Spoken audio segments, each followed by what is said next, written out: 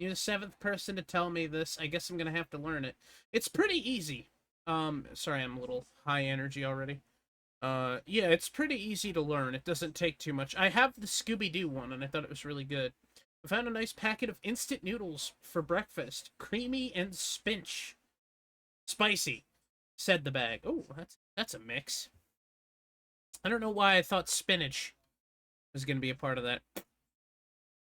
But hey, that is great news. So, oh god, where did we pick up? There we go.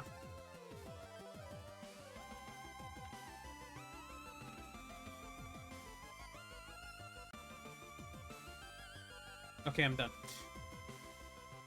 So, the last thing that happened to fill... I'm gonna mute the music for a second, hold on. It's distracting, I gotta finish my sentence. So, the last thing that happened when we were playing this yesterday was... What was it? The ship got hit with like an EMP or something. We're not sure what it is yet. And everything on board is in lockdown, and we can't get any of the doors open. We can't really get anywhere. But we managed to like get into a crawl space. We've actually kind of saved the ship a little bit already. But now we have to go on a spacewalk. I haven't uploaded this to YouTube yet. Part 1, but it's probably been about 24 hours. It'll be 24 hours, and then I'll be able to dump it onto YouTube. Because I think that's still a thing we have to worry about.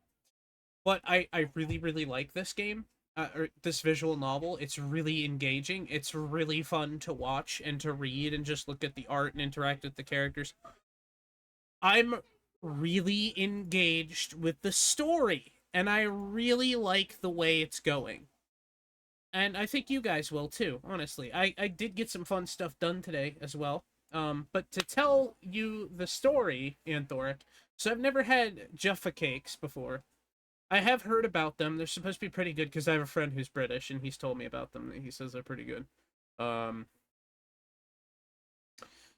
so anyway, has anybody here heard of Fig Newtons? They're an American, I wouldn't say confectionery, but they're like a cookie, I guess. They're a soft cookie with like a fruit inside of them, figs essentially, with figs inside of them. And somebody, one of my family members ate it.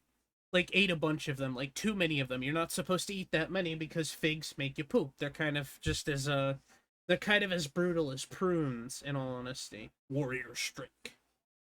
And a family member of mine ate too many of them and had a trip to the bathroom that would be a nightmare for them for the rest of their lives. Anyway, that great story is now over. I'm really good at telling stories, I promise. Sometimes I am. It's hard. I'm not great at telling stories. I try though.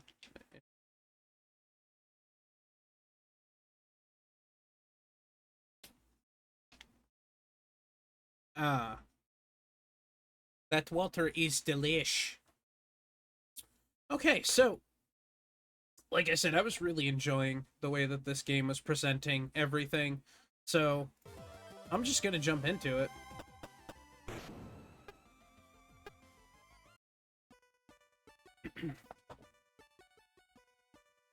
Have you got that radio, the radio coming through the helmet speakers? Let me warm up a little bit.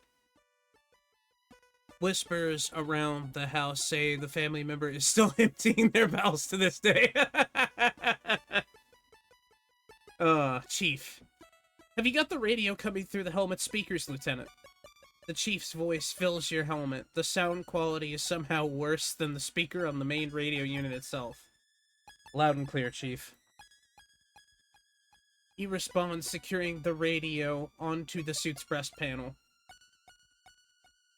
You've got the emergency suit on and sealed?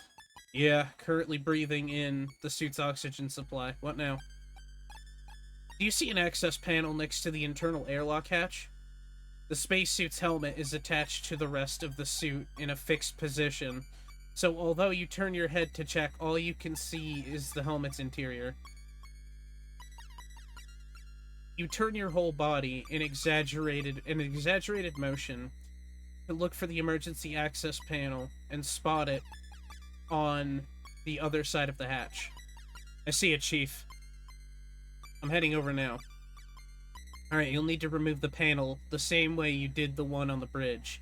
Once you've got it off, you'll see a large handle. Taking that lever operates the manual override that will open the hatch to the airlock. Understood. Although you'd had to learn to operate the airlock manually in basic training, you didn't feel that now was the time to dismiss the chief and act like a know-it-all. She was likely getting her fill of that from Lieutenant Lord.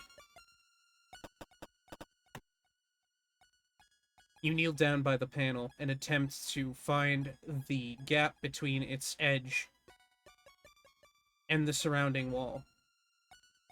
This is made a lot harder by the thick material of your suit. After a few attempts, you find it. The tips of your gloves catch the recess. You work your digits in more until you find a catch you can squeeze. The panel falls away from the wall, and you take hold of it, placing to the side underneath the long handle marked emergency use only. Alright. That's the access panel out of the way. I can see the handle. Good. Now you're going to want to turn it counterclockwise and keep going until the hatch is open. Understood. Placing your left hand on the bottom of the handle and your right at the top, you apply as much force as you can to push it clockwise. Your initial heave barely moves it despite your effort. Come on.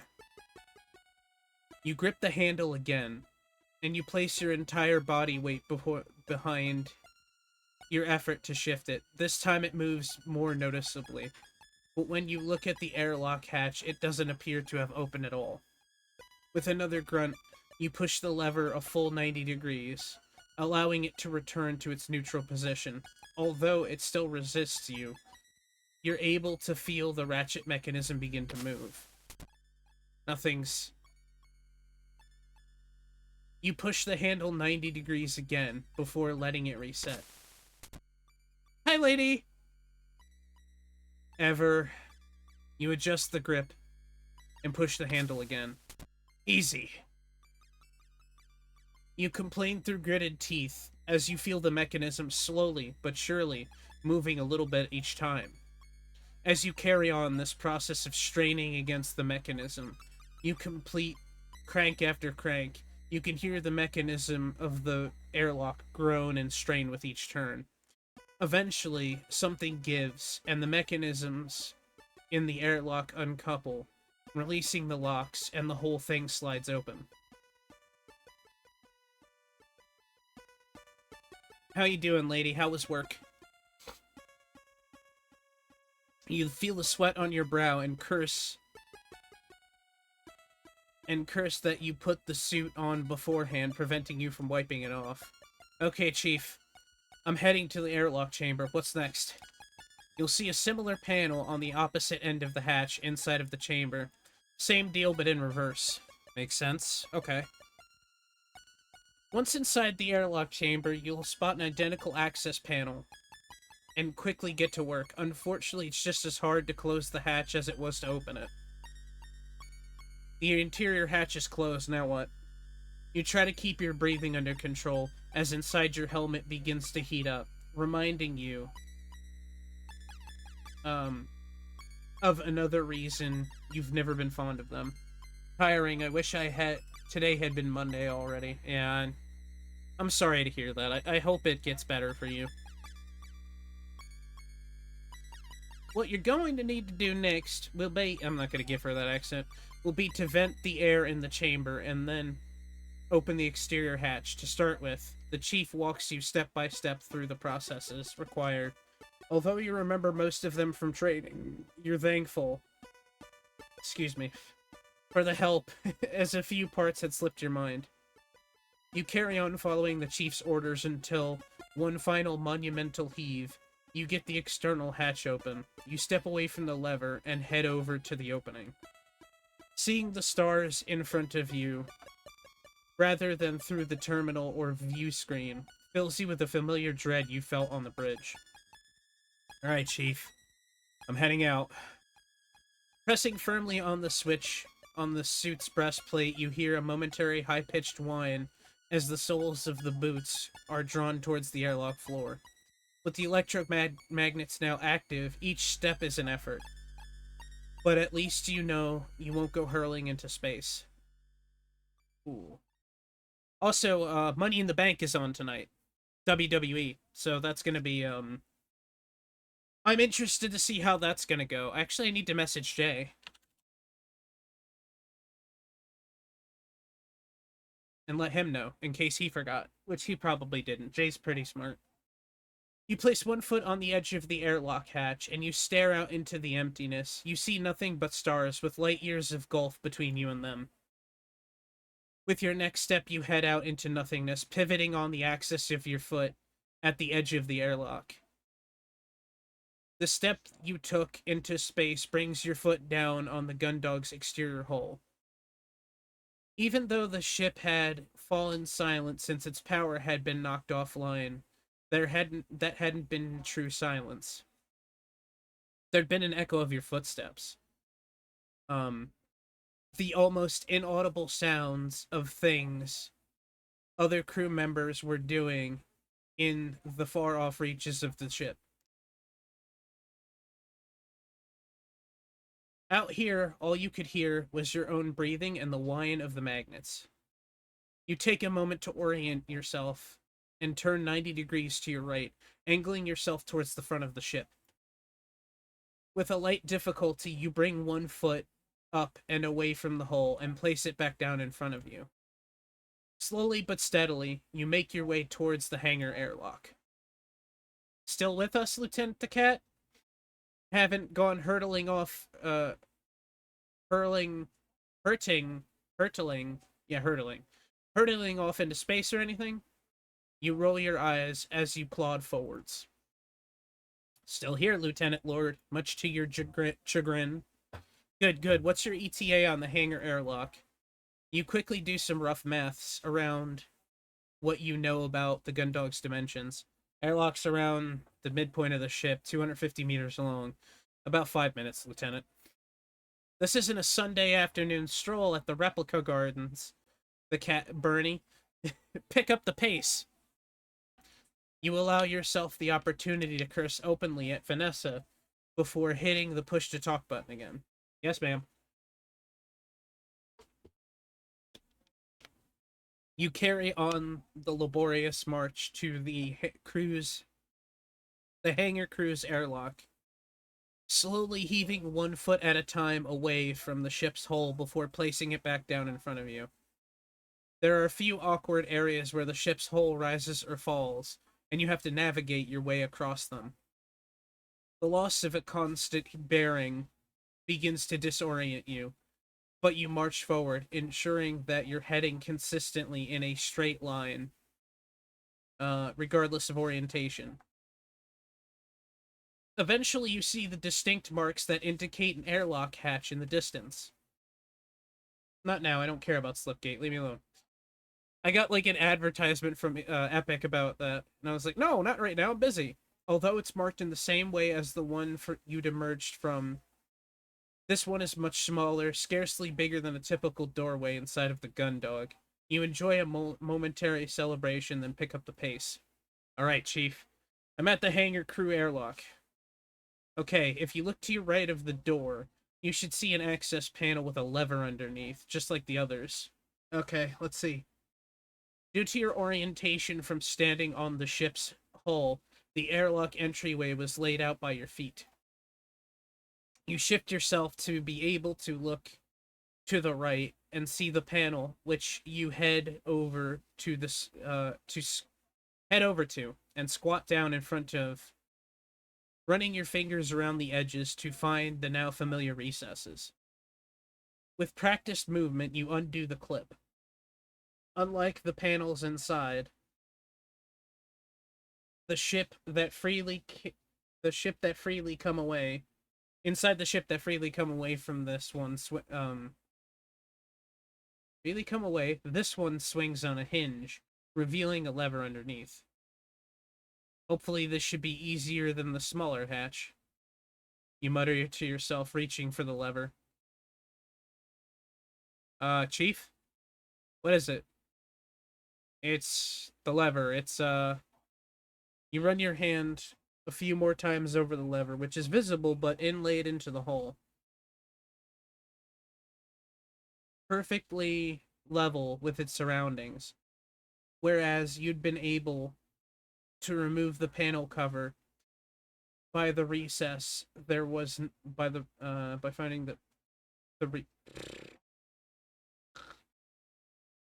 I don't recognize periods. Whereas you'd been able to remove the panel cover by finding the recess, there was nothing like that here. I feel like there might be some punctuation errors maybe that are unassisting me in my ability to dialogue properly. I don't know. Fine. Grasping at the lever is impossible. I can't get any purchase on it. It's completely flush with the hull. There's no way to grip it. Chief? Lieutenant Lord, do you know what the current security code is? Of course I don't know. They're like the emergency input codes. Only the captain or the second in command knows them. Why? Chief Engineer Cathays, I asked you a question. There's a moment of radio static, but you can hear the chief sigh through the crackle and distortion. In order to gain entry to the airlock from the outside, you need to input the ship's security code into the number pad. It's an analog locking system, but you still need that code. God damn it! God damn it, god damn it, god damn it, god damn it! You miserable excuse for a captain! God damn you, Quinn! You absolute airheaded Hey! Watch yourself, Lord! Oh, shut up, Bernie. Because of your stupid bimbo girlfriend. First of all, I don't appreciate that.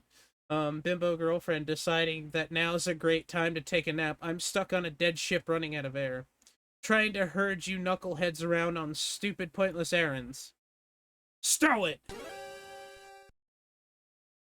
I'm not a big fan of this either, but right now, we're the best hope the ship's got. If you could put a lid on that gigantic bitch act for 5 minutes and help us figure out how to solve this, we can... How dare you? I said stow it! 5 minutes, Lieutenant Lord. Then once I'm on board, I can handle the rest of it myself. Then you can go back to pretending you're the most important crew member. This is insubordination. I'll have... All right, you two. That's enough. Both you and Vanessa snap into silence with Chief's interjection.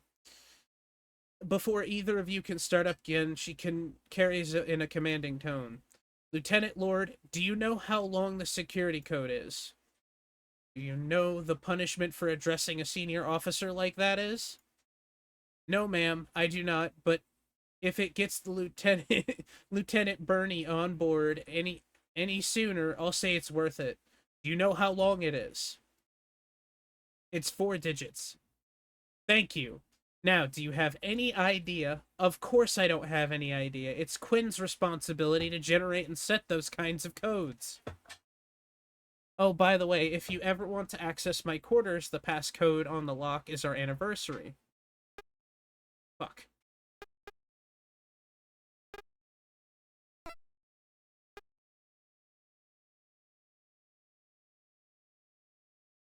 I think I might know it.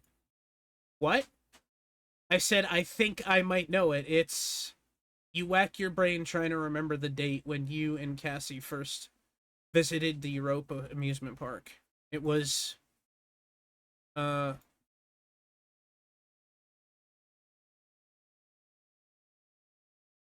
You quickly punch in some digits and hit the enter key.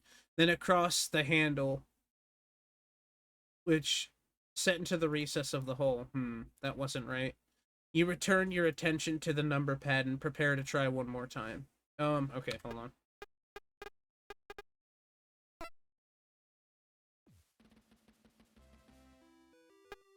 Damn it.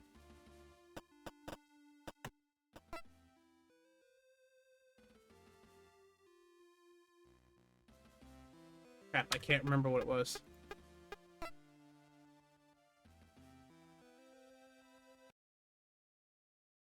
Oh, what was it? I think I might know it.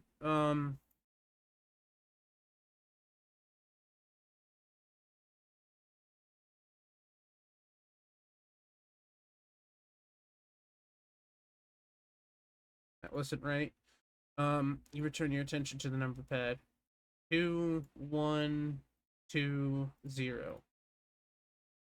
A bit more thought, you type in the 4 digits, hoping you're still unsure that you got the right date this time. You press enter with a sense of trepidation. You wait a few seconds, watching the lever for any signs of movement, but after it fails, you budge and groan in frustration. Oh, come on. Problem, Lieutenant? I thought I knew what the code would be, but I don't know whether I'm getting it wrong or whether it's something else. You pause briefly. Could it be that you're being optimistic and that the security code would be your anniversary with Cassie, or are you getting the date wrong? And how would you know what it is, Lieutenant? These security codes are high-level sensitive information. You don't want to tell Vanessa the reason behind your hunch, so you instead scramble for a lie. I think it might be the passcode for Lieutenant Commander Quinn's quarters. Ugh. As if. Lieutenant, there's no way that even Quinn would be so unprofessional as to use her personal access code, the security code, for the ship. Get real. Well, it's the best guess I've got. Besides, I've heard you two coming and going at all hours. How could you have possibly forgotten the code if that's what it was? Does anybody remember? Hold on.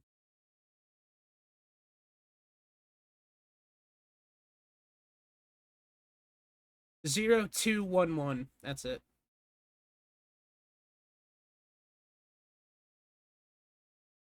Come on, come on, come on.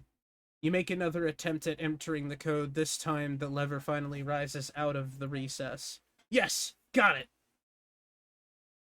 Finally! What was it, Lieutenant?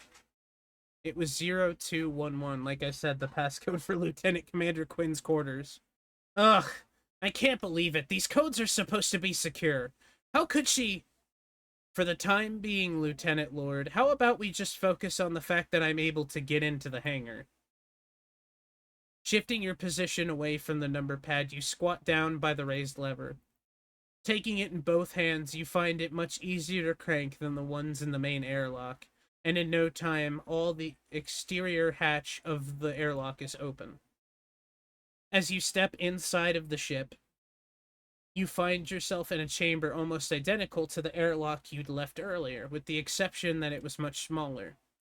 Moving quickly now, you close the exterior hatch behind you and allow the inverse process you'd carried out to leave the ship, pressurizing the chamber with oxygen and opening the internal hatch. In a few short minutes, you're back inside the familiar space of the ship's hangar, and you remove your helmet, happy to be breathing something other than the suit's oxygen supply. Then you disengage the electromagnetics before removing the suit completely, making sure to take the radio with you. You are now unencumbered by its bulk and the low gravity of the hangar. You gently drift towards the equipment storage, the uneasy silence surrounding you. The armored frames are powered by an internal generator. I don't see Dalton anywhere. I wonder where he could be.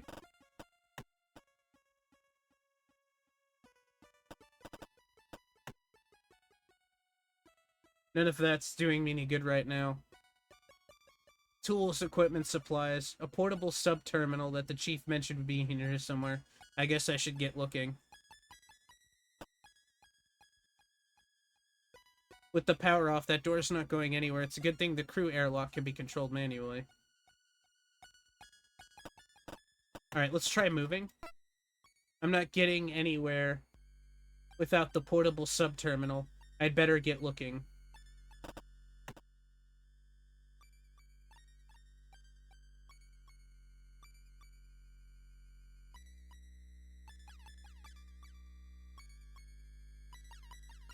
You guys hear the music okay, by the way?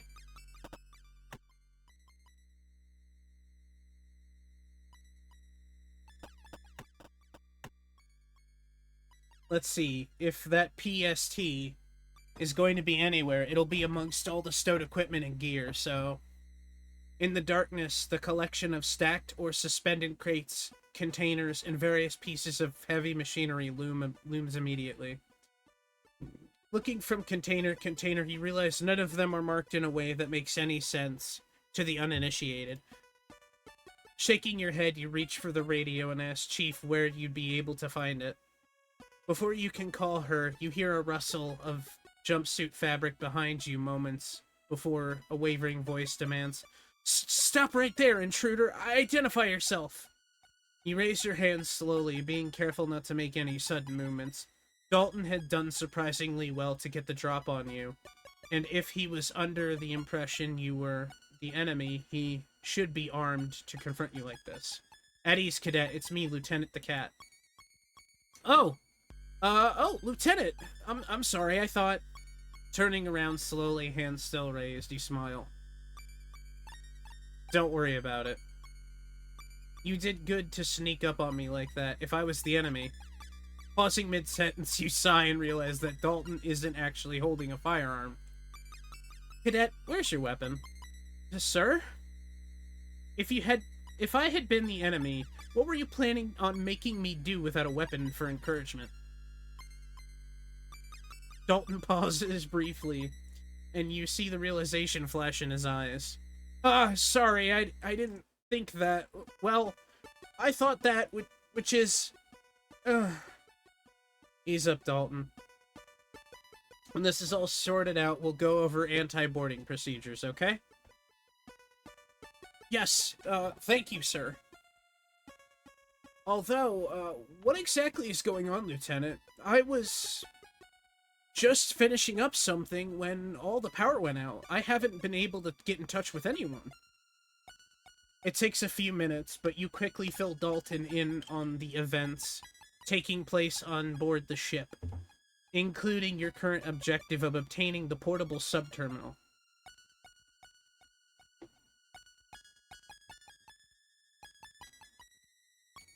The emergency suit radios. Why didn't I think of that?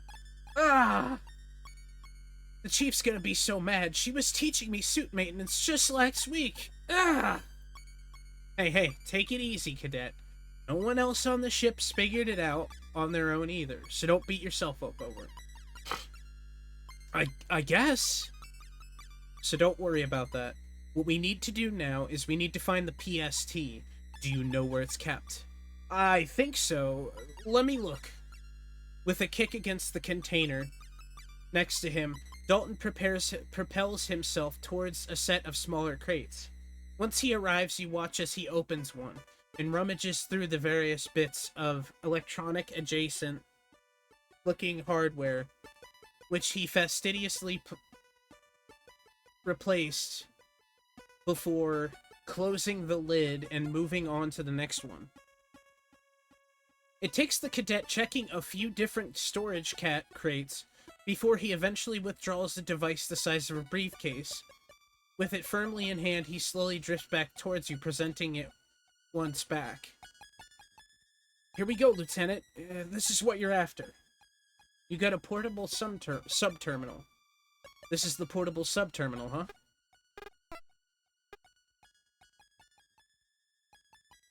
You take the hefty device from Dalton and turn it over a few times to investigate it from different angles.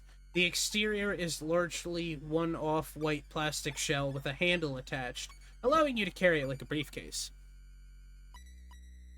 The one visible seam that runs around the entire casing has two conspicuous clasps that you release, causing a part of the device to fold out, revealing a keyboard alongside various screens, buttons, disk drives, and withdrawable wires. Alright, Cadet. Can you give me a quick rundown of how to use this? Yes, sir. I guess the entry to the thoroughfare would be a good place to try it out. Sounds better than going for another walk outside the ship. Let's go. The two of you make your way through the hangar and up to the flight of stairs that leads to the Foresight thoroughfare. Once at the top, you're faced with the unyielding set of double doors. Okay, sir. First, you need to take the cable from the PTS, or the PST, and connect it to the underside of the terminal next to whichever door you want to open. After that, you can turn the device on. If you do that now, I'll show you the rest once it's active.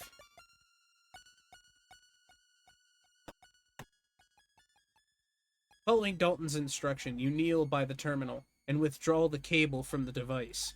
It's awkward in the darkness, but you eventually connect the cable to a port on the bottom of the terminal. Once you've got the sub-terminal connected, you can use it the same way you would normally use a normal terminal. You select the right function from the menu and insert your keycard into the slot when it requests you to. Give it a try. Alright, let's see.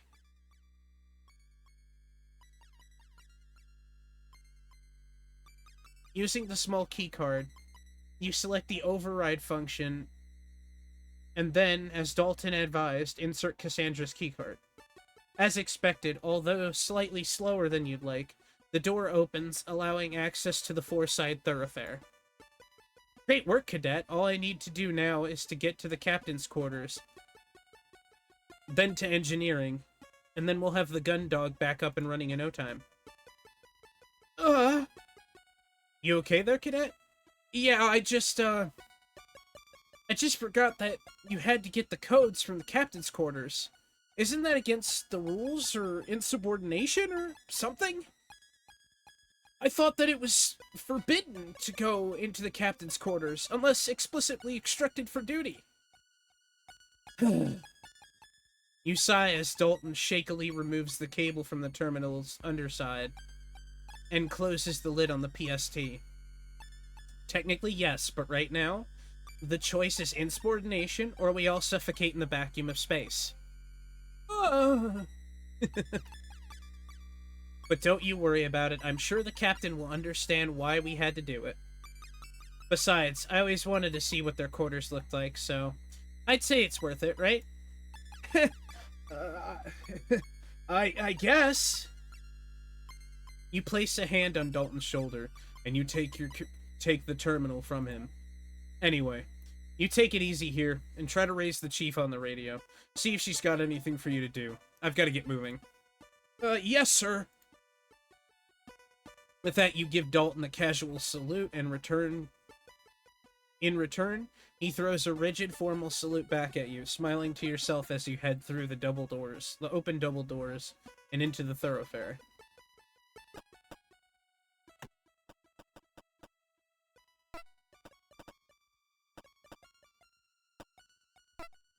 I really need to get to the captain's quarters. Okay.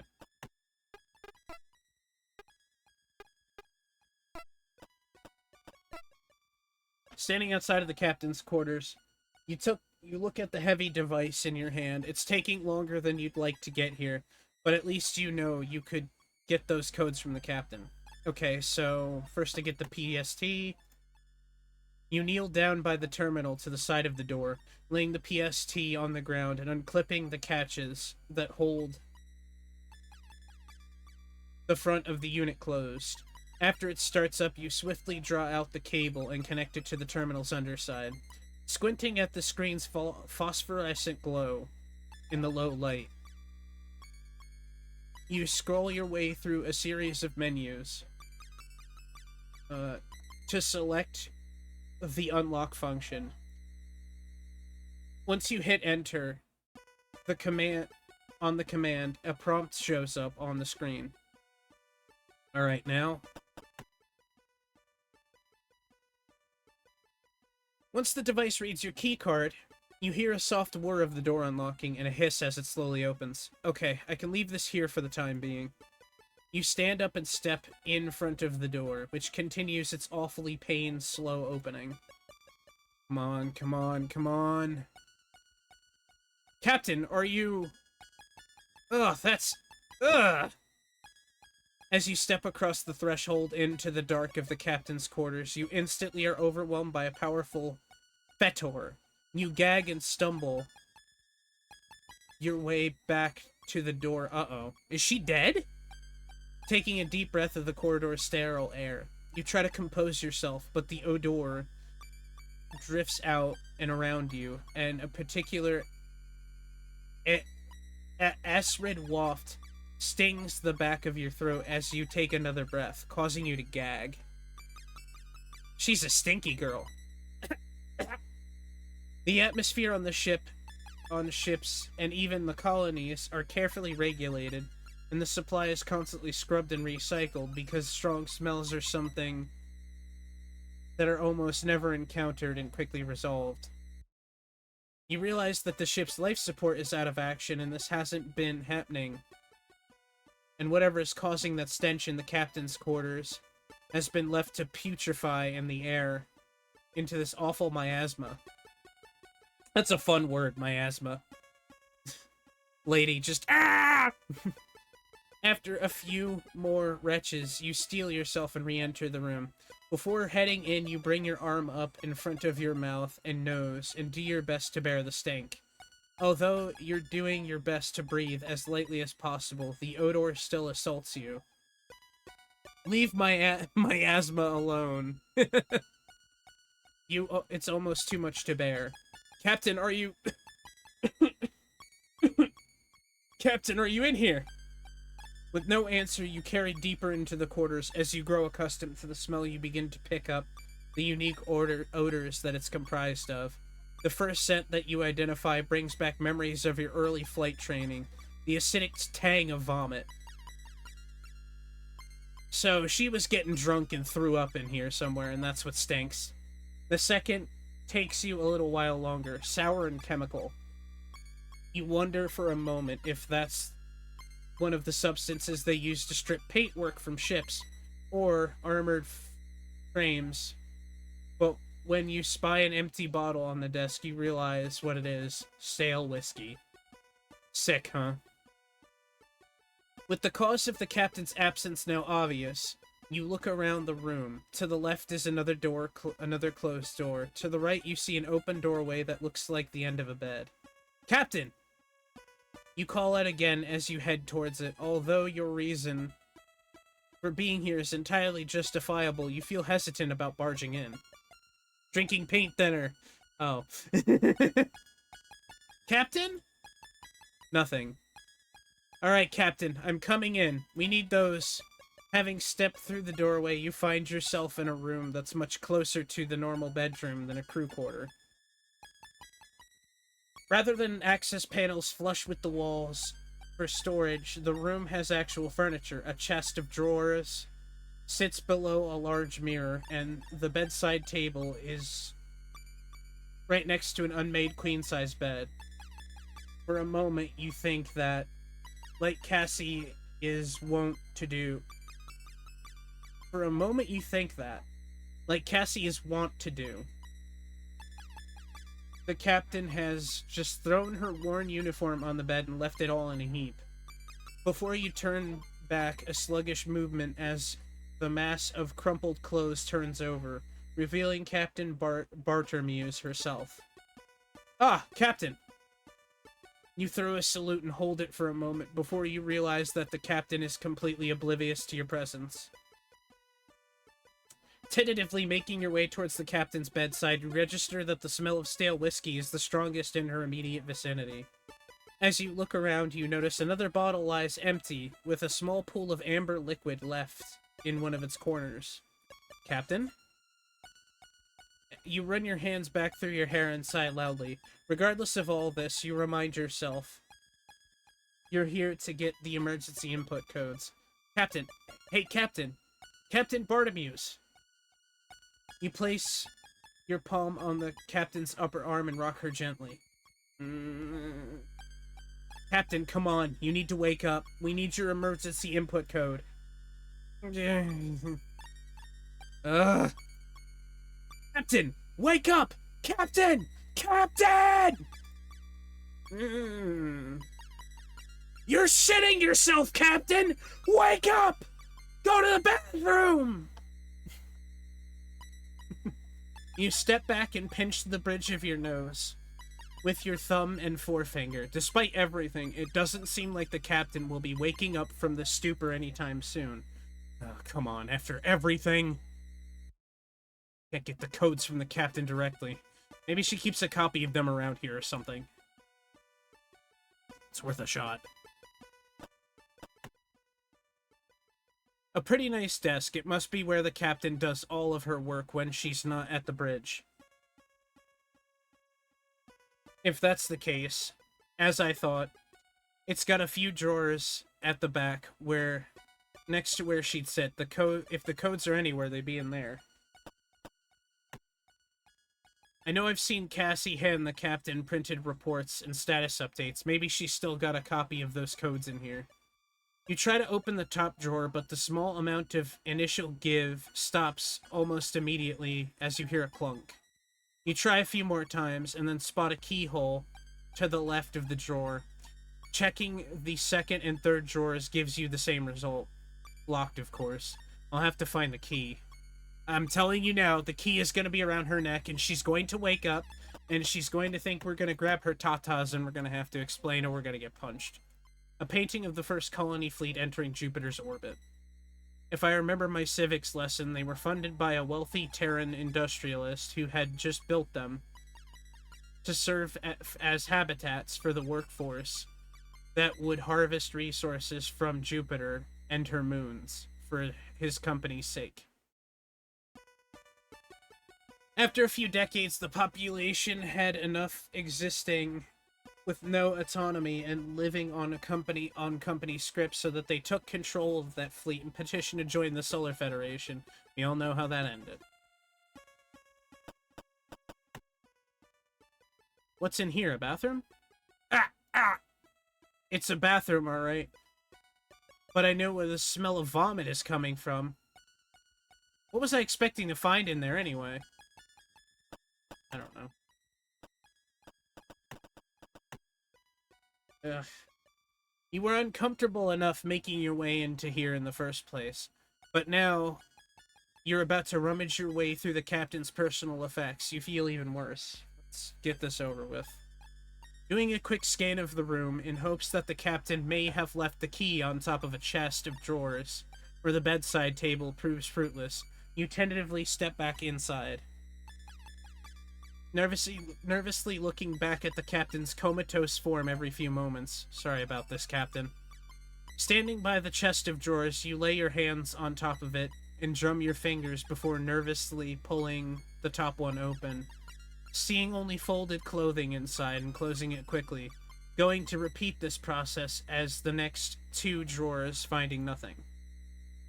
We're gonna end up finding her dirty underwear, and we're gonna keep a pair for reasons. No, not really. Stepping back, you take another look around. The only immediately oblivious place left to check is the drawer in the bedside table right next to the captain. Moving over to it, you squat down beside the bedside unit, acutely aware of the captain sleeping right next to you.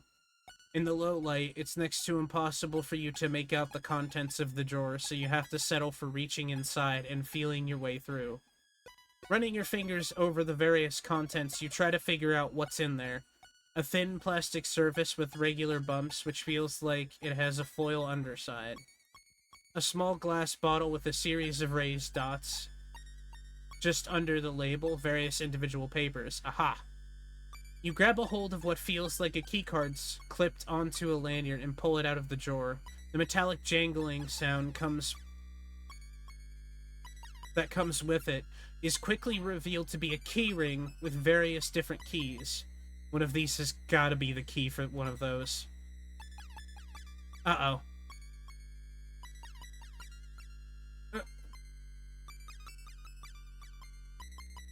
Lieutenant, you freeze in place with your hand half out of the drawer, holding on to the captain's identity card and keys. You hadn't seen her stir but in the blink of an eye, Captain Bartermuse had managed to reach out and grab a hold of your wrist. Explain yourself. The captain's grip on your wrist isn't particularly strong, but the shock has rendered you perfectly still.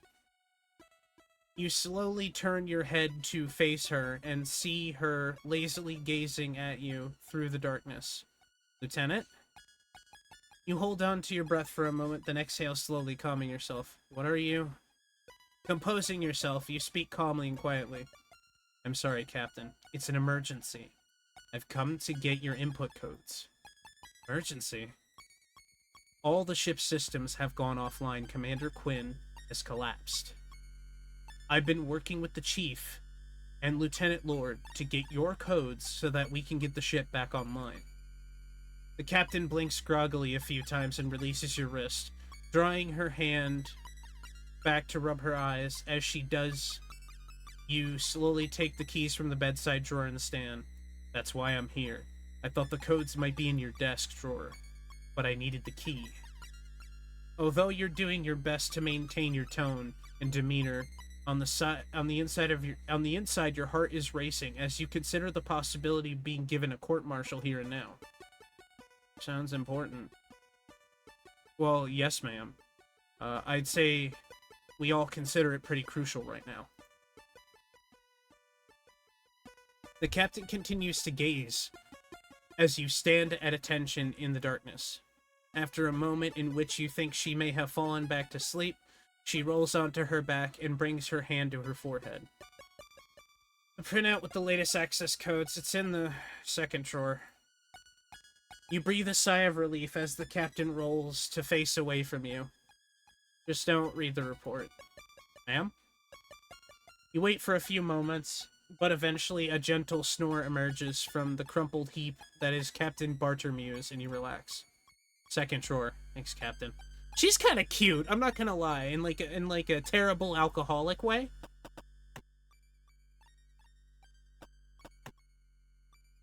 Alright, let's see which one. You spent a few moments working your way through the selection of the keys that hang from the ring on the end of the captain's lanyard. You're able to discount a few based on their unusual shapes, but finding the right one is still a tricky task. Eventually, you find one that slides in easily into the lock and turns the mechanism, which lets out a surprisingly hefty clunk.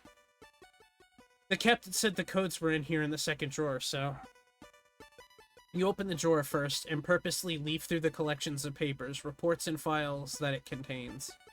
Crew manifests, security updates, aha! You see the telltale tractor feed edges of printer paper that you've seen Cassie produce updates and reports for the captain on sticking out from underneath a manila folder. Why is it called a manila folder? Does anybody know? As you lift the papers out of the drawer, the folder on top begins to spill its contents. You quickly grab and stop everything from falling out. But as you do, you can't help but read its title. Uh-oh. JCF Naval Investigatory Commission Findings Incident 00784 2109 0209. Subject Rear Admiral M. Bartermuse. With what you believe to be a printout that would contain the codes in one hand, and this report in the other, you look back towards the captain's bedroom as you remember her instructions. Just don't read the report. You hesitate for a moment, rereading the title. Rear Admiral.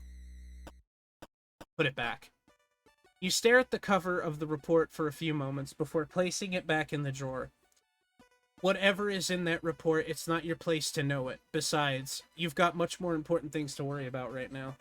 Taking the printout in both hands, you lift it up to the light, staring at the top, and letting the rest of the continuous ream of paper unfurl. Your eyes scan the document for any key phrases that look appropriate until you see what you're looking for. Classified core system access codes. Generation date 2004-0214. For captain and second only. Finally. Tearing the relevant page from the rest of the document, at its perforated edges, you fold it up and stuff it into your pocket. You've got the access codes. Turning to leave, you pause for a second before taking a moment to quickly stuff the rest of the documents back into the relevant folders, then locking them back up. With the codes finally in your possession, you briskly make your way back towards the corridor outside of the captain's quarters, where you've left the PST. As you approach the doorway, you take hold of the radio and push down the transmission button to report the good news. Okay, Chief. Lieutenant Lord, I've got the codes. You release the push-to-talk button and wait. You give it a moment, but instead of more instructions from the Chief or some kind of backhanded congratulation from Lieutenant Lord, all you hear is the powerful hiss of static. Chief? You try again. Lieutenant Lord? Still nothing. Anyone? Come on.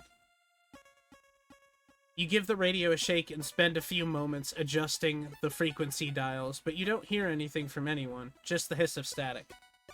For a moment you feel like throwing the radio down the corridor, but instead you slump against the nearest wall and hold your head in one hand. Slouching against the wall in the low light for a moment longer, you sigh loudly, turning and kneeling by the PSD, which you begin to pack back up. You've got the codes. You just can't get them to the Chief over the radio. To the Chief over the radio. The next best thing you decide is to get them to her in person. You clip the latches onto the PSD closed and pick it up as you stand turning to your way through the darkness towards the Foresight thoroughfare.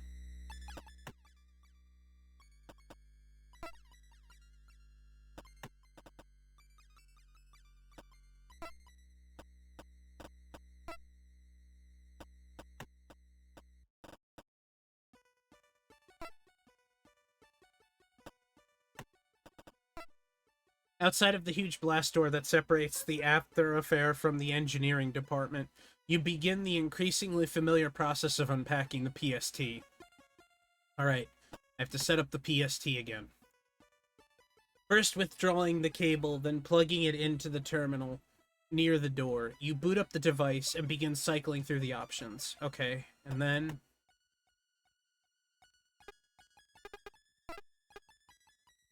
With the device set up, you hit the enter key in the unlock option and turn your attention towards the partition that stands between you and the engineering department.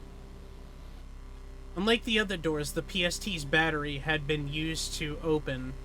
The blast door is inches thick and comprised entirely of solid steel. You watch tentatively as the slow grinding sound emanates from the ceiling for about 10 seconds before the door even begins to move. Like the others, the opening process is agonizingly slow.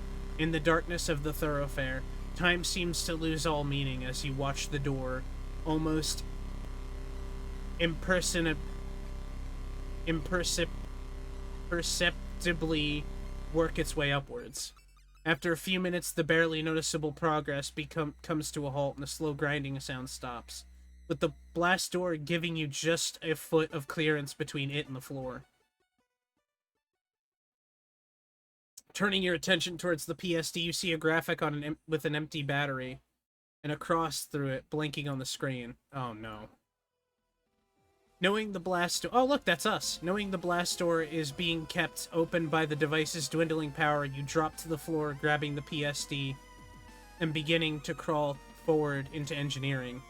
There's just enough clearance for you to worm your way underneath, but the smooth panel floor turning into grating makes it an uncomfortable experience.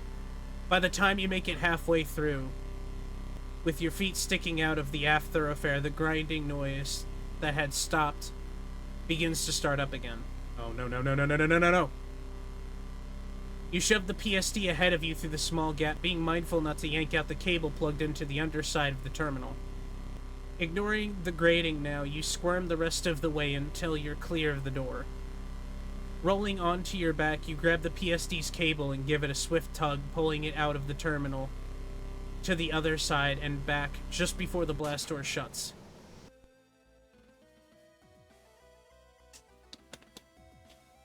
That was way too close. You stand up, then quickly pick up the PSD, which still has the low battery warning blinking on the screen. Chief! Your call is met with the oppressive silence that somehow seems worse than the vast space of the engineering department. Chief, it's me, Lieutenant Bernie. I've got the PST. Chief! Making your way through various systems, terminals, stations, and machinery, you continue to call out for the chief, but there's no response. Where the hell could she be? As you continue your way deeper into engineering, you grab your radio.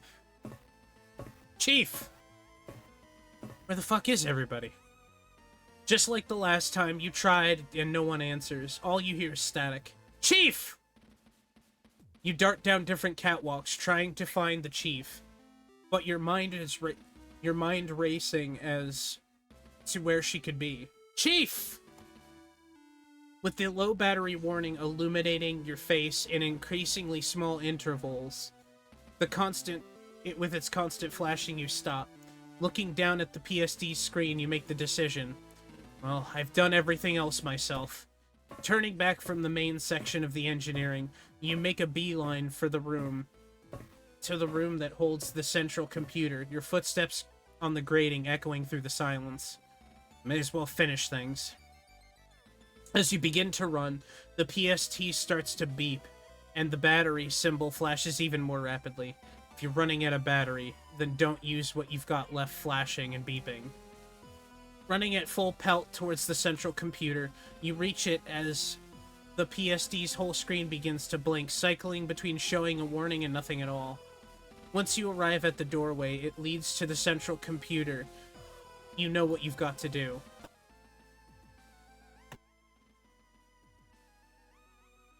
Wasting no time, ads, hold on.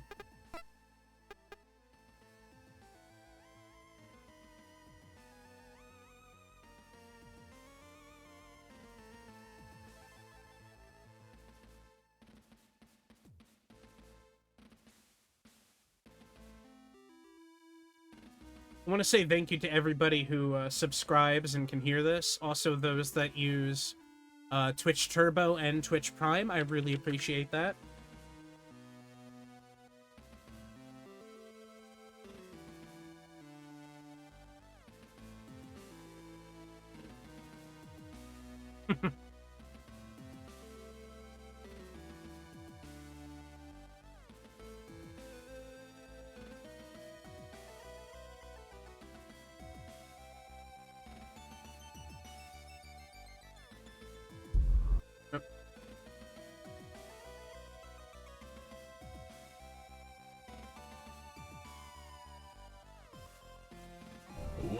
Hey! Nightmare Bearer! Choose your fate. Watch the show, or watch the show. Thank you.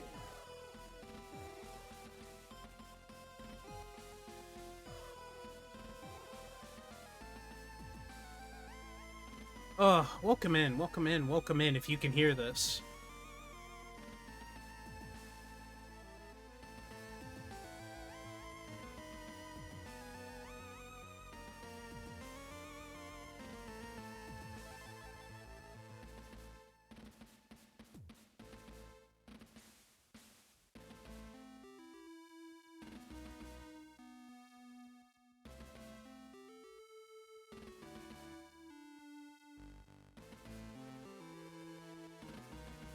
Oh man. Oh man, oh man, oh man. I can hear this. Okay, cool. So, thank you for the raid, dude. I appreciate it. Let me take my hoodie off. What you got going on? We are currently playing a visual novel, a really good one. Like, I'm really enjoying this one. It's not adult or anything like that, but it's really good.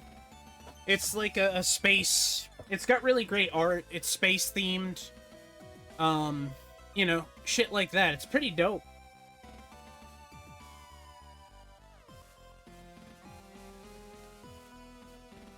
I'm not lying. I like it a lot. Yeah, I recommend it, actually. It's called Stories from Seoul the Gundog. Or, Stories from Seoul Gundog. It's so good. It's got a great story going for it. It's really engaging. The music's great. The art is great. I got hiccups, I'm sorry. Excuse me. But how are you? How was, Vampire the Masquerade Bloodlines? Were you having fun with it?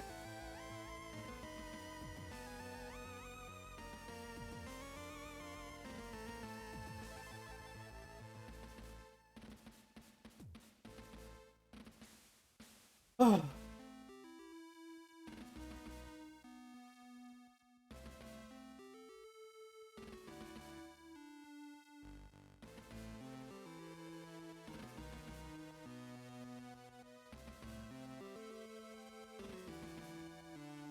She's hard and I don't like it. Are you using mods and stuff to get it running? And to, because that sometimes helps. Wasting no time, you withdraw the cable and hurriedly plug into the terminal with one hand whilst scrolling through the options with the other. Come on, hang in there. Come on, come on. Almost there. And now, there! As soon as the door begins to open, you jump to it and start pushing on it in order to force it open. I got the unofficial mod. Yeah, that's probably one of the best ones to get, I hear. I'm sorry that you're not enjoying it, though. I've heard a lot of people really like it. There's a friend of mine, her and her husband, like, do mods together for that game all the time. God knows, like, part of it might be in the game you're playing, you know? I don't know. But she's really cool. And the mods are pretty cool. It's just a shame that the game really never got the opportunity it deserved. I think, like, a full remake would have been great, but what are you gonna do? Once you've made the gap large enough, you slip through at the exact same amount as you hear the PSD power down as the door slides back shut. It's a great game, but this boss is just ridiculous. Which one is it? Is it, like, the final boss? It takes a moment, but your eyes adjust to the darkness of the room. Looking around, you see that it is bigger than a cleaning cupboard or a crew member shower cubicle. Masses of thick cabling run from the ceiling to the floor, along with the door, along the walls towards the end of the room, opposite the doorway. On the far side is a huge screen with a keyboard positioned below it, at waist height. Stepping towards the interface, you run your hand over the keys. The computer shows no sign of life, even after you begin to push random buttons. Simply mashing the keyboard doesn't produce any response. So instead, you begin to feel your way over its casing in the darkness, trying to find what might be the power button. Eventually, you find a rocker switch set on the side of the device. You flick it to the alternate position, but nothing happens. With no other options, you flick it back in the position it was in. This time, the screen illuminates and your electronics come to life. Aha! Feels like it. It's a great game, but this one, yeah. I'm sorry, man. That's no good. As the hard drive somewhere beyond the screen begins whirring loudly, the screen transitions from a boot screen to a password input screen. After everything you've been through, you're only one input away from getting the ship back online. Finally. Alright.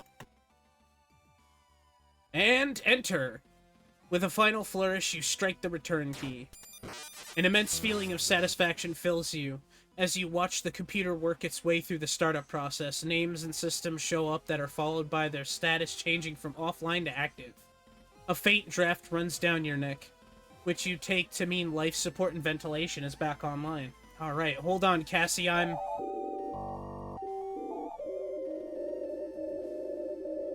Uh-oh. Wait, what? No, come on! You're hit with a gut punch of panic as the visuals on the screen begin to warp. Fragments of text scatter and the lines of code split and distort, whilst a strange noise squeals from the machinery. Don't do this!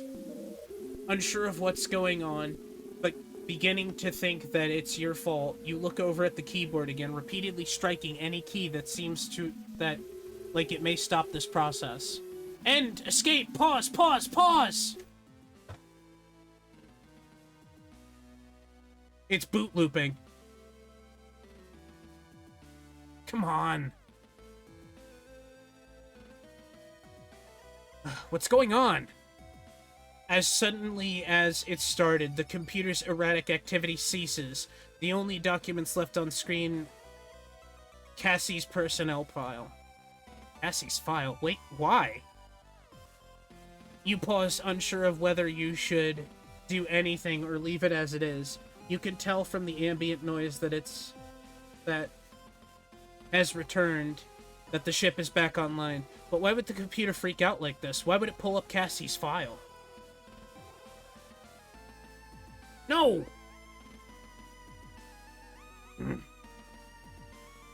Doing your best to understand what you just saw, you tentatively reach your hand out towards the keyboard. You're still unsure of what you could do to find out what just happened, but you can't help but feel like whatever it was wasn't right. Bernie! I need you on the bridge right now. You withdraw your hand, instead grabbing the radio to answer Lieutenant Lord. Alright, I'm on the way back now. How's Lieutenant Quinn doing? There's no time for her. Get up here now.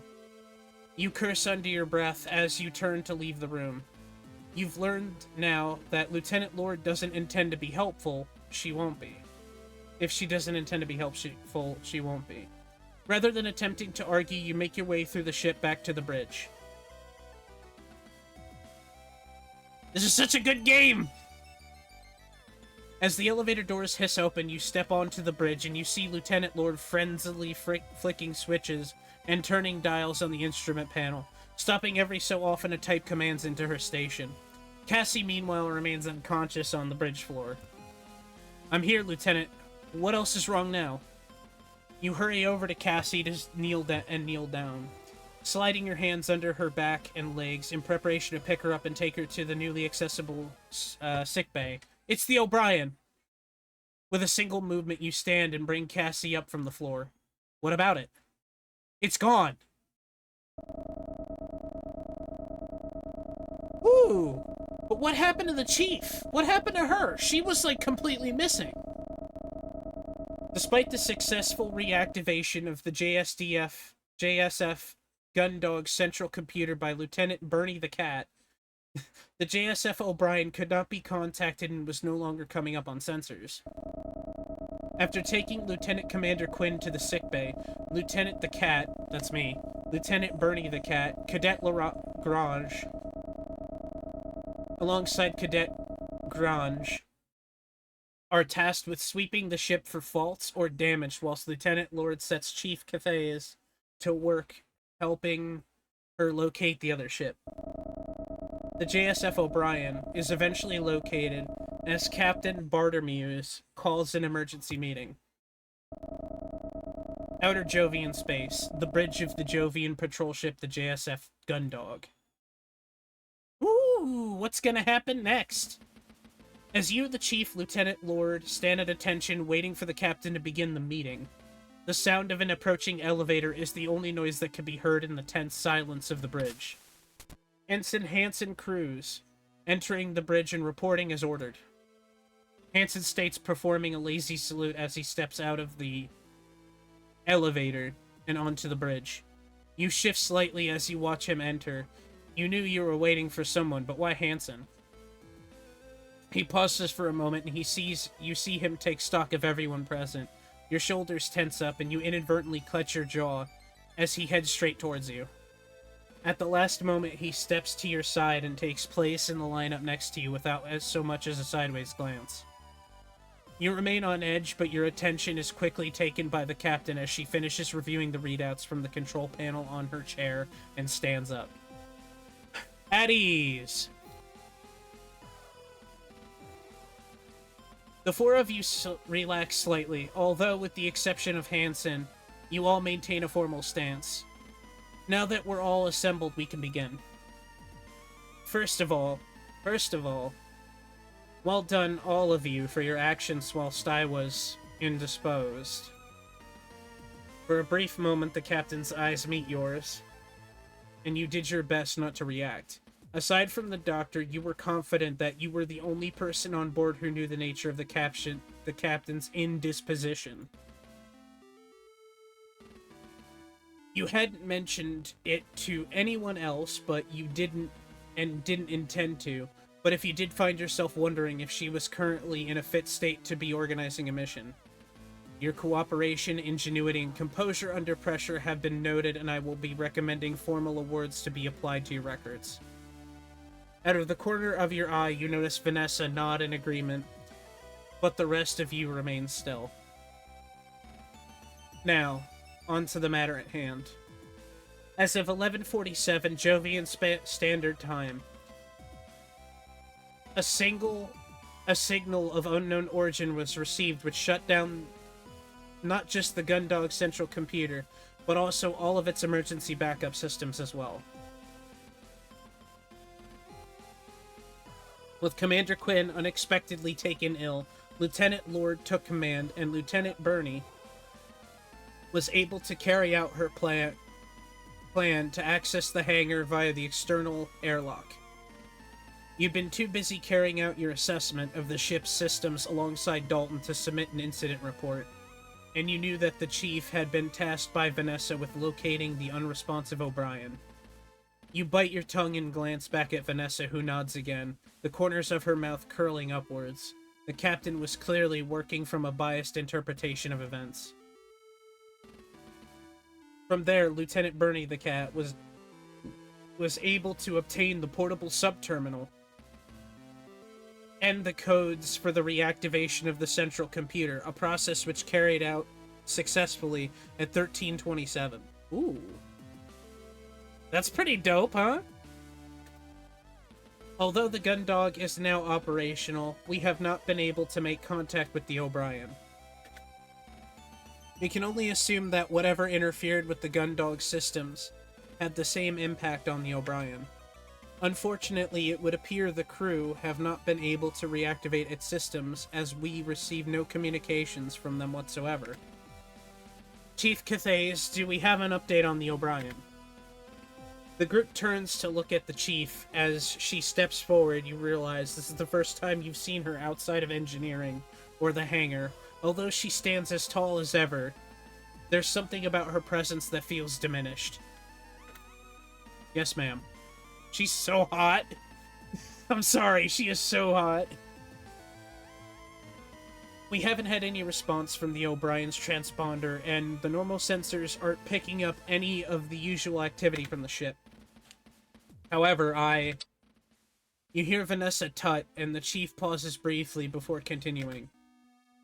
That is, Lieutenant Lord and I realized that by using the infrared targeting sensors in fire control, we could pick up the O'Brien itself as if it were debris.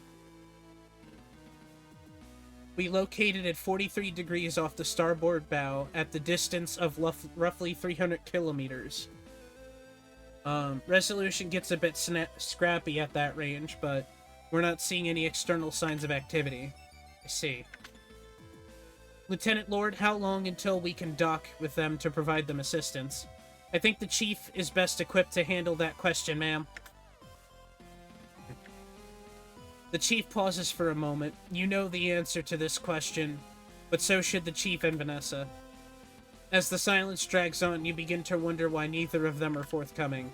Chief Cathays? The pause only becomes more loaded as the seconds pass. While you have no idea what's happening here, you feel the tension begin between the chief and Vanessa build. I'm gonna, It's not my place to answer. As the tension fills the room, you shift awkwardly from one foot to the other. It wouldn't surprise you if Vanessa was trying something to get one over on the chief somehow. but thinking of your recent argument, you didn't want to get yourself caught up in her machinations. You decide to remain silent, doing your best not to attract any further ire from Vanessa. Chief Catheus, I asked you how long until we dock with them to provide assistance. The chief grits her teeth, then answers hesitantly. We won't be able to, Captain. The engines are still offline. The force shutdown engaged a safety mechanism, which ended the reaction. Because I have been helping... Vanessa's sharp tut cuts off the chief, who falls silent for a second before carrying on. Why are we letting her bully her? Like, can't the captain clearly notice this? I haven't had the opportunity to restart them yet. It's a 6-hour process. The captain lets out an exacerbated sigh as she hears this information, making no effort to conceal her frustration. You always thought of her as a distant or disinterested, but considering her current status, you had to wonder how much that was simply her working her way through a hangover. I see. The captain stands silent for a moment, keeping her eyes closed and pinching the bridge of her nose with her thumb and forefinger. Suddenly, her eyes open, and she stands completely upright, assuming a posture that you're surprised to see from her that manages to communicate the air of not just authority but capability. We'll be carrying out a mission as follows. The four of you snap back to attention. Even Hansen seems to take this announcement seriously. As we're not able to reach the O'Brien with the gun dog who provides support, we're going to do the next best thing. Ensign Cruz and Lieutenant Burney will head over in the armored frames to provide assistance. You clench your teeth, and your body goes rigid. Not only would this be your second trip into space in the span of a few hours, but you'd be doing it with Hansen for company. Your eyes dart across to Hansen, whose attention remains on the captain. You can't be sure, but you swear you see a flicker of a smile on his face. We'll be working with the assumption that the same issues affecting the Gundog are affecting the O'Brien, so... Lieutenant Burney will be taking a portable sub-terminal to locate the captain, or second in command, to utilize their access codes to assist their chief engineering in the reactivation of their ship. If there are complications, or we're too late, then our second priority will be to obtain the O'Brien's black box. At the very least, we can hopefully gather some information on what's out there that could immediately disable 2 Swift-class ships. Lieutenant Burney, Ensign Cruz, do you both understand? The pair of you salute and in unison respond. Yes, Captain. Yes, Captain.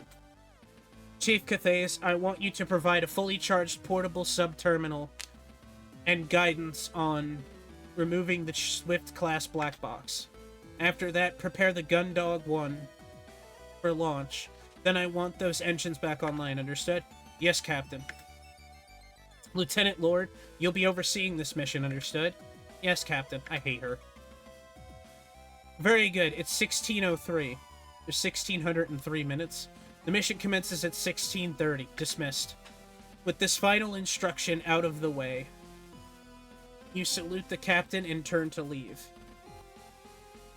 The chief is the first of you to reach the elevators, and she steps into one without waiting for anyone else, pressing the button for her destination and disappearing behind its 2 doors as they hiss shut. Without paying you any attention, Vanessa and Hansen both step into the remaining elevator, with Vanessa hitting the button as soon as the pair have boarded. As soon as the doors close, you see her turn to Hansen, cross her arms, and begin speaking but her words are cut off before you can hear them. You remain silent on the bridge with the captain, who you hear return to her chair. Whilst you wait for the elevator to return, you go over what you might need to do in your head. It will be the chief's responsibility to get you a charged portable sub-terminal. And Hansen and Dalton will be responsible for pre-flight checks. Aside from getting a spacesuit from the hangar, you realize you don't really have anything you need to do before the mission starts. With less than half an hour to go before you'll be taking off, you don't have much time to do anything either. You might have an opportunity to visit a few crew members to check in on them. You think it might be a push to visit everyone. Eventually, the elevator the chief left returns as the door hisses open. Alright, I want to go to the sick bay to visit our girlfriend to see if she's okay.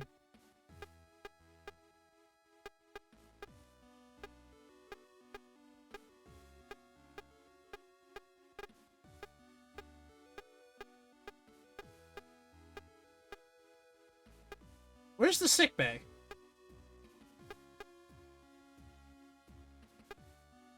Armory, life support, here you go. I could have talked to the captain. As the elevator doors open, you're immediately confronted by Vanessa standing in front of you, her arms crossed and her foot tapping impatiently. Well, it took you long enough, Lieutenant. You sidestep her and make your way to the central hub. As you do, she turns to follow you. My apologies, Lieutenant. I didn't realize I was needed so urgently. Well, I wouldn't go that far. Your frustration with Vanessa has cooled over the past few hours as you've spent time with Dalton and had been carrying out duties that had kept you away from her. But back in her presence, you remembered how tense things had gotten between you on the bridge and over the radio. Lieutenant Lord, I've got a mission to be preparing for. Is there anything I can do to help you with right now? Or can I get going? It's nothing much, Lieutenant. I just wanted to say that you did a good job on getting the gun dog operational again. Something about Vanessa's manner makes you feel uneasy. Considering how she behaved recently, praise was the last thing you'd expect. Thank you. Yeah, thanks. I did what I had to. And for that, you're receiving a much-deserved commendation for on your record. You roll your eyes and begin to walk away, unwilling to deal with whatever mind games Vanessa was attempting to play. Wait a moment, Lieutenant. All I wanted to do was congratulate you. You deserve it as a member of the crew who's gone above and beyond. What's this about, Lieutenant? You ask as your patience thins rapidly. Straight to the task at hand. That's what I like about you, Lieutenant. Oh, she's so manipulative. Now, a proficient and able crew member like yourself know what it means to do your duty. But you've seen how the captain and her second carry out their affairs on this ship. Ah, they're planning a mutiny. What are you getting at? All I want to know, Lieutenant, is whether you think that the crew members like yourself, Chief Engineer Cathays, Cadet Grange, and the rest deserve a competent commander. Leave. Your recent discovery about the captain comes back to the front of your mind. But instead of answering, you make a move to walk past Vanessa, fully intending not to involve in whatever she's planning. Lieutenant Lord, I really don't have time for this. Based on your recent conduct, Lieutenant, you seem pretty reliable, and I wanted to let you know ahead of time. I'll be keeping a close eye on this mission to see who's capable and who isn't. It's important to know who you can trust and do what needs to be done after all. Anyway, nice talking with you, Lieutenant. Good luck on your upcoming mission. She's planning a mutiny. I think that's what's going to happen. We're going to have a conversation on board the other ship with what's-his-name. Oh, Lieutenant. Do your best. I'll be watching.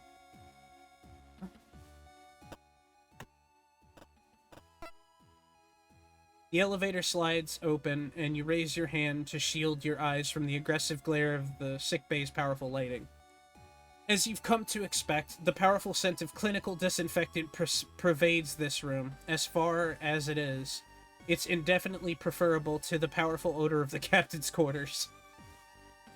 You scan the room, you see that everything seems to be in order. The doctor sits at his desk, absorbed in his data pad. All medical supplies are carefully arranged in their cabinets. The surgical wing continues to look immaculate. The only thing that's out of place is... There he is, Bernie! Oh, thank God, she's awake. Cassandra, who had been idly laying back on the beds, playing with her hair, had seen you for the moment you stepped into the room, swung her legs around the bed, and launched herself off it and towards you. I heard all about how you'd... Ah! Whoa, Cassie, careful! You dart forward just in time to grab her before she stumbles and takes turns, and she'd taken turns into a fall. Alright, let's get you back to the bed. Thanks, Bernie.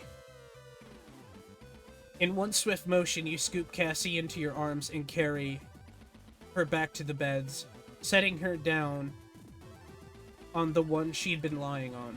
Okay, I think I could have made that journey on my own, you know? Well, better safe than sorry, right? Still, looking after me after everything you've already done, my hero. Her cheeks go flush. Aw.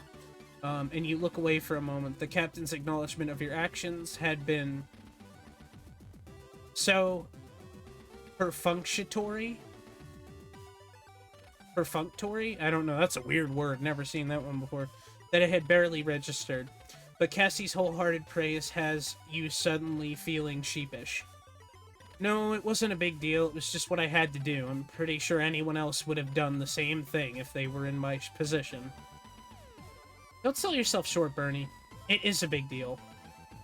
Saving an entire crew from a complete systems failure with no chain of command isn't something that we get trained for. Plus, I didn't hear anyone else going on a spacewalk from the one end of the ship to the other to get the equipment they needed. If doing all that doesn't make you a hero, I don't know what does. You smile and look back at Cassie as self-conscious as you feel being called a hero. Her assessment of events isn't wrong. Thanks, Cassie. I'm pretty sure I should still be thanking you, Bernie. I don't think Vanessa could have carried me down here like you did. You bite your tongue at Cassie's mention of Vanessa. You had strong feelings that Vanessa wouldn't have even tried. I mean, that's true. She wouldn't have. You push the thought from your mind. You don't have much time with Cassie before your mission is due to begin. And the last thing you want to do is be thinking about Vanessa. Don't worry about it. How are you doing, anyway? Oh, me? I'm doing great, aren't I, Doc? Although he doesn't look up from his datapad, you see a flicker of recognition from the doctor's face. No, Miss Quinn, you are not doing great. You had a sudden and intense migraine followed by an unexplained, extended loss of consciousness, which in turn had been followed by a persistent and ongoing headache. I would not look to describe your condition as great. Cassie, why didn't you tell me you were still feeling bad? Oh, come on. What are you, my doctor? No, Miss Quinn, he is not your doctor. It's an expression, Doc.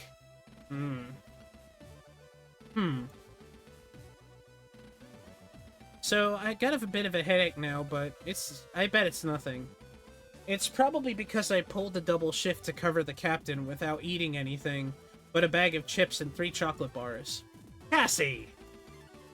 Miss Quinn, you advised me you had been sticking to your rigorously to your Nutri-Shake schedule that I laid out for you. Okay, everyone, jeez. I know, but here I am, hydrated and full of electrolytes on doctor's orders. I'm going to be fine. So anyway, how are you doing, Bernie? Are you able to finish your shift now that the gun dog's back up and running? You made sure everything's okay? Well, actually, we've not been able to make contact with the O'Briens, so I've been ordered to head over in there in an armored frame. Oh no, honey, that seems really... with Hansen. Oh honey, I'm sorry. How are you feeling about it? It's fine. I mean... You mull over the prospect. Traveling in a cramped cockpit with Hansen would have never been your first choice to get to the O'Brien. This is Barbara's fault. I mean, unfortunately, it's actually the captain's fault, but yeah, let's blame Barbara.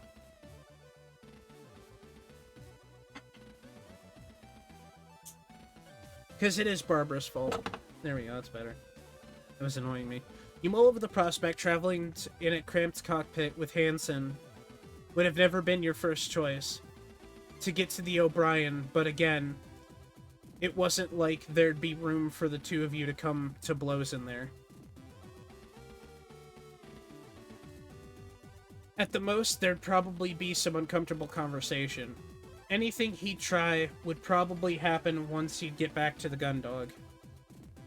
It'd probably be fine. I know that if there's one thing he takes seriously, it's his piloting. I don't think he'd start a fight whilst we're sharing the same cockpit or anything. I think he's gonna try to leave us on the O'Brien, in all honesty. There you go. It won't be too bad then. Just make sure you don't start a fight with him, alright? Besides, once you're on the O'Brien, you could just get to work helping the other crew and ignore him. Well, that's the other thing. It looks like whatever happened to the Gundog has happened to the O'Brien. Since we've not been able to identify any activity coming from them, there's a good chance that the crew hasn't made it. Oh no! Yeah. Hey, come on. They may not have got their ship back up and running, but maybe they've got their own savvy chief engineer who's figuring things out in a solution that keeps them all safe. On top of that, they're really lucky. They've got their own heroic security officer who's saving the entire crew right now. Yeah, you're right. I am sure it'll be fine. You do your best to match Cassie's enthusiasm, but you hadn't forgotten the chill in the air of the Gundog before you had got it back online. One of the first signs of a ship wouldn't be able to sustain a crew for much longer. That had been over 3 hours ago. Hey, Bernie. Whatever happens, it'll be alright. You've already done incredible things today, with way more than anyone could have expected. You're gonna be alright. Aw. Thanks, Cassie. Besides... You said you'd book us tickets to that new water park in the Europa cluster. I'm not going to let anything happen that'll stop us from going. Now, get out there and nail this mission, Lieutenant Cat. Yes, ma'am. Alright. I want to go see engineering. As you make your way to the engineering section, you relish the various sounds coming from the now functioning machinery, the thrum of moving parts and the buzz of electrical systems, the repetitive pulse of various cooling systems. With your newfound appreciation of the activity taking place all around you, you wonder if this is how the Chief feels on that subject. Hey, Chief, are you around? You call out, doing your best to shout over the noise. Chief! You wait a moment, but get no response. Looking around, you can't see her anywhere. Must be in the engine room.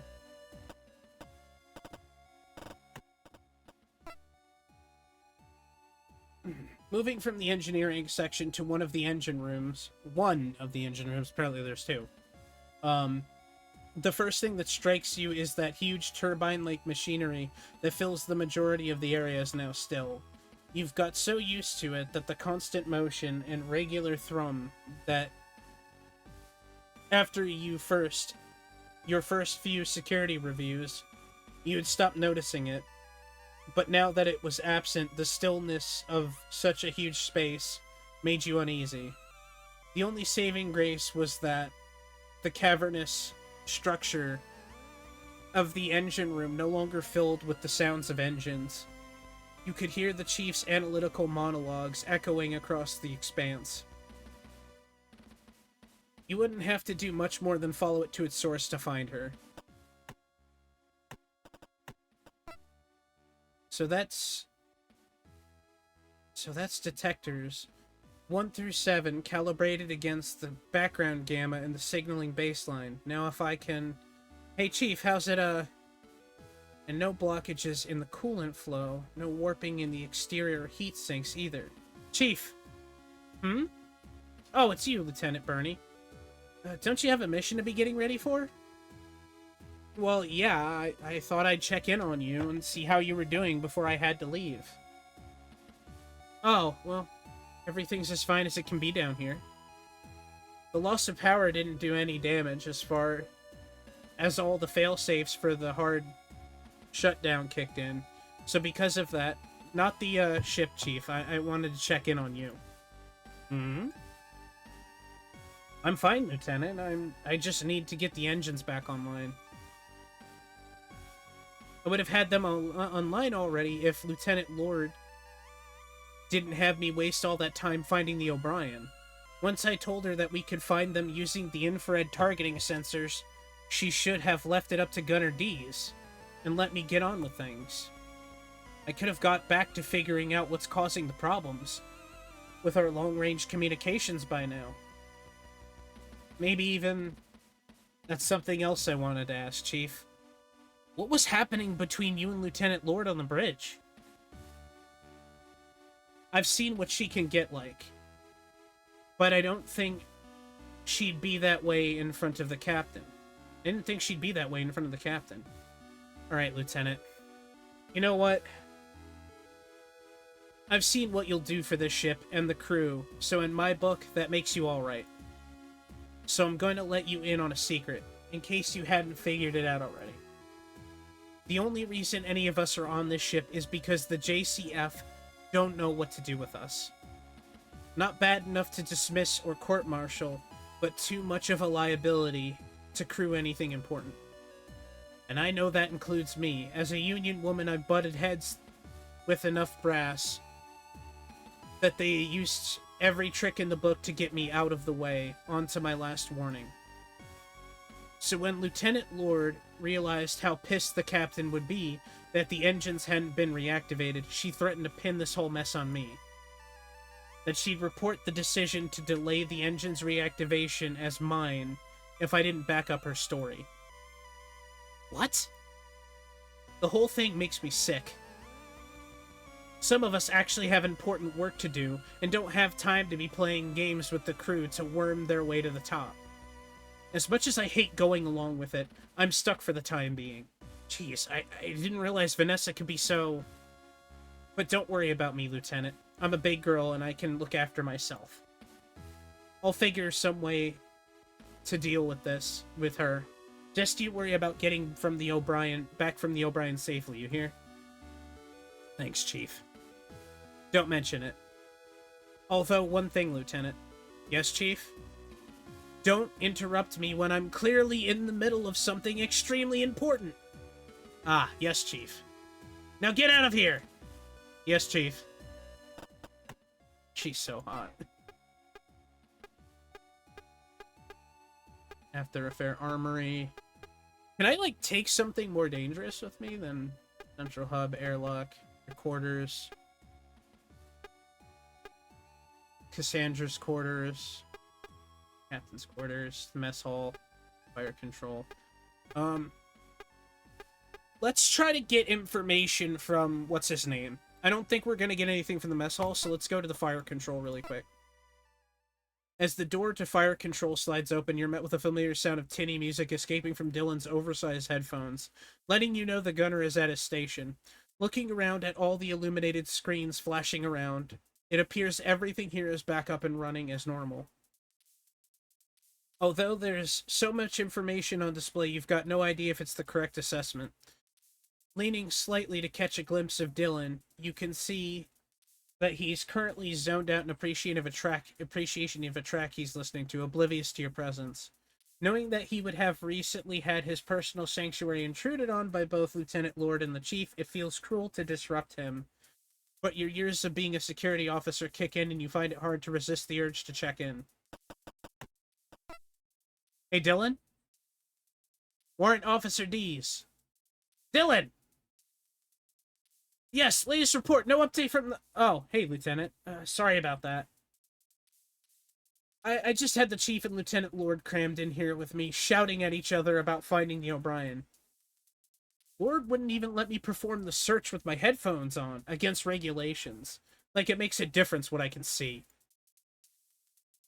I didn't sign up for that kind of stress. Anyway, what's up? Oh, nothing much. I just thought I'd check in on you and see how you were doing after everything. Ah, you know me, Lieutenant. As long as I get to listen to my music, it's all good. And, like, as long as Lieutenant Lord never comes in here again, I guess. Ugh. What about you, sir? I heard that we've got you to thank for getting the gun dog back to her feet. You doing alright? Yeah, I guess so. I've been too busy running a sweep of the ship to stop and really think about it. Well, with needing to do a spacewalk and all, rather you than me, Lieutenant. Rather you than me, Lieutenant. Closest I want to get to space is seeing it through these monitors. Yeah. Anyway, if it's okay with you, Lieutenant, I'm supposed to be keeping an eye on the O'Brien. And I was right in the middle of a gnarly Trish and the Replicant song. Mind if I get back to it? No problem. Take it easy, Gunner D's. Thanks, sir.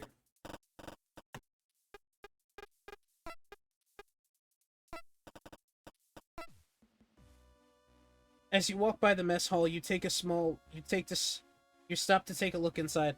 Everything seems to be operating as normal. From the lazy spinning of the extractor fan to the food vendor cycling through illuminated different options. At the table facing away from you is Haru. You watch them as they idly swirl their contents of their cup before taking a sip. If they noticed you, they aren't letting on. But from the looks of it, they seem deep in thought. You don't particularly have anything you want to ask them. But again, you decide it may be good to check before you head out. Ensign Rumney. Oh, Bernie, what's going on? What's a hero like you doing stopping by the mess hall? Hansen told me he was taking you for a ride over to the O'Brien. You picking up snacks for the trip? I was just checking up on some of the crew before I had left. Making sure everyone's okay. Oh wow, what a professional. I'm doing alright. I was sleeping in my quarters when the power went out. I didn't even notice until Hansen started banging on my door. Well, that's good. I'm glad you're doing alright. Yeah. Bernie? Yes, Ensign. Thanks for helping Hansen out. Oh, well, you know, it's my duty, right? Yeah, I guess it is. Still, he's my flight partner, so if you did him a solid, you did me a solid. Keep it up, maybe you aren't the coward we think you are. Lighten up, Lieutenant. Jeez. Alright, Ensign. If you're okay, I'll leave you to it. Don't be like that, Lieutenant. If you just need to chill out. If you need any help with that, you can stop by my quarters anytime. Why are they always offering for me to go to their quarters? Do they want to have sex or something? Like, what's up with that? Ooh-wee! What's up with that? What's up with that? I said, ooh-wee! What's up with that? What's up with that? As the ship's gravity disappears, you slowly float down to the final steps leading to the hangar. Once you're almost weightless, feet connect with the steel flooring on the catwalk. You kick off towards the guardrail, grabbing it before you float past, bringing yourself to a stop. Ahead of you are the typical sights of the hangar, but for the first time since you boarded the Gundog, its expanse is filled with noise and motion rather than the near silence and stillness. You see Dalton floating from one segment to another, of the furthest armored frame to another. Sorry. Clearly in the process of carrying out its pre-fight checks. As he arrives at the new part, he opens an access panel and checks the hidden machinery and mechanisms underneath, then slams the panel closed, occasionally stopping to take one tool or another from his belt to apply adjustments to the frame's inner workings. Alongside the erratic slamming of panels and whirring of electronic tools coming from Dalton, you also hear the back and forth of the bickering between Hansen and Vanessa.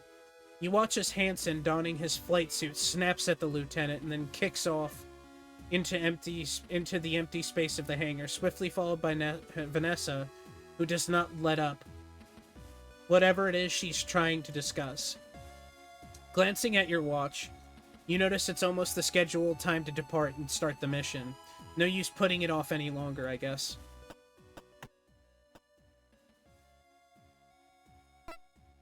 Doing your best not to draw attention from the squabbling Hanson and Vanessa, you wait until Dalton turns your way to wave at him, gesturing for him to come over. Once you've caught his attention, "Hey Dalton, how are the preparations going?" "Oh, Lieutenant, preparations are at ease, Cadet." "Yes, sir. Sorry, sir." "Don't worry about it. Everything's all right, though." "Oh, yeah, everything's fine. Thanks. It's just that this is, it's..." Huh? "It's the first time I've actually had to prepare an armored frame for a real mission. Every other time has been for a drill or a test or something. I really don't want to screw it up." Hey, take it easy, Cadet. I'm sure you've done a good job. But what if I've done something wrong? Then you and Ensign Cruz would... Slow down for a second, Dalton. Sorry, sir. No problem, Cadet. Just take it easy. But tell me, have you ever screwed up anything on your armored frame drills before? Well, no. Or any tests? No, I guess not. So why would you think you'd done something wrong this time? I mean... I'm sorry, I guess I was just getting a bit nervous. It's alright, Cadet. We all get a bit nervous the first time we have to do something for real. But I've seen how hard you work and what the Chief puts you through. I'm sure you've got it all done up to her standards. Thanks, sir. Although, she always makes me double-check the actuators. What if I've forgotten the actuators? Ah! Alright, let's go talk to Dalton. Or, Hanson. As Hanson and Vanessa continue their argument, oblivious to your presence, you maintain your grip on the guardrail. It's almost time for the mission, so you could get ready to depart. But if you've got anything you wanted to do before you left, now would be the time. Was there anything I needed to do before I set off? Don't leave yet.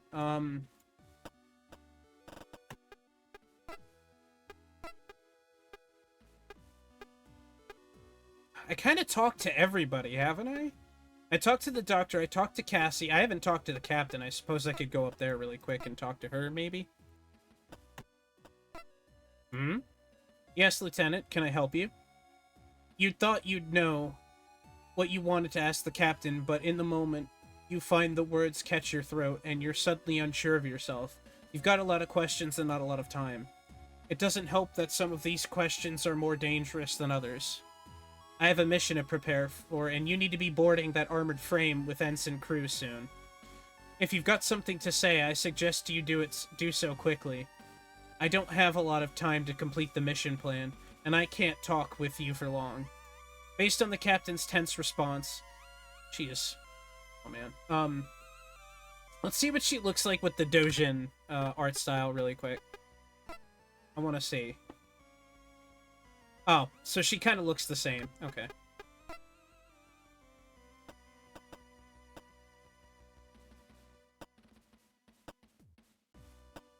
About your condition. About the original mission.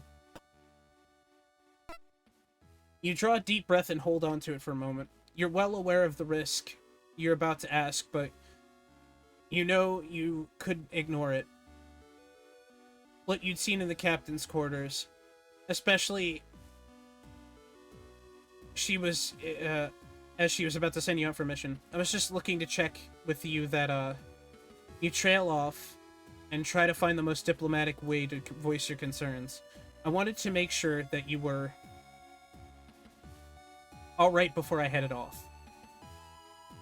Hi, Nemo. How you doing, bud? May I ask why you'd want to inquire about whether I'm all right, Lieutenant?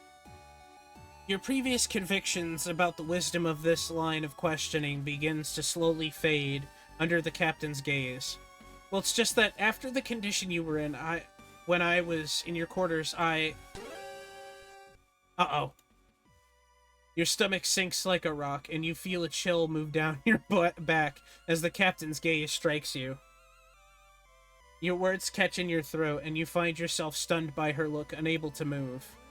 Lieutenant Birney, any condition I may have is thoroughly understood and managed by the ship's doctor, whose responsibility it is to ensure that I am fit for duty. As such, it is not the head of security's task to make sure I am all right. Is that understood? With no other option available to you but to agree, you silently nod your head before releasing a strangled, "Yes, ma'am." Well, thank you for your concern, Lieutenant. But if that's all, then I have a mission plan to complete. Yes, Captain. Very good. Dismissed. Alright, let's go to the hangar. How you doing, Nemo? How you feeling? Did you go to the dentist surgery yet?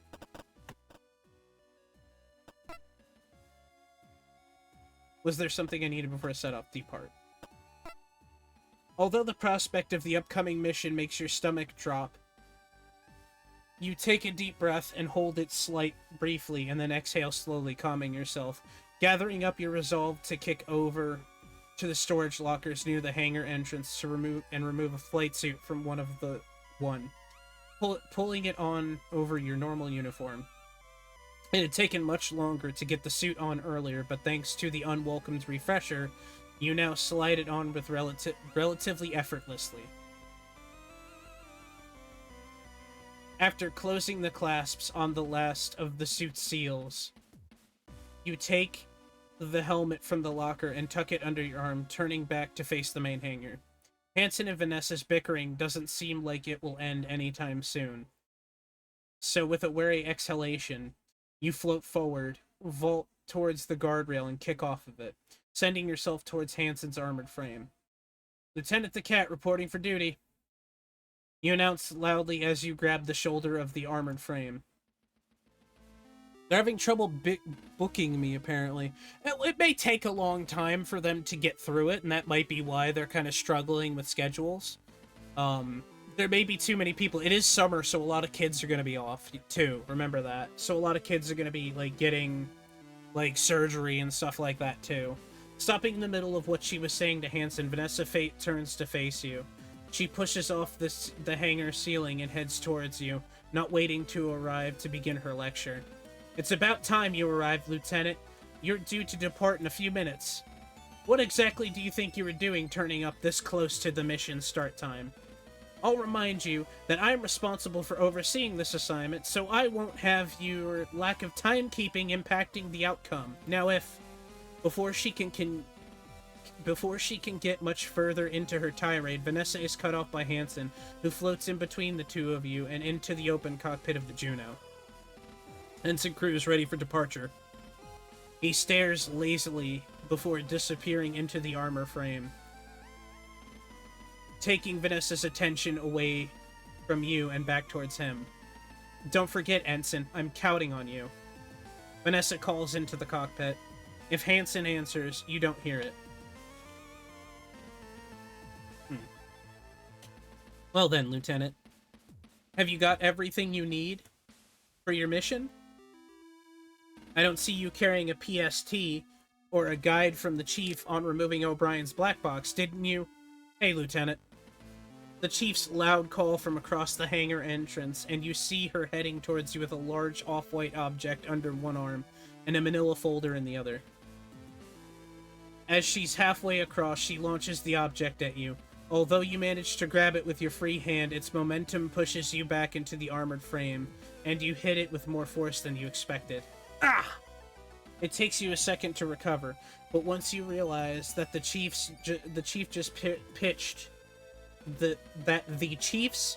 just pitched a briefcase-sized portable computer at you, the PST, the portable subterminal. By the time you're able to find its handle and get a grip on it, the Chief arrives at the Juno and holds onto the machine. I had to grab the one you left in engineering. I charged it up, but these devices get pretty thirsty, so it took a while. Ahem.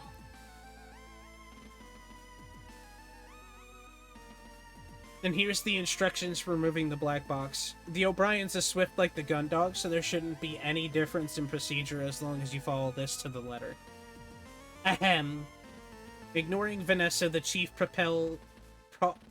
proffers a manila folder containing a few sheets of paper.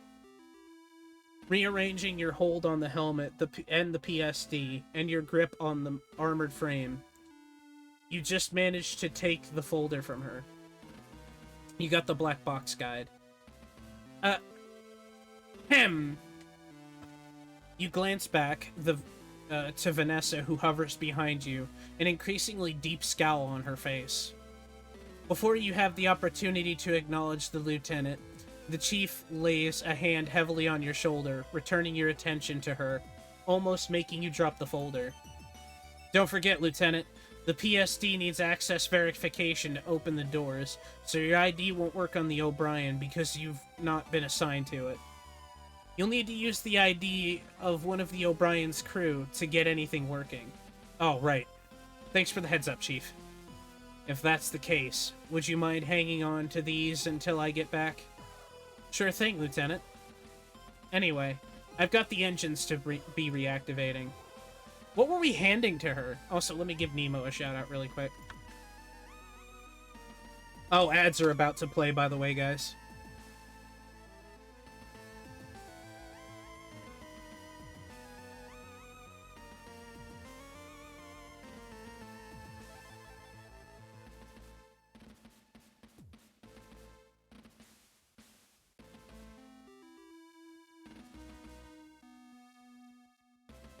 Ugh.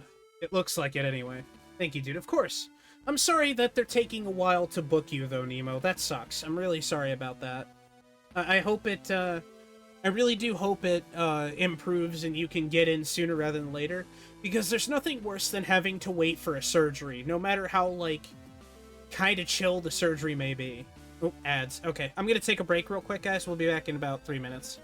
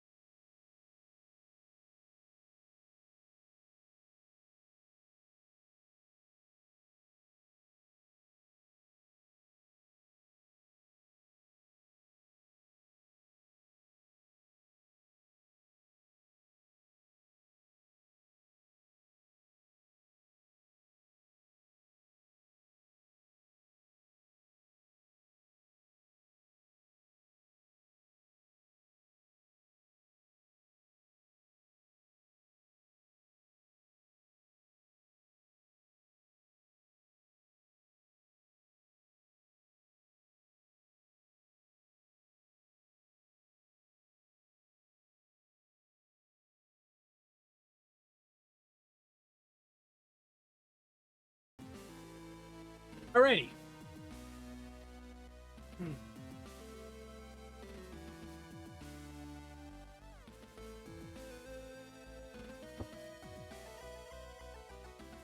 Okay. Although I've already queued up the startup reaction, so now I'll Chief Engineer Cathays. Hey, Nemo. Right, we both got things to be getting on with. Good luck out there, Lieutenant.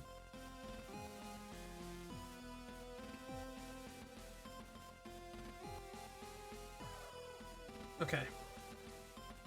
With that final pat on your shoulder, the Chief launches herself off the armored frame and back towards the hangar entrance. Chief Engineer Cathays! Vanessa yells whilst using you to pull herself forwards, her lower lip quivering with anger as she watches the Chief pass over the guardrail towards the stairwell leading out of the hangar. The Chief ain't looking to deal with her nonsense. Although she remains silent, you can see the rage building in Vanessa. Her slight frame seeming as if it would explode at any second. The only thing that she has over us is rank. Realistically, if she was any other person, we would just tell her to fuck off. You make your, as subtly as possible, you attempt to make your way into the Juno's cockpit without attracting her attention. You already noticed that Dalton disappeared from view, and you hope to achieve the same thing before the lieutenant can direct her scorn at you, unfortunately. As you lower yourself into the Juno's cockpit, the casing of the PSD strikes the armored frame surface, resulting in a loud clang that reverberates through the empty space of the hangar. Going somewhere, Lieutenant? Leave quickly, back away slowly. Your mind races as you try to come up with a good way to extricate your way from the situation. The concept of getting into another fight with Vanessa right now, is somehow even worse than the thought of sharing a cramped cockpit with Hansen. Lieutenant Bernie the Cat heading out. Good luck with commanding the mission, ma'am. Good luck commanding the mission, ma'am. It sounded like frickin' butter is stuttering through that one. Ugh. You announce throwing your best salute you can manage considering how full your hands are. Get out of here, Lieutenant. Vanessa hisses, turning her back to you, and launching herself off the armored frame and towards the hangar entrance. Watching her float away, you breathe a sigh of relief, thankful that you managed to avoid another conflict with her.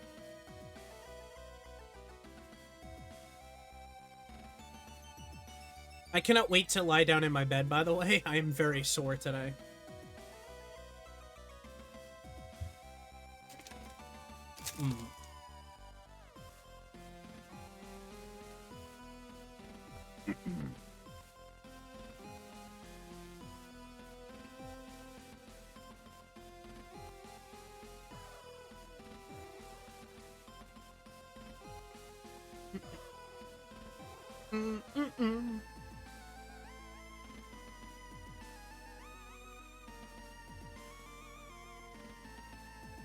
Anyway, as I was saying, Nemo, I hope it gets caught up sooner rather than later and you don't have to wait for super long.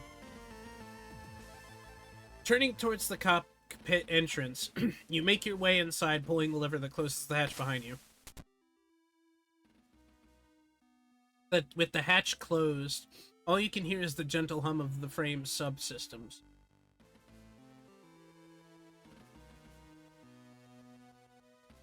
Once inside, your eyes quickly adjust to the low light, with only the sources of illuminations being the occasional backlit dial or readout. You pause for a moment and grit your teeth. This was the first time in years that you'd been inside the cockpit of an armored frame. It might be a newer model, but it was pretty much exactly how you remembered it.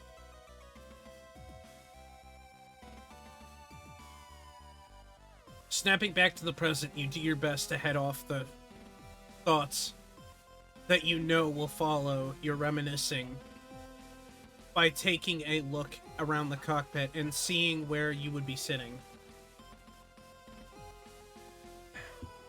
Although the majority of the Juno's cockpit is taken up by the pilot seat, which sits in the center, mounted on a series of shock absorbers, there is space on either side which allows for the addition of a temporary passenger seat to be mounted onto the pilots. Sure enough, Dalton has attached this fixture onto the right-hand side of the seat currently occupied by Hansen. You stash the PST and the file the chief gave you at the rear of the cockpit. Once they're out of your hands, you pull on your helmet, fastening your suit's final seals, then snapping yourself into the seat. We're a passenger princess. Excuse me. Whilst you do up the buckles, you look across at Hansen, who you realize hasn't said a single thing since you entered the cockpit. You'd been too preoccupied with getting away from Vanessa to notice, but now you're actually paying attention to the ensign. You see that his chest is rapidly rising and falling with every breath. On top of that, his hands both grasp the flight sticks, squeezing them tightly and releasing them. A moment he repeats over and over. A movement he repeats over and over. Despite the fact that you're looking right at him, he hasn't noticed you. Instead, his focus seems to be purely on the monitor in front of him. Hey, Ensign Cruz. Are you alright?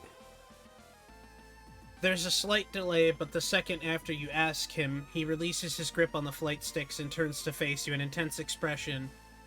He had suddenly been replaced by a normal countenance. What? I was just asking if you were okay. Of course I'm okay. What are you talking about? We're not all cowards like you who can't even launch an AF. You take a deep breath in and exhale slowly as you look away. You weren't sure what you'd been expecting. At least Hansen seemed to be like his normal self.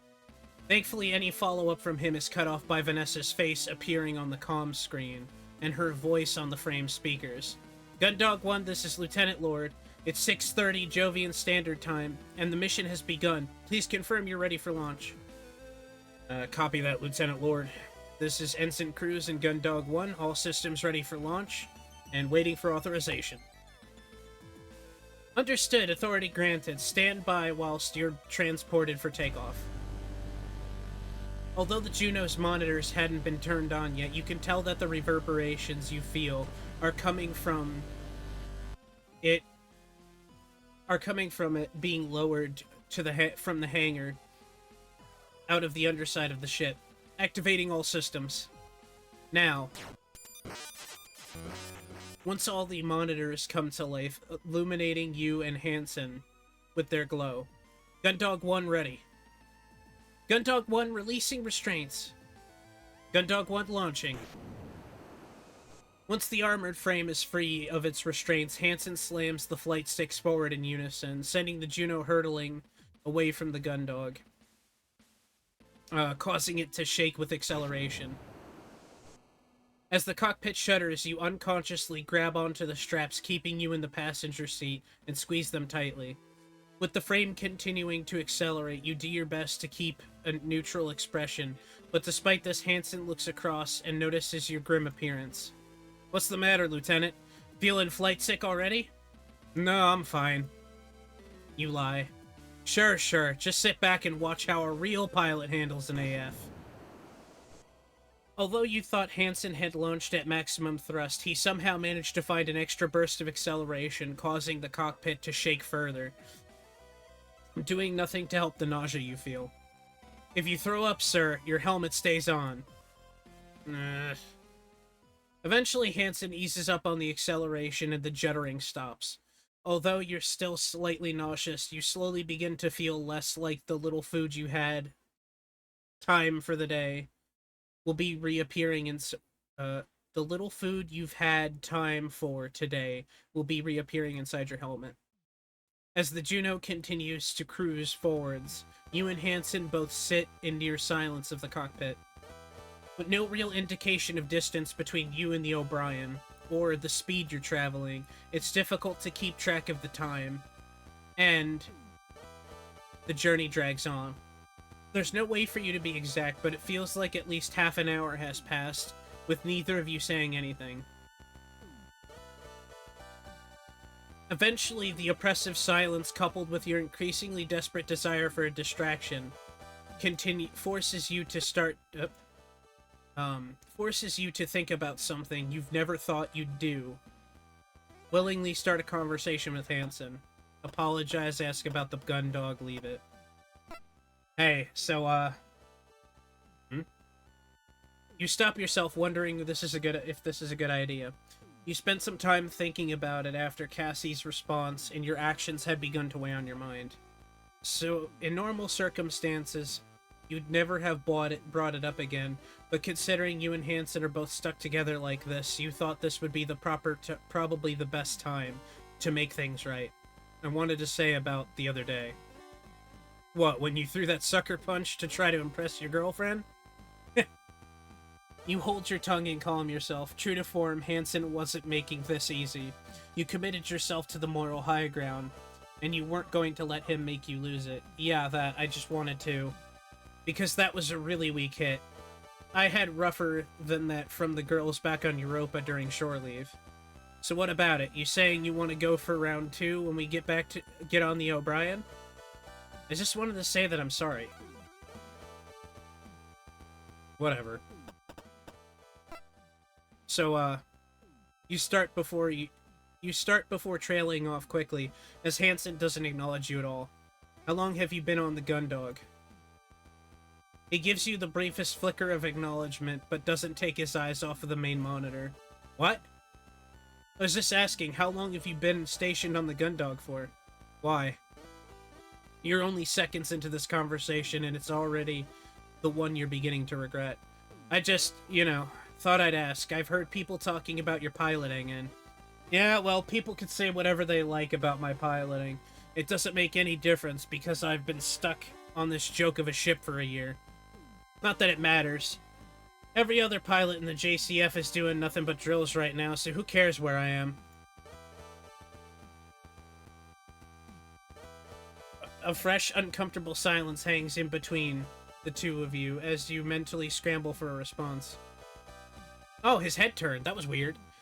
I love being able to, look at the art, but whenever there's animation, oftentimes I can't catch it as it happens because I'm reading the text so much.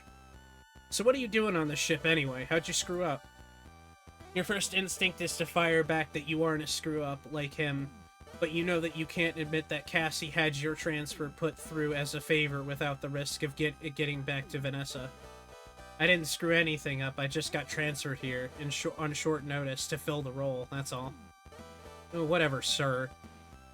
You don't get dumped on a gun dog unless you've screwed up or are defective. So what is it? Neither. Yeah, sure. As the two of you continue your flight towards the O'Brien, the quietness of the Juno's cockpit adds to the sense of tension you feel between yourself and Hansen. Despite not engaging with or even acknowledging you, you can't help but feel a sense of pressure. Hansen's simple presence continues to put you on edge. You mull over a few potential topics for conversations, but you can't come up with anything that won't sound weird or forced. Eventually, you resign yourself to the fact that the rest of the journey will have to continue on this way. This way for as long as it takes. You shift in your seat and adjust one of the belts slightly. With a sigh, you make yourself as comfortable as you can, settling into the silence. With no other sounds beyond the almost imperceptible background noise of the cockpit, the Juno's monitor showing nothing but stars, your mind starts to drift, bouncing from thought to thought. The warmth of the cockpit and the gentle vibrations caused by the shuddering of the Juno's engines cause your thoughts to idle and slow. Eventually, without realizing it, you begin to drift off to sleep. You're almost completely gone when you and Hansen both sit upright and fix your attention on the main monitor. Although there's nothing to see beyond the stars, and the visual indicator, means that the O'Brien is close by. We're here. Hansen mutters to himself as he begins to flick switches on the control panel to his side. You silently watch as he works the pedals and the flight sticks to reduce the Juno's jump speed. Gundog, this is Gundog 1. We've got a target lock on the objective. I repeat, this is Gundog 1. We've got a target lock on the objective. Hansen scowls at the communications screen as it returns nothing but static, and an indication that it wasn't picked up by any incoming signal.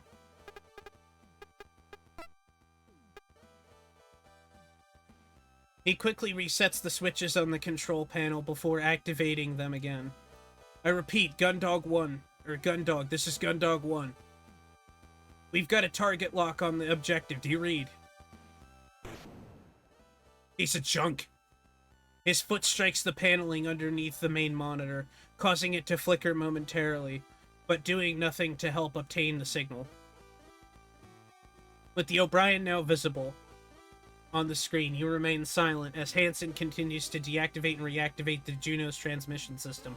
Gundog, this is Gundog 1. We've got a target lock on the objective. Repeat. Gundog, this is Gundog 1. We've got a target lock. God damn it! Lord, where the hell are you?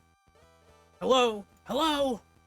This time Hansen's fist strikes the main monitor. Thankfully, for both of you, the reinforced glass of its screen remains undamaged. You move as far away from Hansen as the restraints of your temporary seat will allow you. You always knew he was hot-headed, but that didn't make this any easier to deal with. Leave Hansen to it. You cross your arms and look away as he continues to attempt to re-establish contact with the Gundog. Each time he does this, and efforts are met with the same familiar static. Come on, what's wrong with this piece of crap? Gundog, come in! Ah! This carries on for a few more minutes, but you do nothing in an attempt to offer a solution or solve the problem. In his current mood, you don't feel like Hansen would take the suggestion well. Eventually, he throws himself back into his seat, causing both his and yours to rock. You steady yourself as he grips the twin sticks and increases the frame's thrust. Fine. Not like we don't know what we're doing. This is Gundog 1, in case anyone out there actually can hear us. We're approaching the JSF O'Brien.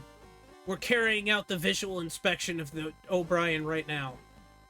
The O'Brien, with the O'Brien now close enough for you to actually make out its finer details, Hansen decelerates the frame, bringing it to nearly a complete stop. Deftly adjusting the Juno's orientation. Oh, sorry about that, my voice cracked. Ugh. He begins to circle the Swift-class ship. The two of you focus on the monitor, trying to identify anything out of the ordinary on the O'Brien before you get any closer. Wait a second, is that... You point to the O'Brien's main airlock. Hansen quickly sets a camera to zoom in on it. Wide open. It looks like someone tried the same stunt as you. No, that's not it. I closed the secondary airlock behind me. Both of those are open, which means the ship must be completely depressurized. Yeah, if this happened when the power was off, none of the emergency bulkheads would have been able to close. The two of you sit in silence, both considering what you've just found out. If the same thing happened to the O'Brien as the Gundog, and someone opened both airlocks, what little breathable air was left on the ship would have been sucked out into space. Ooh. We've still got a mission to do, come on. You nod silently in agreement as Hansen, apparently sobered by that realization, moves the armored frame towards the airlock. This isn't necessarily the end, you think, but if some of the crew were lucky, they might be able to get to their spacesuits before they ran out of air. They'd be running low on oxygen by now, but... This is Gundog 1 docking with the O'Brien. Now only meters away from the ship. The other ship, Hansen brings the Juno to a complete stop, with a surprising amount of delicacy as it reach out with one arm, grabbing hold of the protrusion from the ship and anchoring itself. Alright, let's go. In a well-practiced motion, Hansen releases himself from his seat's harness and moves forward and grabs the lever to open the cockpit hatch. As soon as it's open, you feel the rush of the cockpit's air escaping. Meanwhile, Hansen pulls himself out and steps into the airlock. Having a slightly harder time with the straps on your harness, it takes you a few moments longer to release yourself. Once free, you gather up the PST, and the instructions the chief had given you before making your way out of the Juno. This could have been like a space horror game, by the way. The two of you tentatively make your way to the airlock itself through the room beyond.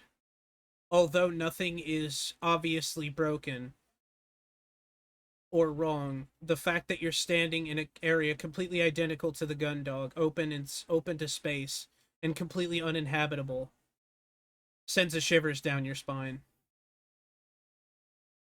You look at Hansen, you see him mouthing something, but you can't hear. You continue to stand there in confusion as Hansen wordlessly gestures at you until he looks exacerbated.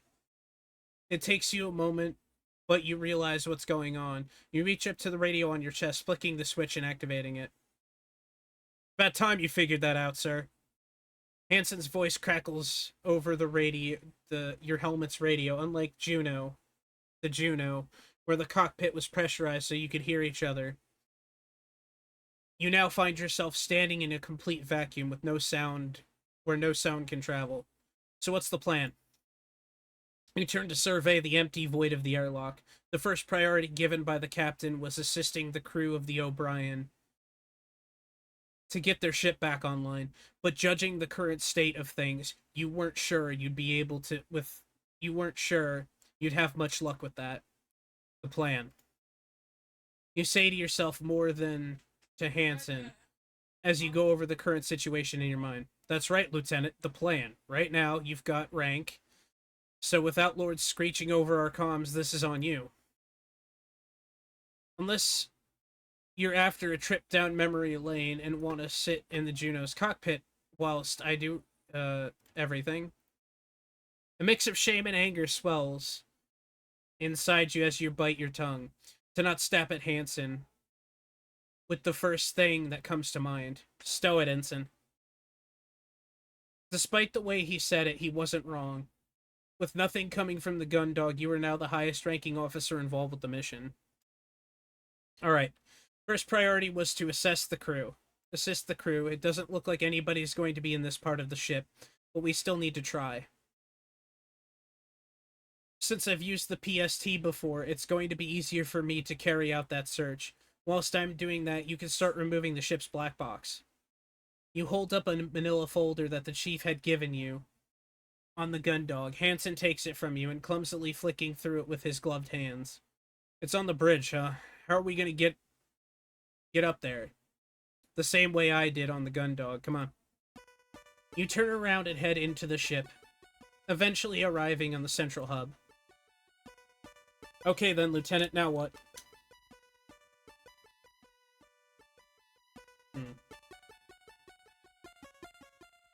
As you walk past Hansen to get where the maintenance hatch is located, next to the elevators, you take the opportunity to quickly switch your radio off. Tell Hansen exactly what you can do next, then switch it back on. What's next? What's next, Ensign, is this. You run your fingers down the seam between the panel and the wall, and you quickly find the catch. Unlike the one on the bridge, you're able to fit your suit's fingers into this one. You quickly release it. Ah, so that's where that was. As the hatch comes away in your hands, you wait to feel the sensation of air rushing out of the crawlway. Unfortunately, you feel nothing, confirming one of the fears that you had about the ship and her crew. Placing the hatch down, you turn to Hansen, saying nothing about your discovery, and instead gesturing to the ladder. At the top of this ladder, you'll find another panel like this one. It leads into the bridge. To release it, all you need to do is push on the catch from the inside. You think you can handle that? What do you think, Lieutenant? What do you think, Lieutenant? You're not dealing with some dumb security officer here or anything. Let a pilot show you how it's done. With a swagger that's only exaggerated by the bulk of his suit, Hansen strides past you and steps up the access tunnels and heads up to that ladder. You take the opportunity to turn your radio off again and tell him what you really think about pilots. Once you're done, you switch it back on in case he sends any transmissions. Now that you've sent him to work, it's up to you to try to find any survivors on the O'Brien's crew and use their help to get the ship back online. You look around the empty central hub. It's the same silence that previously filled the gun dog is now filling your helmet. After a moment of contemplation, you head towards the first place. You think it may be fruitful to explore.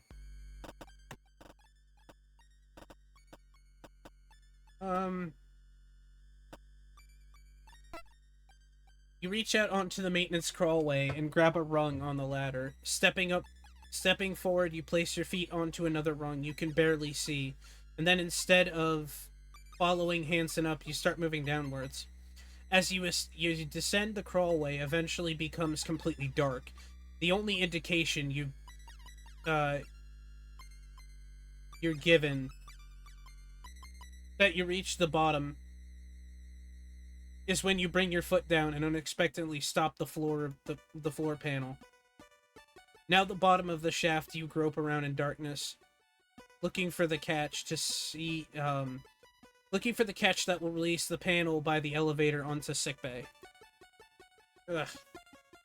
After a few minutes of sliding your palms across blindly, your suit's glove catches something. You investigate it with your fingertips to confirm it is what you're looking for before releasing it and grabbing the panel as it falls away, placing it to the side as you step through the sickbay. With no rush of air to indicate that you depressurized the room, you were almost entirely certain you knew what to expect. But what you find goes beyond that. Behind the desk set to meet those who enter the sickbay, you see the crumpled form of someone wearing a white coat like Dr. Rosarium's. Oh. Ugh. You quickly make your way to them, but as you do, you stop momentarily to feel the crunching beneath your boots. Looking around, you can see that the doctor is surrounded by broken glass. Taking stock of the room, you realize that the cabinets at the far end of the sickbay are all still locked, but the glass panels have been shattered by their content, and their contents have been scattered. Instead of trying to puzzle out what's happened, you turn your attention back to the doctor, kneeling down by them and gently turning them over. You're faced with a woman who seems to be in her mid-50s. Her sandy hair done up in a loose bun with errant strands tucked behind her ears. You notice that the two lenses set into her round wire-frame spectacles, one cracked, and the frames sit askew on her face. Although her pale blue eyes are wide open, staring at you, they don't move, and she does not blink. Her skin pallid, matching the cool blue of her eyes. The striking red of her lipstick standing out in a dramatic contrast. You stay holding the doctor for a moment before gently laying her down. With as much delicacy as you can manage in your bulky spacesuit, you close her eyes and you stand up and exhale deeply. Although it was almost certain that this would be the scenario you'd be facing for the most of the ship, since the central area had been depressurized with no safety measures engaged, you'd been holding out for hope that you'd find the crew members alive. Despite the sight of the doctor, you still hold on to that hope. As you survey the room, you turn your attention to the glass underfoot and shattered frontage of the cabinets. What happened here? As you head towards the back of the room to examine the cabinets, you feel the crunch of glass fragments under your feet. Although the floor is scattered with various boxes and bottles of different medicines, there is something particular that catches your eye. You squat down to pick up an open packet, and you recognize it as a nutrient shake mix. As you turn the powder over in your hands, you look inside to find it's completely empty, and that the powder that it should contain. Placing it back on the floor, you look around and realize that whilst the boxes of medication are all still sealed, the packets you can see torn open are the Nutrishake packs. Ooh, what does that mean? Would someone really do this for Nutrishakes? The ship's doctor, it looks like she was involved in a struggle down here. But I can't tell whether she died before or after the ship was depressurized. All vacant. Could whoever have done this been in here for treatment? I wonder if it's gonna be like a zombie thing, you know? What do you guys think? Do you think we're gonna get like some kind of like kooky, creepy, like zombie surprise?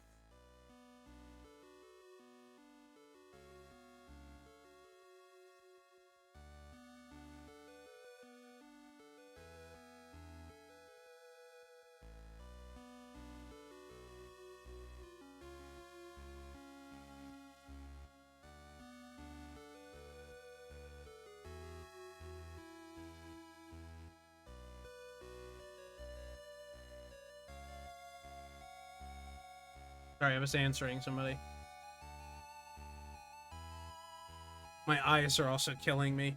I think it's like the graphics and everything, and the scan lines. After a while of staring at them, it starts giving me, I don't want to say tunnel vision, but like I feel like I'm too close to the screen. If you guys know what I mean, you know? It's called a sensu bean. Fuck you mean. Anyway. Ugh.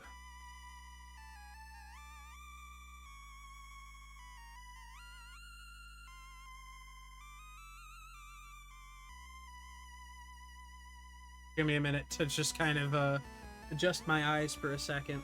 How's everybody else doing though? You guys having a good Saturday? I appreciate everybody for being here. I hope everything's going well. Hope y'all's gonna be doing okay. I'm looking forward to tomorrow because it means I get to chill. And I'm all about that. I'm all about finally getting a chance to chill.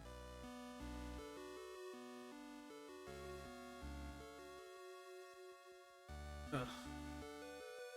My legs also hurt too. I'm just looking forward to just being able to lay in bed. I love being able to lay in bed. It's comfortable. It's gonna be great. It's gonna be great.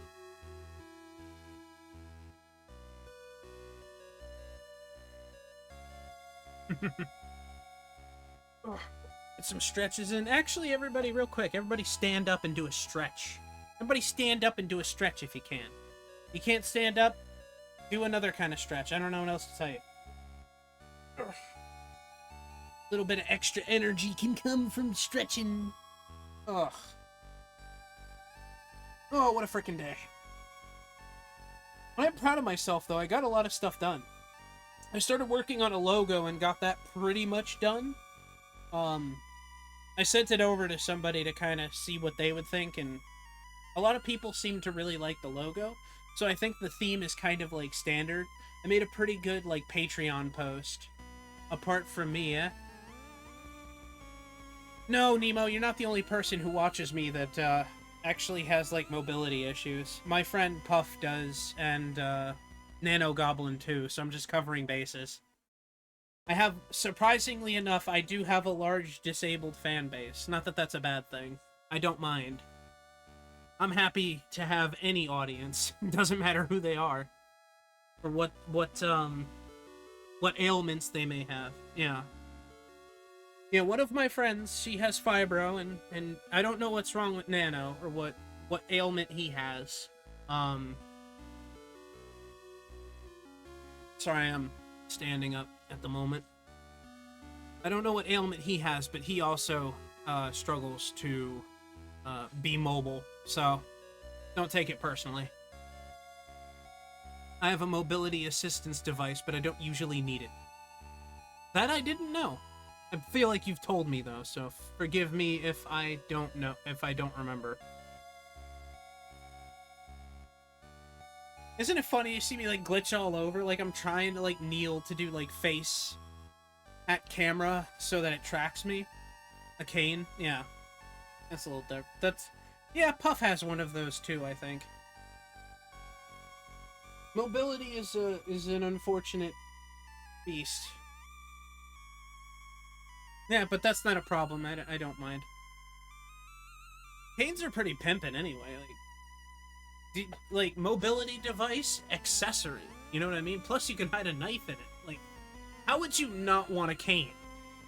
Plus, if you wear like a fancy outfit, you're just kind of pimping. You know what I mean? Like, canes do not have to be viewed as a bad thing, as far as I'm concerned. I know a lot of people may see them as like, gross. No, they're awesome.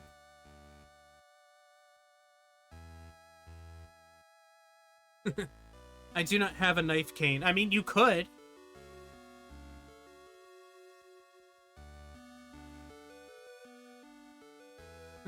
Would you like to get one? You know? I think that would be pretty cool.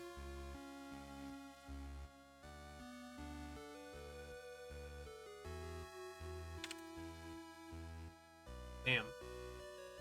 People are like allergic to reposting shit sometimes. Oh well. It is what it is. Anyway.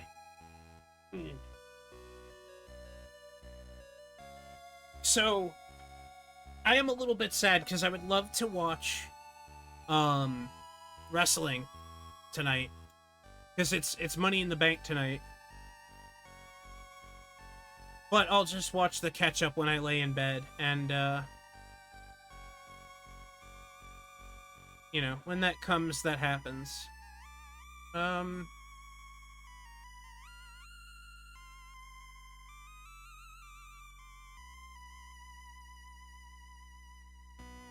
Yeah.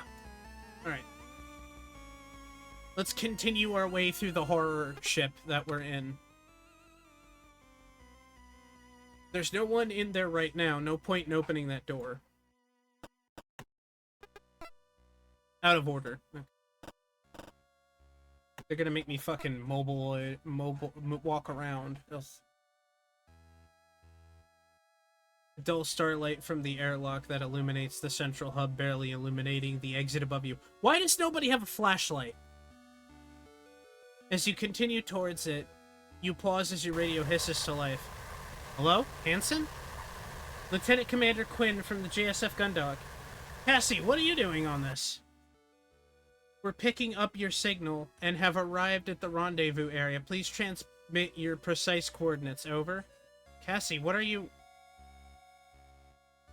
We read you. That's a sweet voice you've got there. Gundog, I'm transmitting the coordinates and the mission files now. It's good to finally... What? This is from... Roger that, JSF O'Brien. This is Lieutenant Commander Quinn from the JSF Gundog. We're picking up your signal and have arrived at the rendezvous area. Please transmit your precise coordinates. Over. We read you. That's a sweet voice you got there, Gundog. I'm transmitting coordinates and mission update files now. It's good to finally... The snippet of the conversation between Cassie and Lieutenant Bashir loops a few more times until it eventually fades out into static. With as little explanation as to why the transmission started, it ends. What would be transmitting that recording?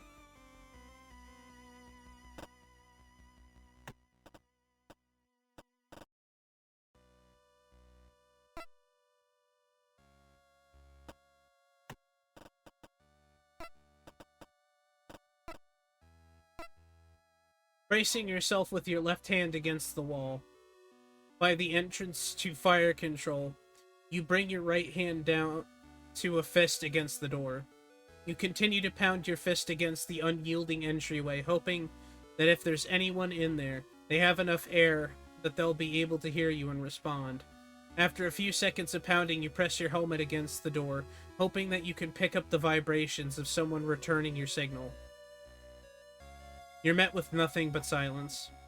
You stand back with a hammer on the door, and hammer on the door, harder this time. After this, your fist begins to ache as you press your helmet against the door's paneling, holding your breath and listening for any signs of activity. With no sign of life, you dejectedly step back, giving the door one final slam with your fist and cursing the silence. As you move from the central hub towards the darkness of the four-side thoroughfare, a movement catches your eye. You stop and peer into the darkness ahead and catch the sight of a silhouette in the distance. Whoa, what is that? Hey, who's there? I'm from Gundog. You call out using your radio to broadcast yourself. We're here to help. Come back. As the figure vanishes into the gloom, you dash after it, eventually arriving at the end of a long corridor that makes up for the four-side thoroughfare. Having headed past the two crew quarters corridors and seeing no one down, either you move towards the end of the corridor, a dead end, when considering the doors to fire control, the mess hall and the hangar are all sealed. Did I just imagine it? You turn around trying to see if you missed something, but with no signs of life here aside from yourself, you begin to doubt that you saw anything at all. This mission must be getting to me. Better get this over with before I start seeing things.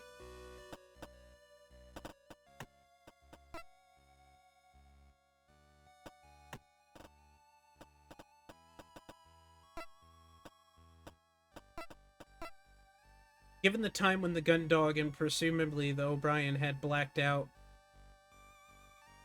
you knew there shouldn't be anyone in the mess hall. Despite this, you also knew that it wasn't uncommon for crew members to disappear from stations and briefly grab a quick pick-me-up or a treat. Especially if their duty was quiet. And especially if that crew member's name was Cassandra Quinn. You go through the routine of hammering on the door, waiting for a response, and continuing to batter it with your fist in case you hadn't been heard the first time. Despite your best efforts, you don't manage to get a response. Okay. Let's go to Crew Corridor 1. You stood outside of the door that would be yours, that you had served on in the O'Brien instead of the Gundog. You can't help but feel a bit nauseous. The familiarity of the door and the corridor and the thoroughfare, it all forces you to think about how close the Gundog came to being out here before the O'Brien. You push that thought from your mind as close as it was to happening. It didn't. You were there, you were here, and now, not who ever lived behind that door. Pulling up your right fist, you begin hammering against the door and placing your helmet against it, waiting for a response.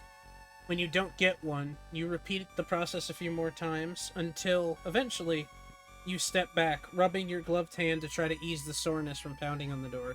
No one's in.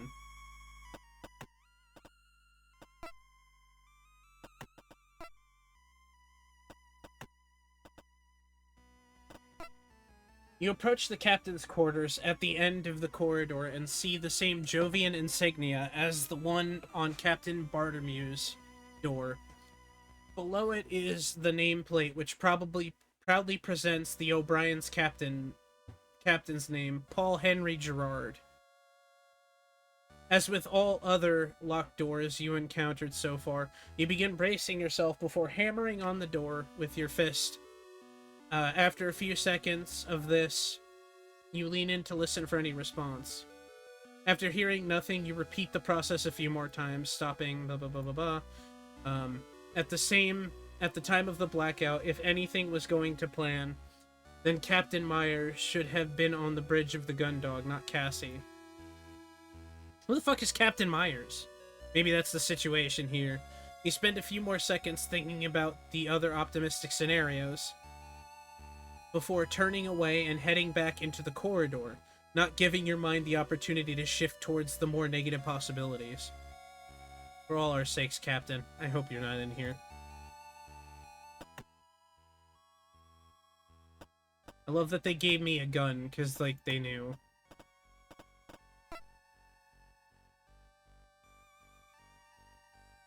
Despite your best efforts, blah blah blah blah blah. Don't dwell on the fact that the door could have been Cassie's, who spends their free time on the other side of this door. As is it as much of a mess as Cassie's room? How close were the two of you from having this happen to you? Now is not the time for that. You remind yourself, stating it out loud to force the thoughts away. With your focus back on the task at hand, you repeat the process you've been using to check the signs of life or crew activity. Unfortunately, you get nothing back.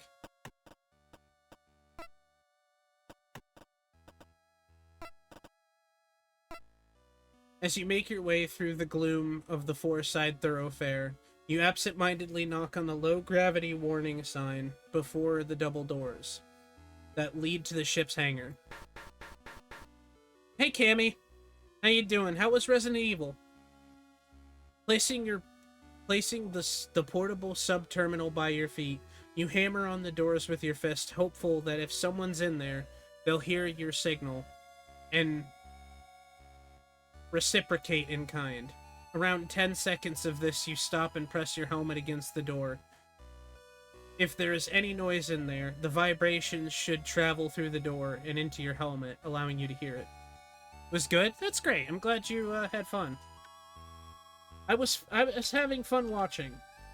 You beat Darkside Chronicles. Ooh, congratulations.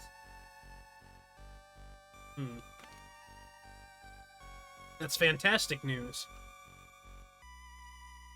I know you were struggling a little bit with it because of the motion on it. Oh, thank you for the 3 bits. I appreciate that. Thank you so much. I gotta do something about how big that alert is, though, huh? I realize that covers up a lot. No, that's not your fault. Let me move this over here a little bit. That way it's, it doesn't cover up the screen, because I'm like, oh my god, I just realized how big it was. I guess no one's in there. Aw, thank you for the 7 bits, Cammy. Hey, can you hear me in there? You call out, resuming your hammering on the door. When you get no response. Hey, whoever's in there, we're from the JSF Gundog. I meant 10. Well, thank you either way, Cammy. I really appreciate that. Your generosity is always appreciated. Can you hear me? There's definitely someone in there. Although you're still not getting an obvious response, the knowledge that someone is in there fills you with a sense of urgency, and you hurriedly set your suit's radio to broadcast. This is Lieutenant Bernie the Cat of the JSF Gundog. We're here to provide assistance to any crew on the JSF O'Brien. I repeat, this is Lieutenant Bernie the Cat on the JSF Gundog of the JSF Gundog. We're here to provide assistance to any crew on the JSF O'Brien. Come on! You slam your fist into the hangar door one more time. Despite the signs that someone is still alive in there, with no way to get the hangar into the hangar, and no response on the radio, you feel like you may as well be a million miles away from them. Picking up the portable sub-terminal, you look from one end of the four-site thoroughfare to the other. The presence of a survivor made your need for a key card belonging to a member of the crew all the more urgent. Okay, so we're done in this hallway. So we're gonna go to the aft thoroughfare.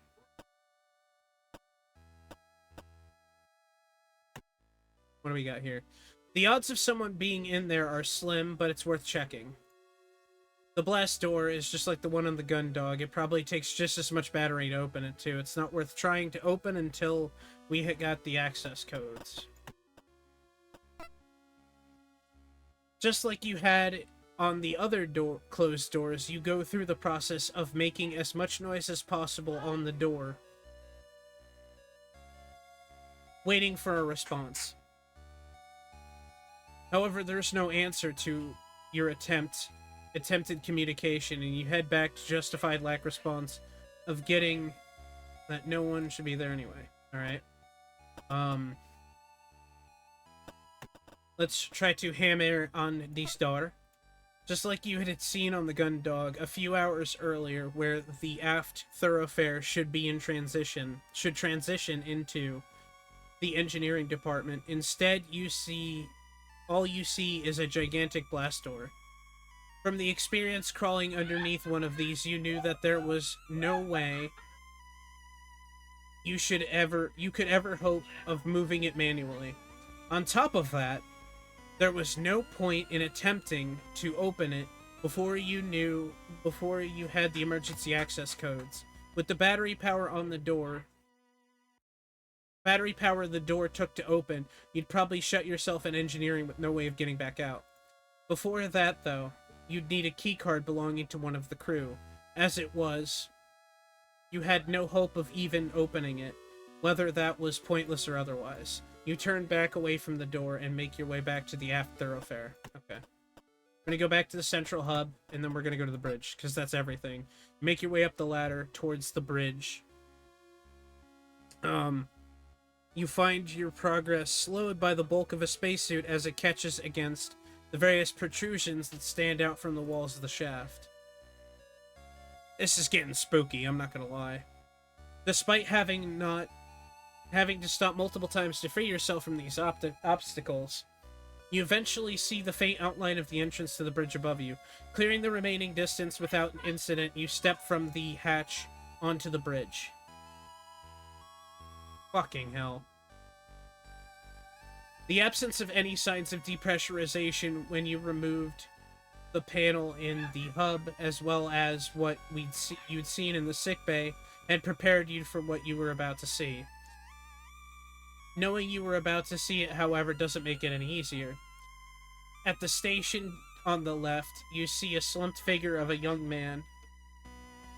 From his uniform and general appearance, you recognized him as Lieutenant Bashir, the officer that Cassie had been speaking to moments before the power went out on the Gundog. Unlike when he appeared on one of the Gundog's view screens, the man you saw had clearly suffered from what looked like either a small explosion or a massive electrical shock. The front of his uniform was its best singed, and at worst completely charred, as was the skin on his hands and face. You grimace at the thought of what could have happened as you turn your attention to the captain's chair. There, slouching to the right, was the ship's captain, a rictus smile on his face, having seemingly suffered a similar fate. Whatever had happened to these two, it looked like something entirely different to what had happened to the doctor in the sickbay. Although she clearly had been injured by something or someone, the cause of death for these two looked much more obvious. Although the question remained, how? You pause for a moment. You almost put your hand down on the headrest of the captain's chair, but you quickly move away. If something had electrocuted these two, then... Pretty grim, right? You almost fall backwards in surprise as Hansen's voice sounds suddenly from your helmet speakers. He appears on the far side of the bridge, having emerged from underneath the control station on the right. Easy, Lieutenant. It's just me. What, never seen what fried human looks like? You take a deep breath and exhale, catching the breath that Hansen had just scared out of you. Damn it, Cruz. The hell were you doing hiding underneath there? Following orders, sir. Remember the plan? He lazily waves the folder you passed on to him at you. Wait. These guys look like they've been electrocuted based on what they did. Did you check? Loosen up, Lieutenant. Power's not on. What's there to check for? Oh my god. You can't help but be amazed by Hansen's cavalier attitude towards the risk of a painful death via execution. Alright, how's retrieving the black box going? Not bad. I managed to get most of the causing undone. But there's a lot going on in there. This suit doesn't make it easy. What about you? Find anyone? You turn to look at the captain and Lieutenant Bashir for a moment before looking back at Hansen. I checked the sickbay and found the ship's doctor. She was dead too. That's fine. Do what you gotta do. Aside from her, these two are the only crew members I managed to confirm. It's not looking good. Guess that keeps things simple. No survivors. We get this box, then we get out of here. What, you want to hang around here a bit longer? This was a whole crew, Hansen. Someone might be still alive. Guess you better get looking and find them then, huh, Lieutenant? Ease up, Lieutenant. I can say this from experience. If everyone's dead, there's no use in wishing they weren't. It's not gonna bring them back. But if you're gonna find them, you should get moving. Probably not much air left anywhere on this ship, even if we're lucky. With another shrug from Hansen, he walks away from you, heading back to the control station he was under, where you entered. Let me know when we're leaving, though. Alright, Lieutenant? You circled the captain's chair looking for anything that could tell you what had gone on when you lost contact. Instead, all you see is a stiff body from the ship's captain. Slumped to the side, his hands tightly gripped on the armrests. As you get closer to him, you see signs of what had happened to Lieutenant Bashir. And had also happened to him. Burns cover where the skin rests on the metal on the chair, and the backs of his uniform show scorch marks. Rest in peace, Captain Gerard. Although you made it this far, you knew that in order to have any chance of exploring the O'Brien further, let alone assessing the central computer, you'd need a keycard that belonged to one of its crew. There'd be no better card to accomplish this than the captain's. As you walk around to the front of the captain's chair, you shudder. The shock that must have killed him had left his hands clasping the armrests like talons. His face is gaunt, and his eyes... Oh, we're gonna have ads soon, aren't we? Yep, there they are.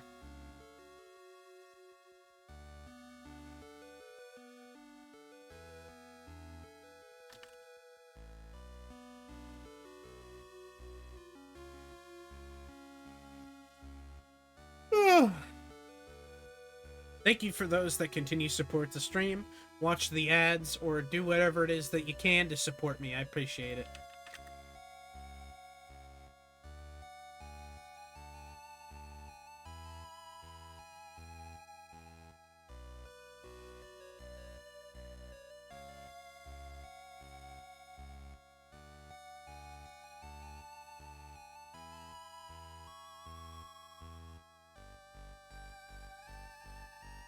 Bum, bum, bum, bum.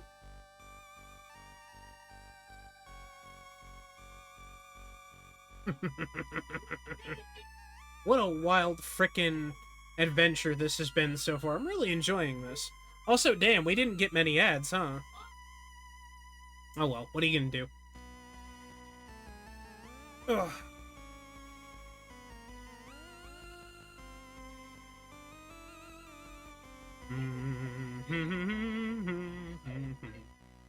Na na na na na na. Ba da da da da da da da da da da da da da. Jinkies.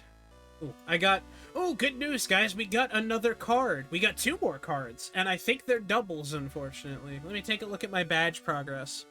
1, 2, no, yep. We got 4 cards. We need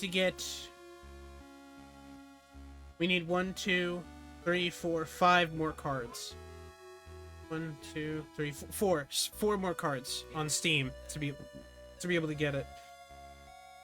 Alright. So let's continue this excitement. His face is gaunt and his eyes are wide open, together with how the corners of his mouth had drawn back as far as they could go into a horrendous grin. The whole expression was unnerving, as if he'd been killed by some fatal but hilarious joke. What, did the Joker do this? You know what you need to do, although it's practically a necessity. It's a practical necessity. Something about it feels wrong. Sorry about this, Captain Gerard. You pat the captain down, but find no indication that he is carrying his keycards in his pocket. Ooh. You stand back for a moment, trying to think of if there's anywhere he may have left it. Your eyes are drawn to the hand tightly clenching the armrest, which also doubles as a control panel. You remember having seen Captain Bartomuse insert her card into the equivalent panel on the gun dog on occasion to unlock certain functions. A grim wave of realization hits you as you think that if the card wasn't on the captain, the control panel is likely the place it would be. The only issue was the Captain Gerard's death grip was covering the slot of the keycard. With a knot in your stomach, you lay your hand on the captain's. A shiver runs up your spine. You're just starting to squeeze your fingers beneath his palm and started pulling as you look down and notice the gleam of starlight reflecting off a piece of plastic by the captain's foot. With a huge sigh of relief, you kneel down to take the card from the floor. Luckily for you, the captain must have dropped it before he was shocked. It's kind of broken up, though. As you pass the card from one hand to the other, inspecting the front of the back, you see it appears to be all but melted. The plastic coating is mostly stripped away, and what remains has bubbled up with the remnants of the magnetic strip flaking off. You can tell from its condition it's not getting you anywhere. You sigh as you lay the remains of the card in the captain's hand. If I can't find a card with access to the central computer, there's no hope for the O'Brien. Let's take a look at this one, huh? See what's gonna happen.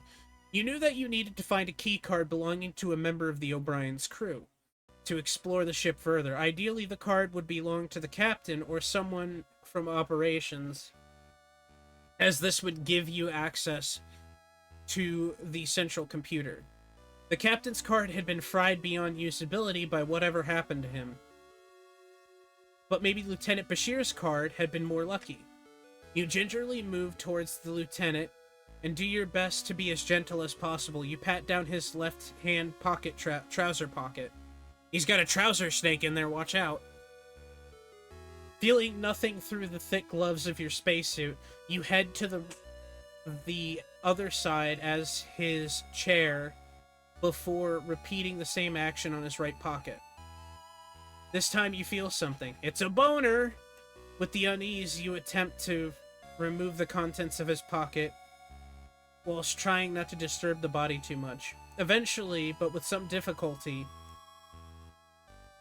caused by the clumsiness of your spacesuit and not your desire to disturb his body any more than you need to, you manage to pull out what feels like his keycard. You turn the card over a few times. It's definitely the lieutenant's keycard, but it looks like it's been half melted.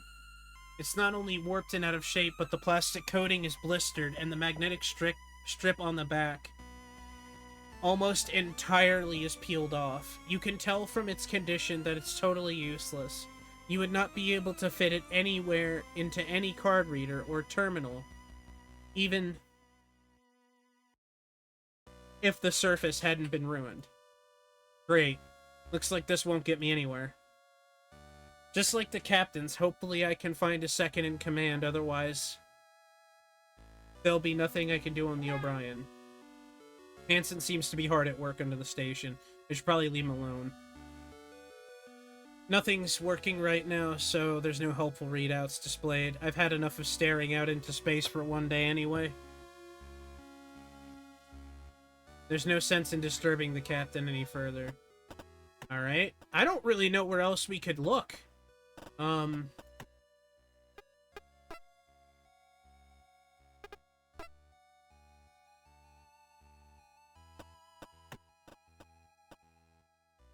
Sick bay, Forsyth thoroughfare, bridge, airlock.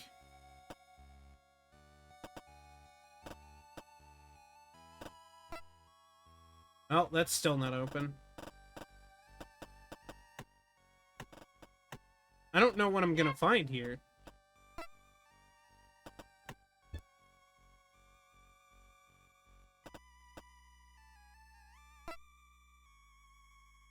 I mean, I don't really know what else we can truly do here. We checked the crew quarters. There was no response. I don't think anyone's in there. I hope. Hangar again. As you pass by the doors leading to the hangar, you're reminded of the urgency of your task. There's no maybe about it now. You need to find a key card. I'll be with you soon. Just hang in there. Maybe we could get... I don't know why the doctor would be, like, second in command, but maybe we could try diddling her corpse to see what comes out of it. You stand over the doctor, aware of what you need to do, but you're not finding the concept altogether pleasant. The bridge crew keycards had been half melted. If the doctor was in the same condition, you need to hope you could find someone else whose card you could use. Sorry about this, Doctor. Squatting beside her, you pat the doctor down. Unlike Dr. Rosanium, who wears his on a lanyard around his neck, you don't see this doctor's keycard anywhere. Although the thickness of your spacesuit makes the task difficult, you do your best to be respectful. Eventually, you reach the doctor's waist and feel a protrusion from her side. Opening her white coat pocket,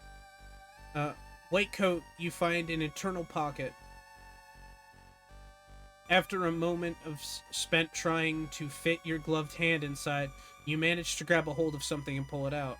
You got the doctor's keycard. Ooh, we found something! Unlike the bridge crews, this keycard was in perfect condition. You stand up and read the name on the back of it, Dr. Ursri de Boer. You unclasp the pouch on the side of your suit and deposit the card, then close it again. The doctor won't have the clearance to let me access the central computer, but maybe this will let me find someone who does. Thank you for your help, Dr. de Boer.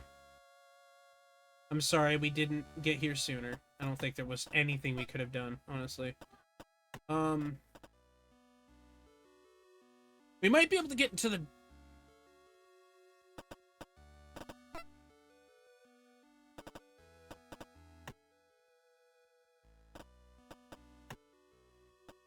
Move to the hangar. No, I want to do mess hall. Yes, there was no response, so I don't think anyone's in there. I hope. Okay. With Dr. de Boer's card, I should be able to access the hangar. Although there's a chance that whoever's in there may not be in a spacesuit yet. If I open these doors, I risk pulling them into the vacuum. There may be something I've missed that could let me get access codes for more safety. Keep exploring. Okay. Let's go to fire control. There was no response. Hopefully that means it's empty. Can we just, like, open it? Maybe that's where the guy is. Why are we ruling that out so quickly? Hangar, mess hall, central hub. Let's try captain's quarters? With Dr. de Boer's card in your possession, you move towards the captain's store and lay the PTS on the floor on its side. You know you're not going to find the captain in there, and the chances of finding anyone else in his quarters are extremely slim, but the potential of that might be something of use in there, like O'Brien's access card, is too great to ignore. Alright, let's go for it. You kneel down and put the terminal link to the captain's quarters, and then begin the practice process of connecting to PST. Going through the menus, eventually selecting the unlock function. And now, with a sense of trepidation, you unfasten your pouch on your belt and take out the doctor's keycard. As a security officer, your card had enough authority to access every room and short of the central computer, even the captain's. You weren't entirely sure that a doctor's keycard would be sufficient. Without much of an alternative, you slide Dr. de Boer's card into the slot and hold your breath. Thankfully, you see the door begin to slowly slide open. With an exhalation of relief, you stand up. Once the door is open enough to allow you through, you make your way inside. As expected, Captain Gerard's quarters are almost identical to Captain Bartomeu's, with few small differences. the lack of any open bottles of liquor. In place of the liquor of a whiskey bottle, you see Captain Meyer's room have a nearly pruned bonsai tree. Beyond that, there's nothing obviously distinct. Even the artwork on the wall and the desk is the same. Well, time to get to work. Let's see if we can find something useful. I mean, it's getting exciting. You hesitate for a moment to consider whether or not you should pick up the files in front of you. Although in normal circumstances doing such a thing could result in severe disciplinary action, you reason that these aren't exactly normal circumstances. Anything that could explain what had gone on or help the O'Brien would be investigated. You take the file in hand and read the heavily printed text on the front. JSF Naval Report, JSF O'Brien, Mission Log 132-08-04-014. Flicking through the report is made difficult by the clumsiness of your spacesuit's gloves, but you manage to quickly skim your way through the file's contents. You scan the pages of the general day. Today... Scared the shit out of my cats.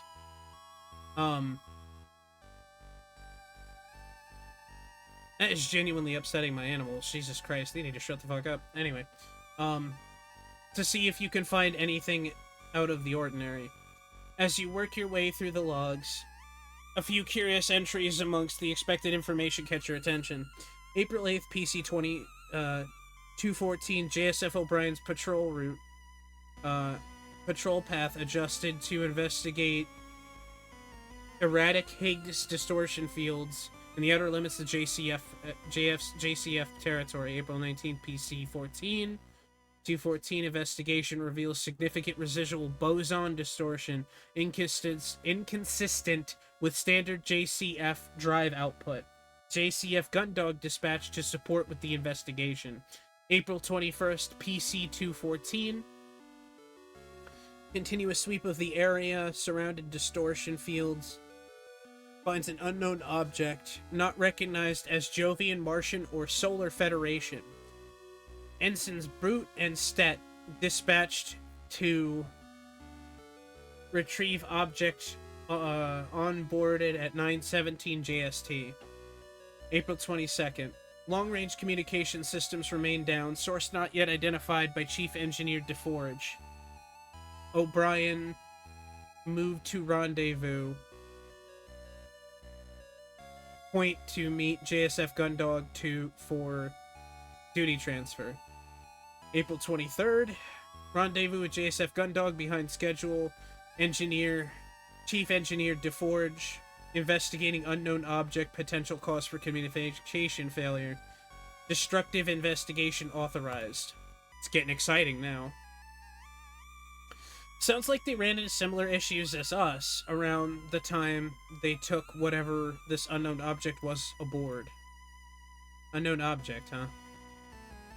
Alright, the terminal's not going to be working. Let's check the drawers. You head around the desk and try each drawer, working your way from top to bottom. Unsurprised, they're all locked. I need to find the keys if I'm going to get in there.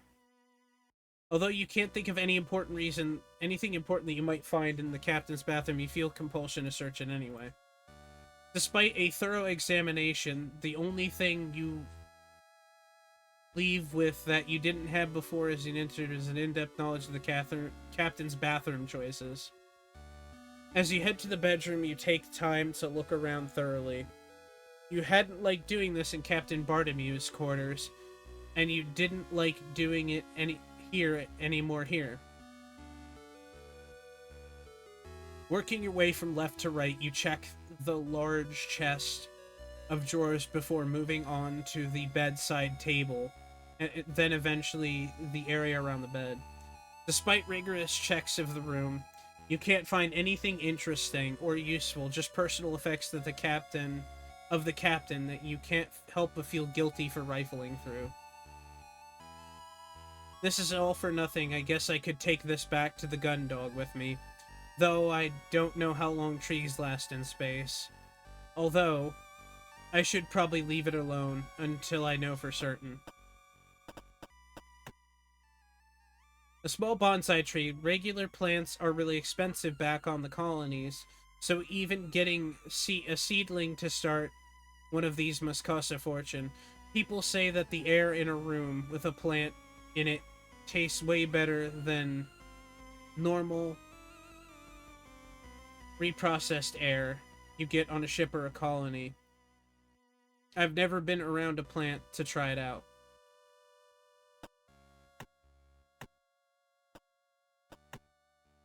A bed, a chest of drawers, blah, blah, blah, blah. As you head into the room, you take time, blah, blah, blah, blah, working your way from left to right. Despite rigorous check, there's nothing there. There's a time and a place for thinking about my civil heritage, and now it isn't. That the captain's keys, it's useless. You hesitate for a moment, thinking whether or not you should pick up the files in front of you, but...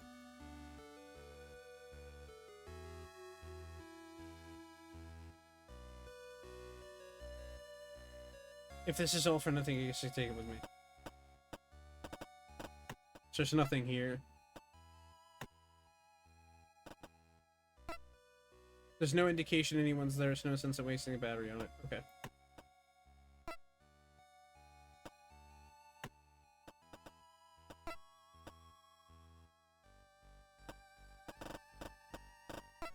I think we could get into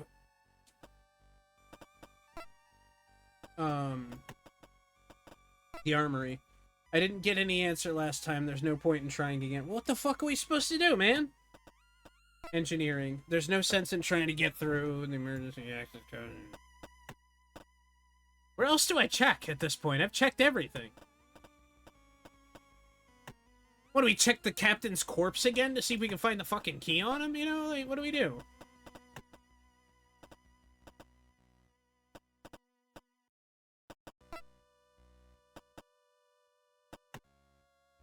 There's no sense in disturbing the captain any further.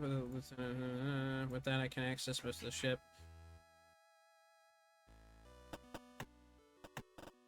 I can't really think of any more doors that, like, I guess we just go down the fucking list at this point. Which we've done here. We can't go in the armory. We can't go in engineering. Central hub.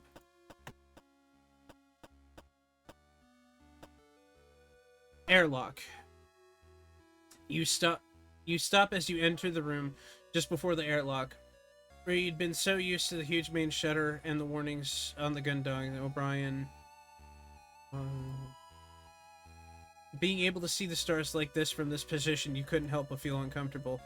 Their light, as gentle as it is, feels like a forced intrusion in this room. Somewhere they should never illuminate. You spent a few more moments gazing out of the airlock before you shake your head to clear your thoughts. If there was any hope for the O'Brien's crew, it was that you'd have to act fast. Yep.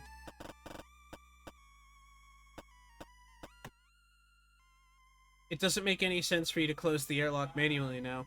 The only thing that would do is cut us off from the armored frame and make it harder for us to leave.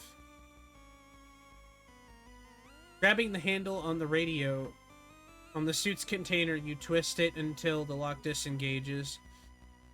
Then you open the door, reaching in, you grab the radio from the suit's breast panel and detach it before tuning it and bringing it up to your face. No signal, huh?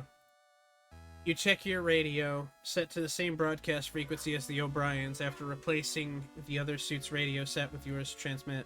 This is Lieutenant Bernie the Cat of the JSF Gundog. We're here to provide assistance to any crew of the JSF O'Brien. I repeat, this is Lieutenant...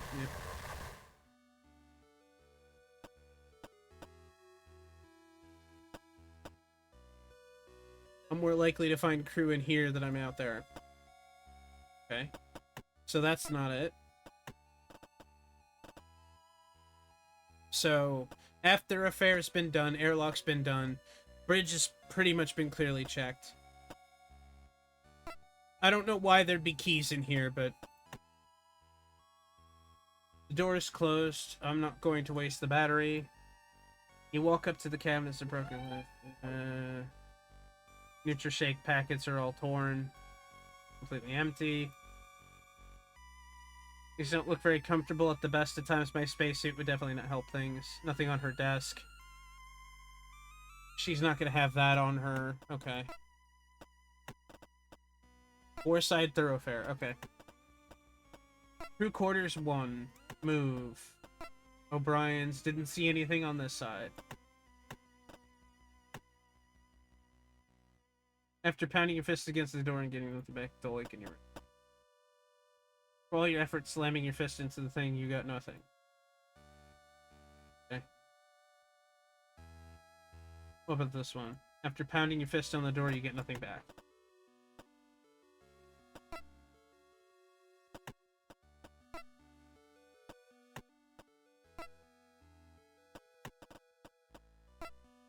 There's no indication anybody's here. You're not going to waste the battery on it. Captain's quarters, again.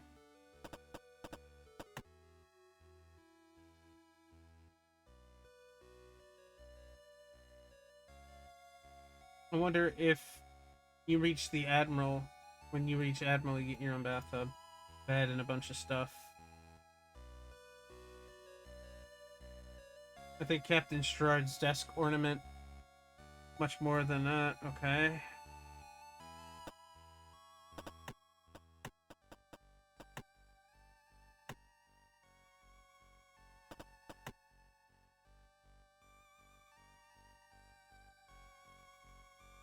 What are we gonna go fucking talk to? You know what I think we're gonna have to do? We're gonna have to ask, what's his name on the bridge? About the bonsai tree. You look towards Hanson, who remains mostly out of sight, hidden by the bulk of the workstation. You spend a few seconds thinking to ask him if he needs any help or anything, but you consider the likeliness of the responses of probably better to left him be. Okay.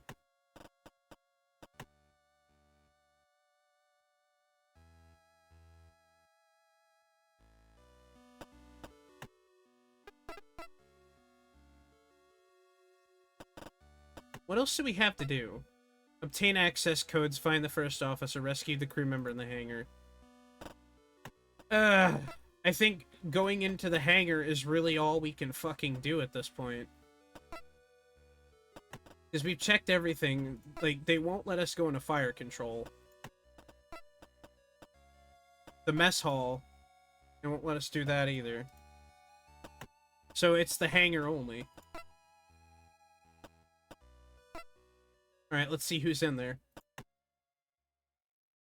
Well, that's the front of the thing. Once complete, you hurried along with all the necessary options as quickly as you can, doing your best to ensure that you use at least the least amount of battery on the power as possible. One last thing. You quickly unfasten the pouch and put the doctor's keycard in. Draw it and slot it into the device. With the same infuriating slowness as all the others, the doors to the hangar begin to open. You waste no time standing up and working your way through the tight gap before the doors even a quarter of the way open. Noticing the absence of any signs of depressurization, you continue to force your way through the doors. I'm a little concerned about what could be in there.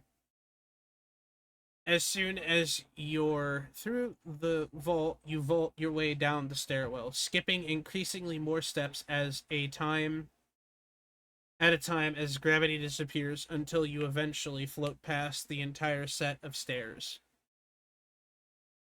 Setting you ready to broadcast with one hand and grabbing the guardrail in front of you with the other, you call out into the dark of the hangar.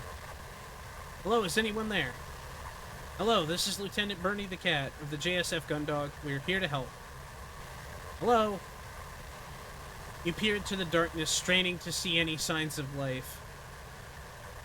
You knew that you'd heard activity in here, but from the other side of the doors.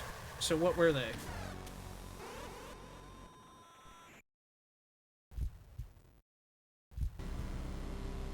What the hell is that?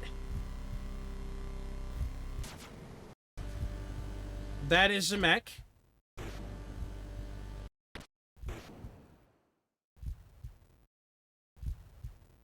You stand frozen in place, unable to move your legs, unable to speak, as a huge machine that just pulled itself out of the darkness looms over you. It's unlike anything you've seen before. No ship, shuttle, or armored frame or worker pod that you know of looks the slightest bit like this. As soon as you will yourself to do something, anything, the thing in front of you remains totally motionless until suddenly.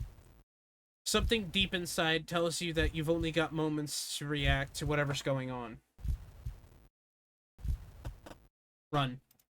Snapping out of your paralysis, you spin around and kick off the guardrail and launch yourself towards the hangar entrance. Within seconds, you're already up the first flight of stairs and beginning to feel the pull of O'Brien's gravity in the insulated boats. You stop and look down as the light fades.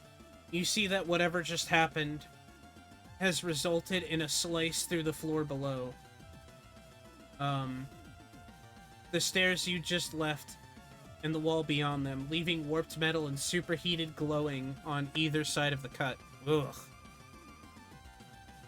Seeing more light flood into the stairwell from beyond the hangar entrance, you turn back around to sprint up the stairs, scrambling out of the double doors into the four-side thoroughfare.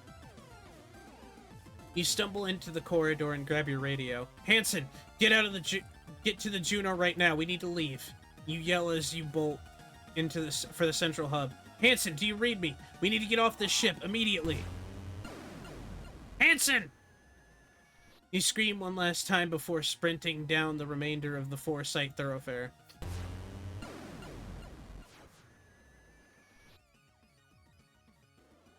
As you pass the boundary into the central hub of the corridor behind you is illuminated with another intense flash of light. You don't turn around, instead continuing at the speed towards the airlock, where the Juno had been left. Hansen, I'm serious. We need to leave now before this ship's torn to pieces. Get off the bridge and get down here.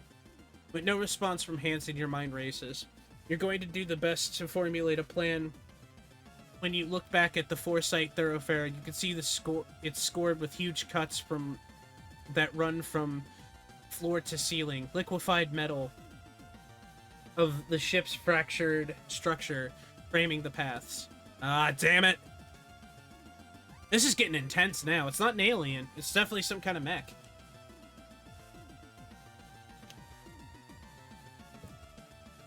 The same instinct that saved you in the hangar kicks in, and you run towards the airlock, racing towards the open entrance and stars you see in the distance.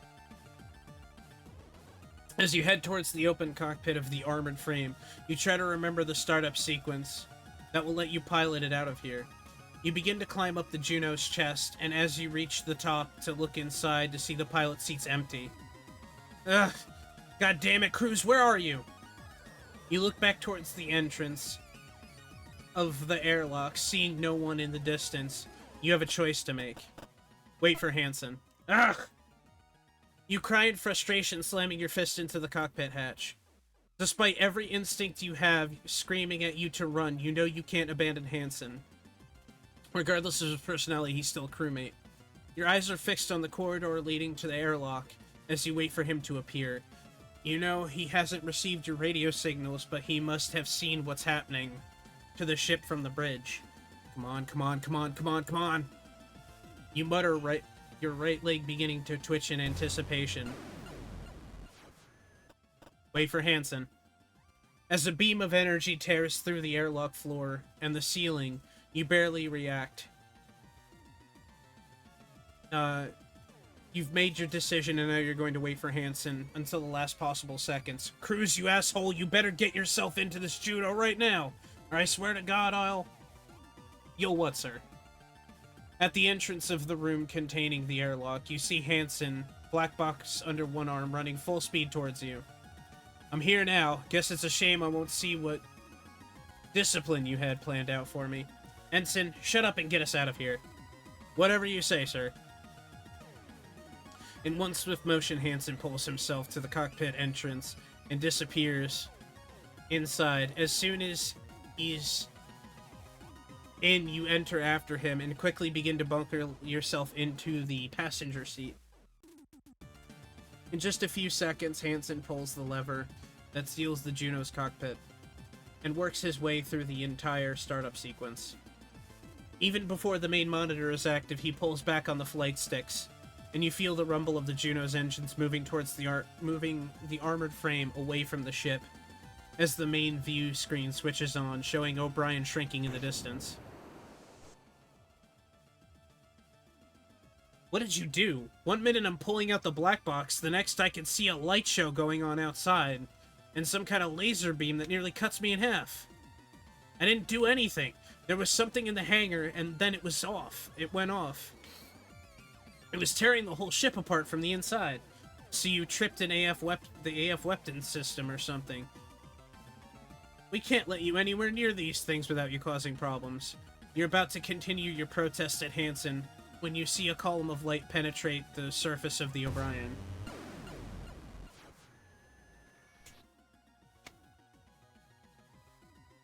What the fuck? That's it. That's gotta be some sort of prototype AF or something. I've never seen a weapon like that. Tore through the O'Brien's hull like paper. What the hell kind of weapon is that? No idea. But we need to warn the gun dog. Get back to the gun dog right now. What? And leave that thing out here? Whatever the thing is, it just shredded the O'Brien from the inside out. With a weapon we've never encountered before. Our comms are out, and if it takes us down and gets the drop on the gun dog, they'll be sunk in seconds. Hansen looks at you from the screen, showing a strange craft on top of the O'Brien's hull. After a moment of deliberation, turns the Juno towards the gun dog and sets off at maximum thrust. If we can warn them, maybe Dylan can get it on the long-range system and take it down with the cannons before it... Damn it! You grip tightly onto the seat as Hansen struggles to reorientate the armored frame. Something just struck you hard. As the ensign regains control over the Juno, you see the enemy's machine disappearing into the distance on the main monitor. That thing just slammed into us and took off like nothing happened. What the hell is it? It's heading straight for the gun dog. Go, now! What do you think I'm doing? Hansen barks as he resumes maximum thrust, causing your machine to judder and shake. As the enemy shrinks into the distance, the Juno's monitor, Hansen doesn't let up on the speed, maintaining a high level of acceleration. The tremors you can feel from the cockpit grow more and more intense the faster the armored frame moves. Grabbing onto the straps, holding you in place. With both hands, you pass your eyes over the readouts on the cockpit's various dials and sub-monitors. Almost all of the flashing warnings alerts, with the needles on the majority of the gauges in deep red. Cruz, if we keep this up, the Juno's gonna fall apart. Slow it down. Hansen smirks at your order, scoffing as he somehow finds more acceleration as it increases the vibrations, to the point that you can feel like they'll shake you to pieces at any moment now. This is my Juno, Lieutenant. Don't tell me how to treat her. She's not as delicate as she looks. And we're gonna need all that she's got to get back to the gun dog before that thing. Cruz, if we get back, we're dead. If we get back and we're dead, yeah, you can write me up to the captain if that happens. This is getting intense. I like this. You groan and close your eyes, trying to ignore the beeping that started and the high-pitched whine that you hear coming from the back of the cockpit. You're aware of everything, of every second that passes as the two of you race to the gun dog. The tension worsened by the near-constant screaming of the warning systems. With Hansen in control, all you can do is hope that you get back in time before the gun dog can be cut to pieces by the weapon you'd seen make short work of the O'Brien. You've lost track of how long you've been pursuing the enemy, when suddenly some garbled static bursts from the speakers and a shrill paddock voice screeches at you. I repeat, this is Lieutenant Lord of the JSF Gundog. We're under attack by an unknown enemy unit. Any JSF ships in range, please respond. This is Lieutenant... Uh-oh.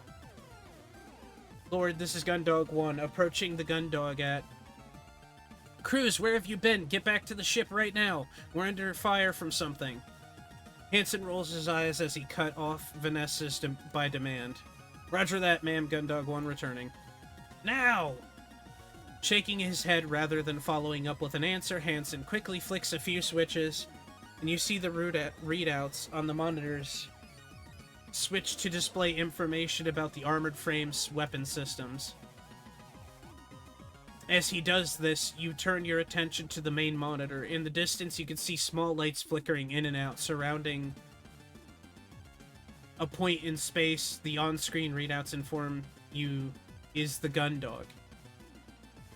With the Juno approaching the ship at a speed, you can see the lights are actually rounds being rapidly fired from the Gundog's point defense system.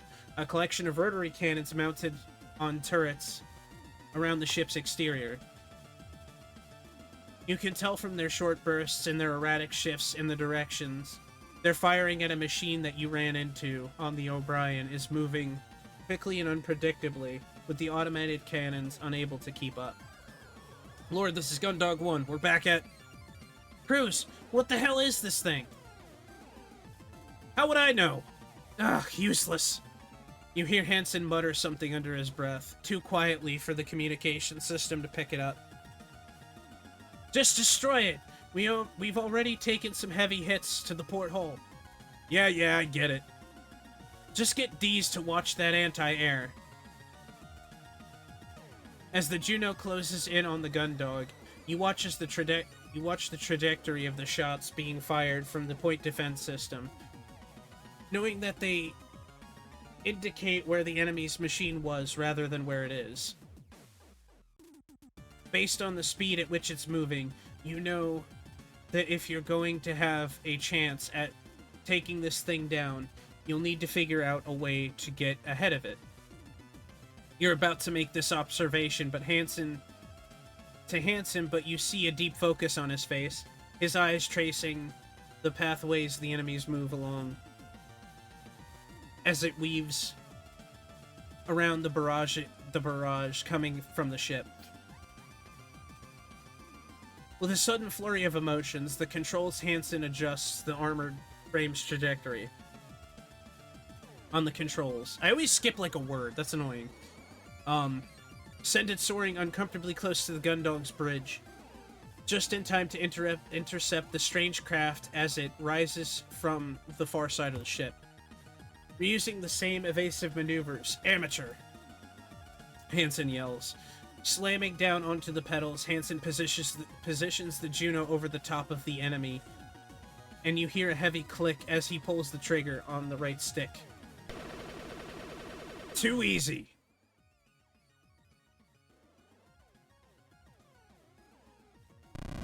Ooh, I think we got it. As the rounds from the machine gun slam into the target, Hansen presses down on a button on the left flight stick, sending a volley of missiles roaring away from the Juno's shoulder pod and directly into the enemy, engulfing it in an explosion. Doesn't matter how powerful the machine is if the pilot's no good. What? As the smoke clears, staring back at you is the machine that you'd just seen hit by a swarm of missiles, each one individually powerful enough to destroy another armored frame.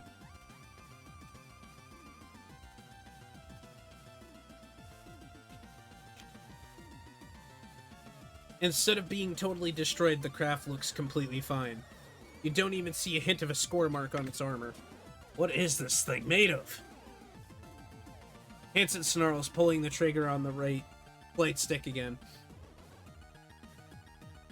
This time emptying an entire magazine into the target.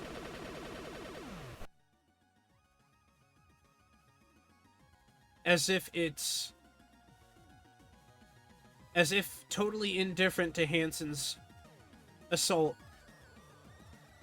the craft turns to face you, and you see an increasingly bright light begin to build in front of it, with sparks and crackles of electricity running along its nearby surfaces. Move! Don't tell me how to pilot! The ensign yells back at you as he navigates the Juno away from the beam that tears through the space that you just occupied. Only seconds after what felt like a moment of triumph, the tables have been so thoroughly turned, you find yourself being slammed from side to side as Hansen executes a rapid series of maneuvers in an attempt to escape the enemy's pursuit. Huge beams of energy blast through the space around you every few seconds as the Juno dives, climbs, rolls, and banks. He weaves through the hail of bullets coming from the Gundog's own defenses and attacks from the enemy machine. From the enemy machine, Hansen's breathing grows faster and faster. Hansen, we can't outrun it. We're gonna need to figure something out. His eyes flicking rapidly back and forth from the monitor to the gauge to his hands twitching quickly. Sending the Juno darting from place to place, Hansen doesn't seem to notice you at all. Hansen! Hansen! What? This isn't working. We need to do something.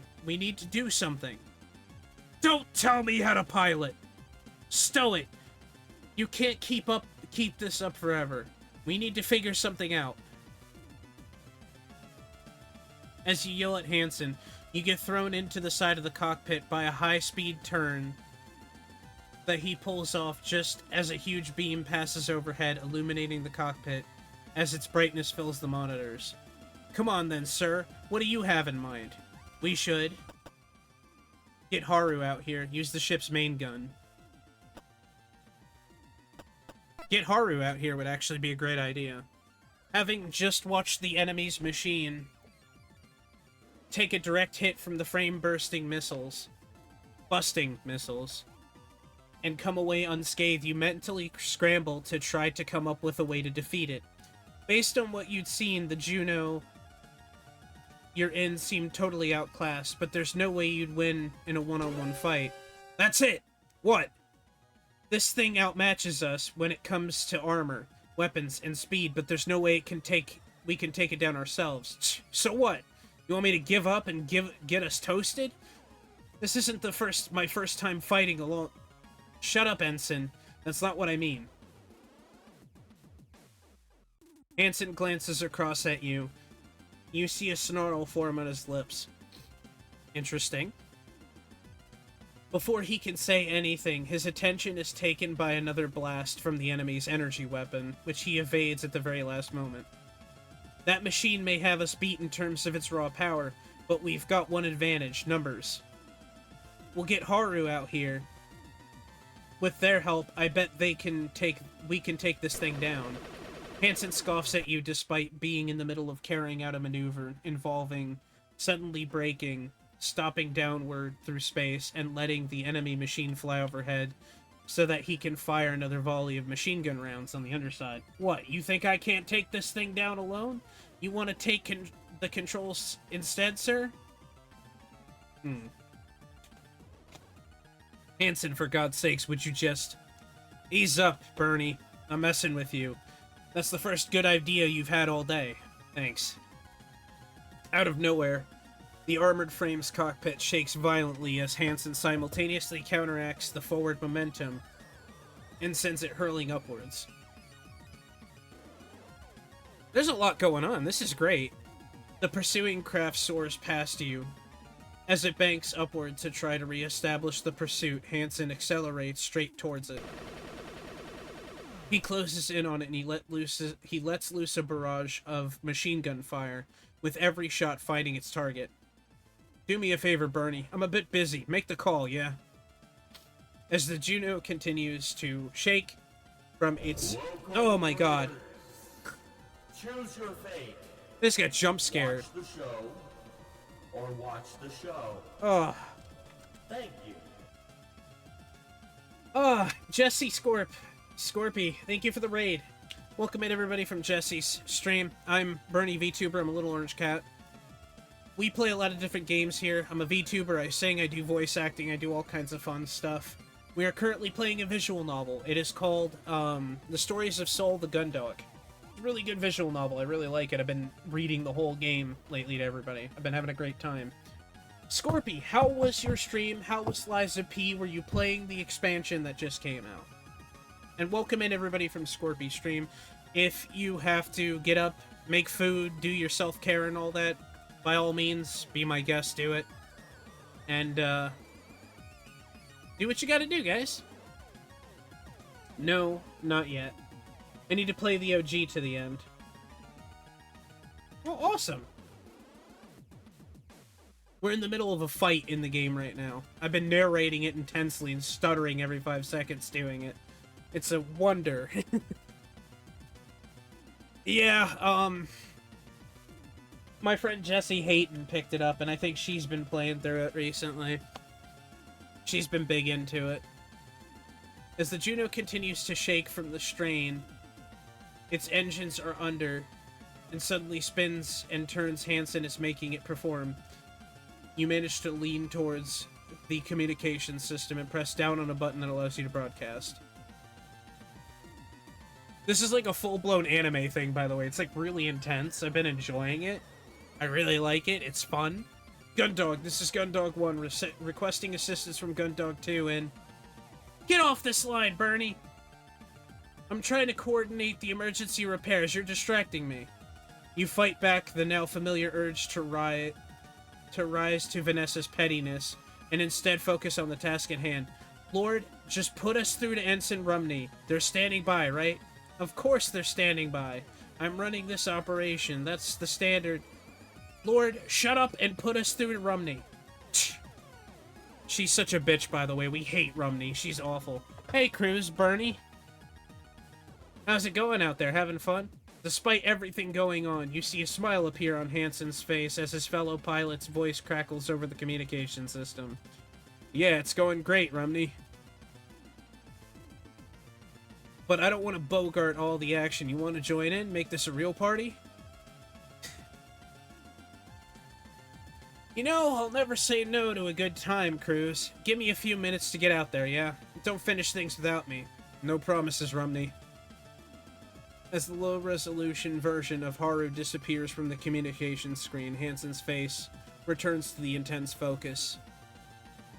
It had been before he had spoken to the other pilot.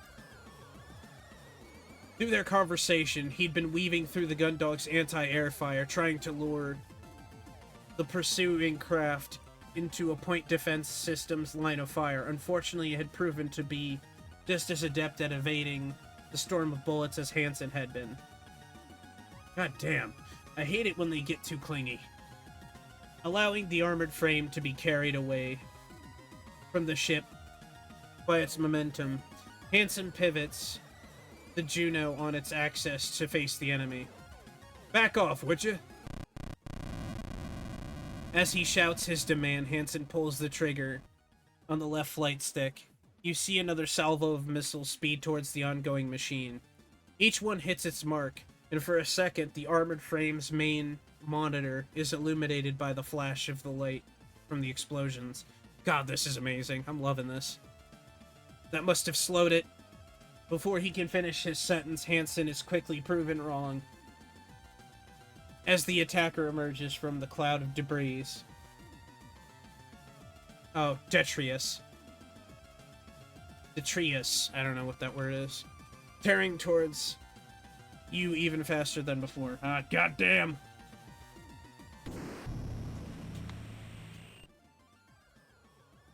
In an instant, it's on you, extending its 2 forward appendages to grab onto the Juno before Hansen can get away. We're in a mech, by the way, right now. The creaking and groaning of the frame structure as it struggles against the restraint is audible in the cockpit above the blare of the various warnings. But worse than that noise is what you see right in front of you. You recognize the telltale buildup of energy in the cannon mounted to the front of the enemy's body. The sparks giving way to an intense glow coming from within. Hansen! I know! Despite his best efforts, the thing has you now, and you can tell it's seconds away from vaporizing the both of you. As Hansen wrestles with the controls in an attempt, you wrestle your machine free. All you can do is watch as the glow around the enemy's weapon increases. Hands off! Out of nowhere, Haru's Juno slams into the enemy, dislodging it from your armored frame, sending it careening away. Fuck yeah. Hey man, sorry for cutting in, but you know I get jealous. With a smirk, Hansen quickly regains control and flies back towards the enemy. Haru's Juno, visible on a sub-monitor, showing them keeping pace beside you. Forget about it. This one's not really my type. You can have him if you want. What, and leave you out of the fun? You're my wingman. I couldn't leave you hanging like that. God, they are so gay together. As their banter continues, you watch in awe as the two pilots, without communicating, both peel away from each other before accelerating towards the enemy, catching it in a pincer. A split second later, they're both circling it, spraying it with machine gun fire, moving so quickly in sync that it's unable to react. After a few seconds, the enemy turns away to back off towards the Gundog. For the first time in its engagement, it seems to be on the back foot. Both Hansen and Haru instantly chase after it, forming up each other as they pursue it. This one doesn't seem too impressed by the light show. Wasn't impressed by my big showstopper either. Real hard to please. Maybe it's time to give things the personal touch. Sounds like a plan. Get its attention, would you? No problem. With that, Haru's armored frame accelerates forward, soaring past the target, clearly grabbing its attention as it moves to pursue them. Meanwhile, Hansen wordlessly navigates around the front of the Gundog, switching from the Juno's machine gun to the close combat blade. Oh, they have swords! Hell yeah! Ready when you are, Rumney. Be with you in 3, 2, 1. Accurate to the second, Haru's armor frame tears around from the Gundog's stern, the enemy in pursuit. As soon as Haru passes... Oh my god, look at the art. This is so damn good. We're seeing a full mech battle. As soon as Haru passes you, Hansen sends your Juno straight towards the enemy's machine, knife outstretched. The whole armored frame shakes as you slam into the other craft. The Juno's right hand grabbing one of the conduits that links the thing's cannon, Hansen begins repeatedly striking his quarry with the knife, the sound of the impact reverberating through the cockpit with each thrust. Don't think you're getting away! Hansen roars as the other machine tries to pull away, pushing the Juno's engine to the limits to keep in place. Now do me a favor and... 60! Oh, go down, sorry. I fucked that up. Go down! You... Ah, hell. Suddenly you're forced back into your seat by the sudden rush of acceleration. Hansen, what's going on? You just about managed to turn your head against the force of the thrust to see Hansen's shunting the flight sticks back and forth and stomping the pedals. Its engines must have cut out. But the controls have gone on ours. I can't stop them. Hansen continues to struggle as the controls... Vanessa screeches at you over the radio, sounding more panicked than ever. Cruz, you're headed straight for the hangar! Change course, Cruz! I'm trying! Cruz, you're going to... Uh-oh. April 23rd, Planetary Calendar 214. Despite Ensign Cruz gaining an advantage against the unknown enemy, the craft that attacked the JSF Gundog had a mechanical failure in the engines of his Juno 3, resulting in both unidentified machine and the armored frame crashing into the ship's hangar. Uh-oh. Lieutenant Burney and Ensign Cruz were quickly extracted from the armored frame and sent to the ship's sickbay. Hey, Matt! Upon being cleared for duty, Ensign Burney is ordered to the hangar to help secure the enemy craft. Outer Jovian space. The hangar of the Jovian patrol ship JSF Gundog. How you doing, Matt?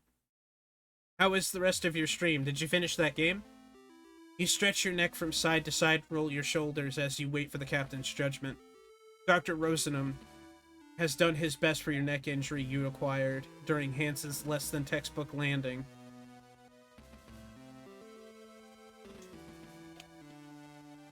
But the captain had been insistent that her sole security officer return to duty immediately.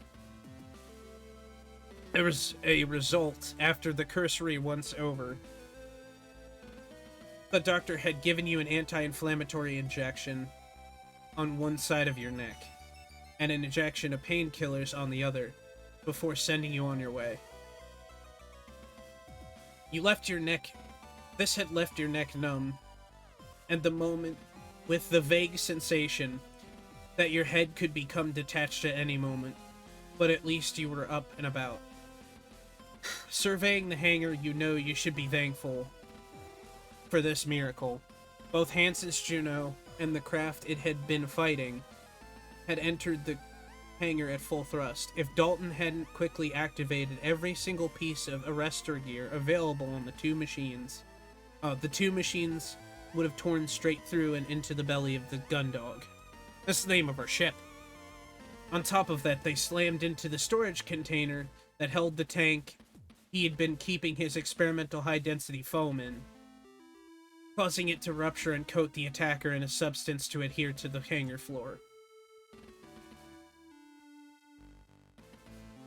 With the machine stuck in place, it didn't take long for the Juno's engines to burn out as it pushed against the immovable object. What did this mean?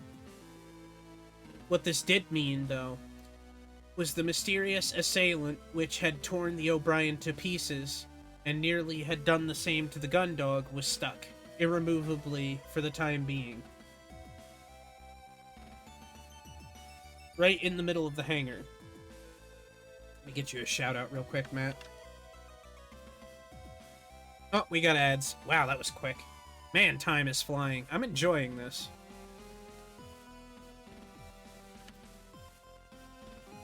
You're welcome.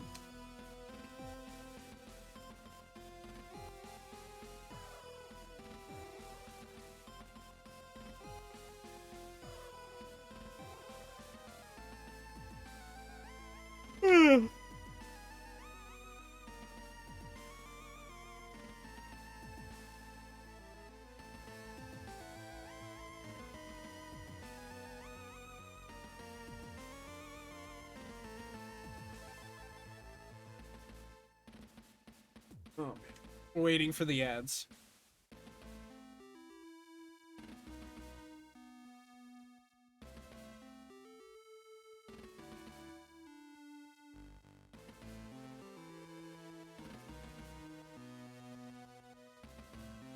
Oh, wow.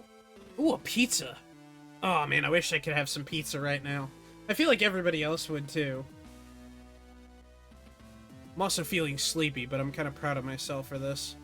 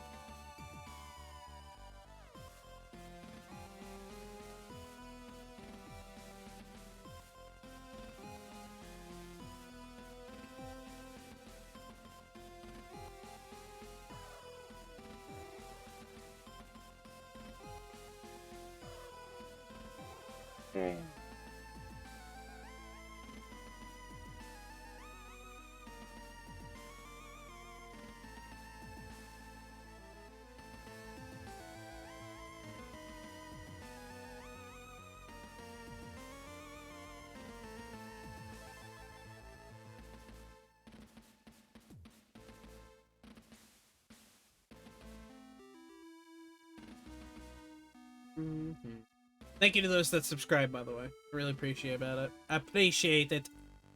I really, really do. Y'all's is great.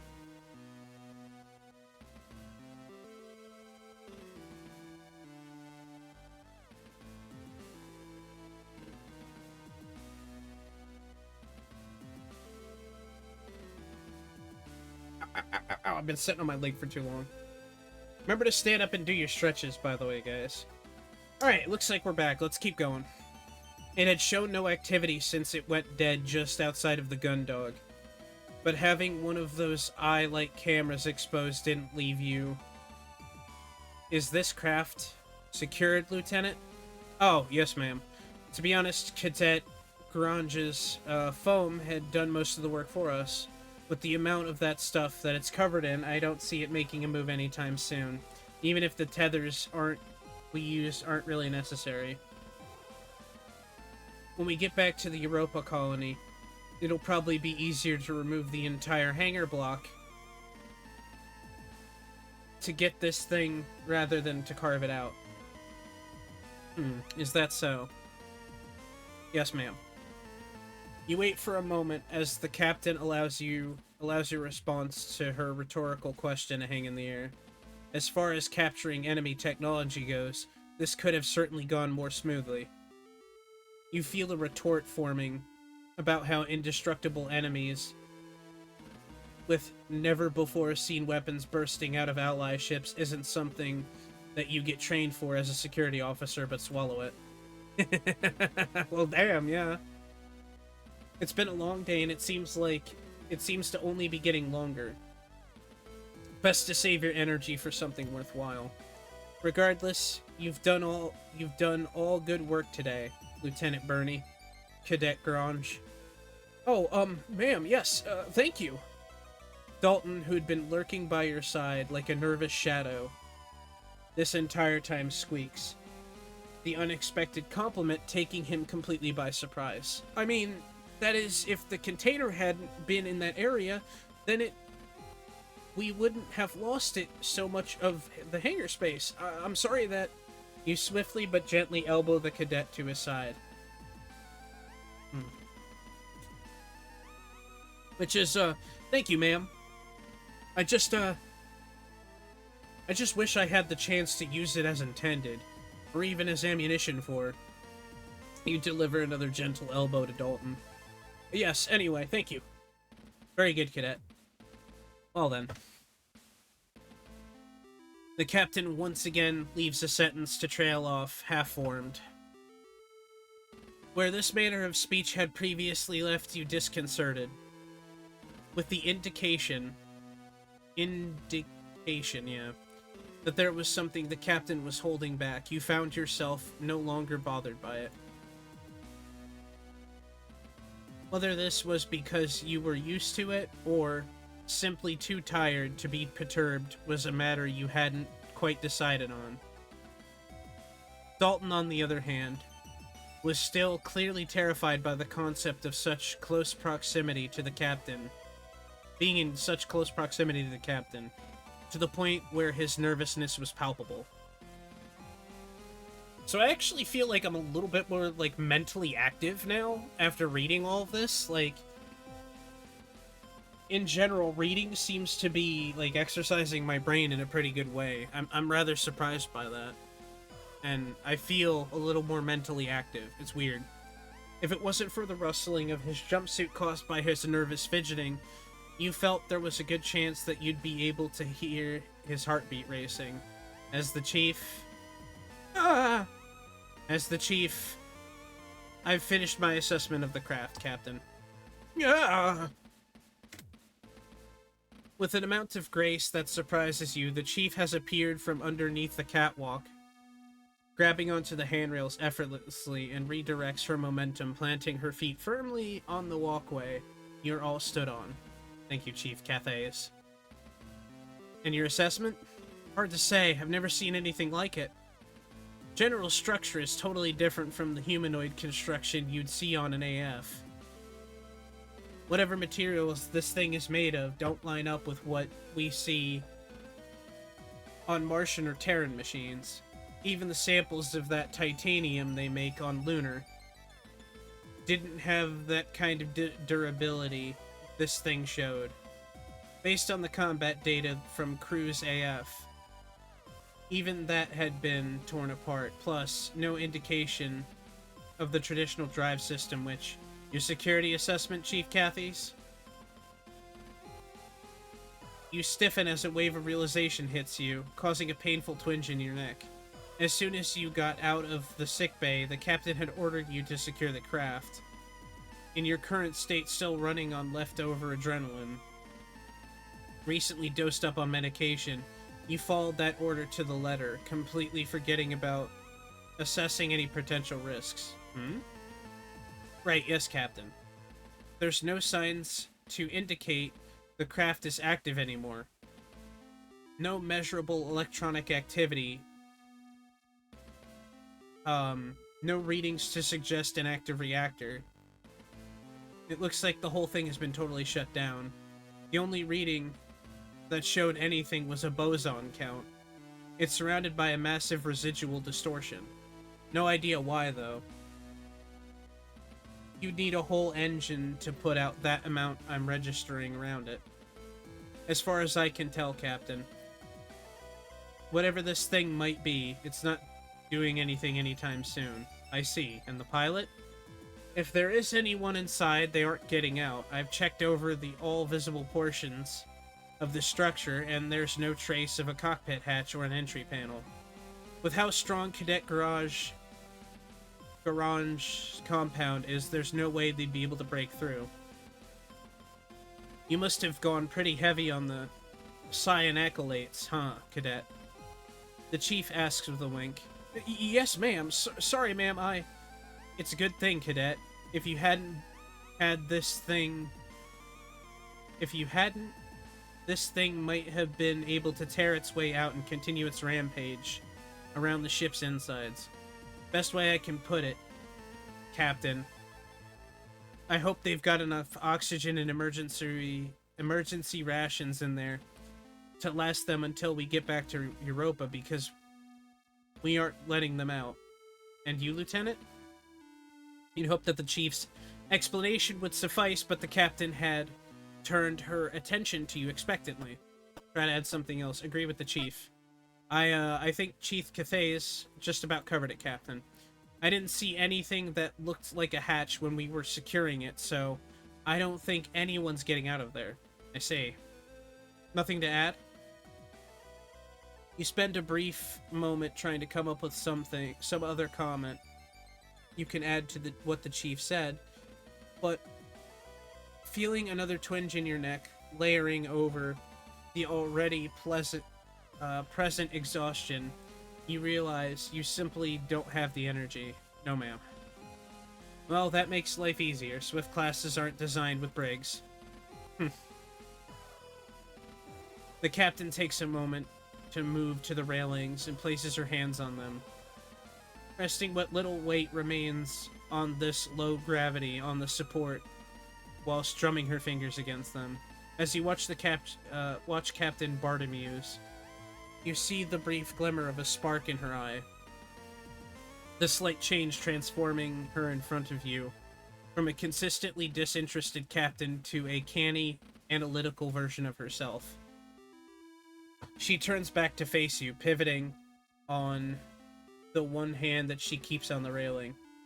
In that case, my priority is to get this back to the Europa colony, where it can be investigated properly. The less time we have on board, the less risk it poses to us. Chief Cathays, I want those engines online now. Cadet Garage, I want Ensign Cruz Juno fully operational and combat ready. If this decides to reactivate, I want to be ready for it.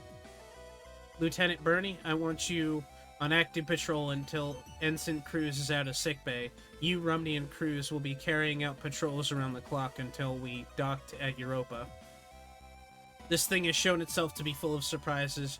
Just because we can't see a way for the pilot to get out doesn't mean there isn't one. Carry out a formal patrol and then report back to me. I'll be in the quarters writing this up. Understood? The three of you snap to attention and throw a salute in perfect synchronization. Even the chronically fidgety Dalton maintains a perfectly still, professional countenance.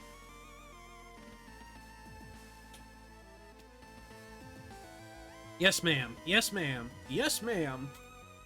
Very good. Dismissed. With a shove Against the railing, the captain launches herself towards the hangar entrance. The three of you drop your stiff postures as soon as she's out of sight. Hell of a day, huh, Lieutenant? You roll your shoulders once again, trying to get rid of the stiffness that's working its way back into your neck. That's putting it mildly.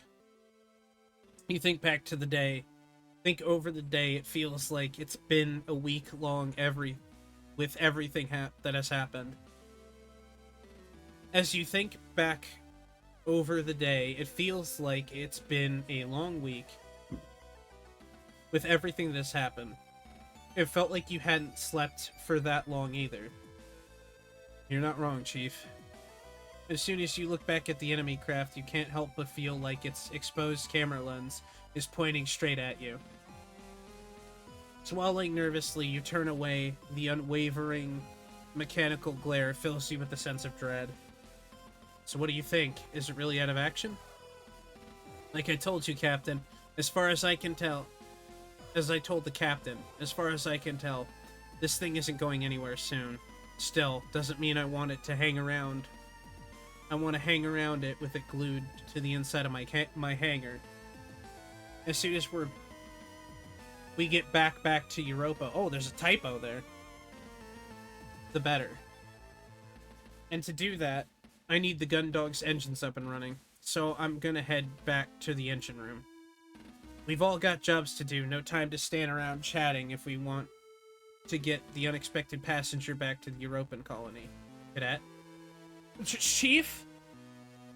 The main thruster module on the Cruise Juno is Cruise Juno is completely fried. Don't bother trying to salvage it. It's just going to it's going to need a wholesale replacement, understood? Yes, Chief. All right, then the both of you get to it. With that, the Chief launches herself to the nearby railing towards the hangar entrance. Much like you had with the Captain earlier, you watch as she disappears, relax slightly once she's out of sight. As you look around your surroundings, you see that Dalton has already made his way towards Hansen's Juno, leaving you alone. You kick off the catwalk and begin to gently drift towards the hangar exit, taking one last look back at the hangar before you leave. Aside from the sounds of Dalton's exploratory tinkering on Hansen's Juno,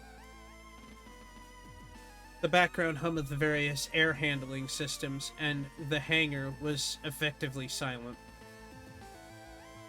This made the sight of the previously hostile machine lifelessly positioned in the middle of the hangar all the more stranger. Still, the Chief seemed adamant that there was no chance that they were going to go anywhere. Looking at it now, you have no reason to believe her. Not to believe her. Time for patrol, then. Good God.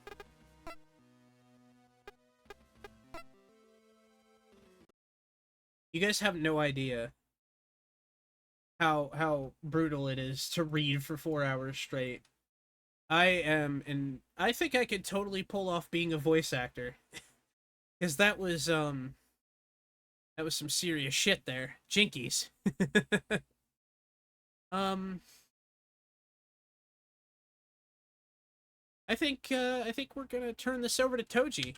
Toji is a very, like, high intensity streamer.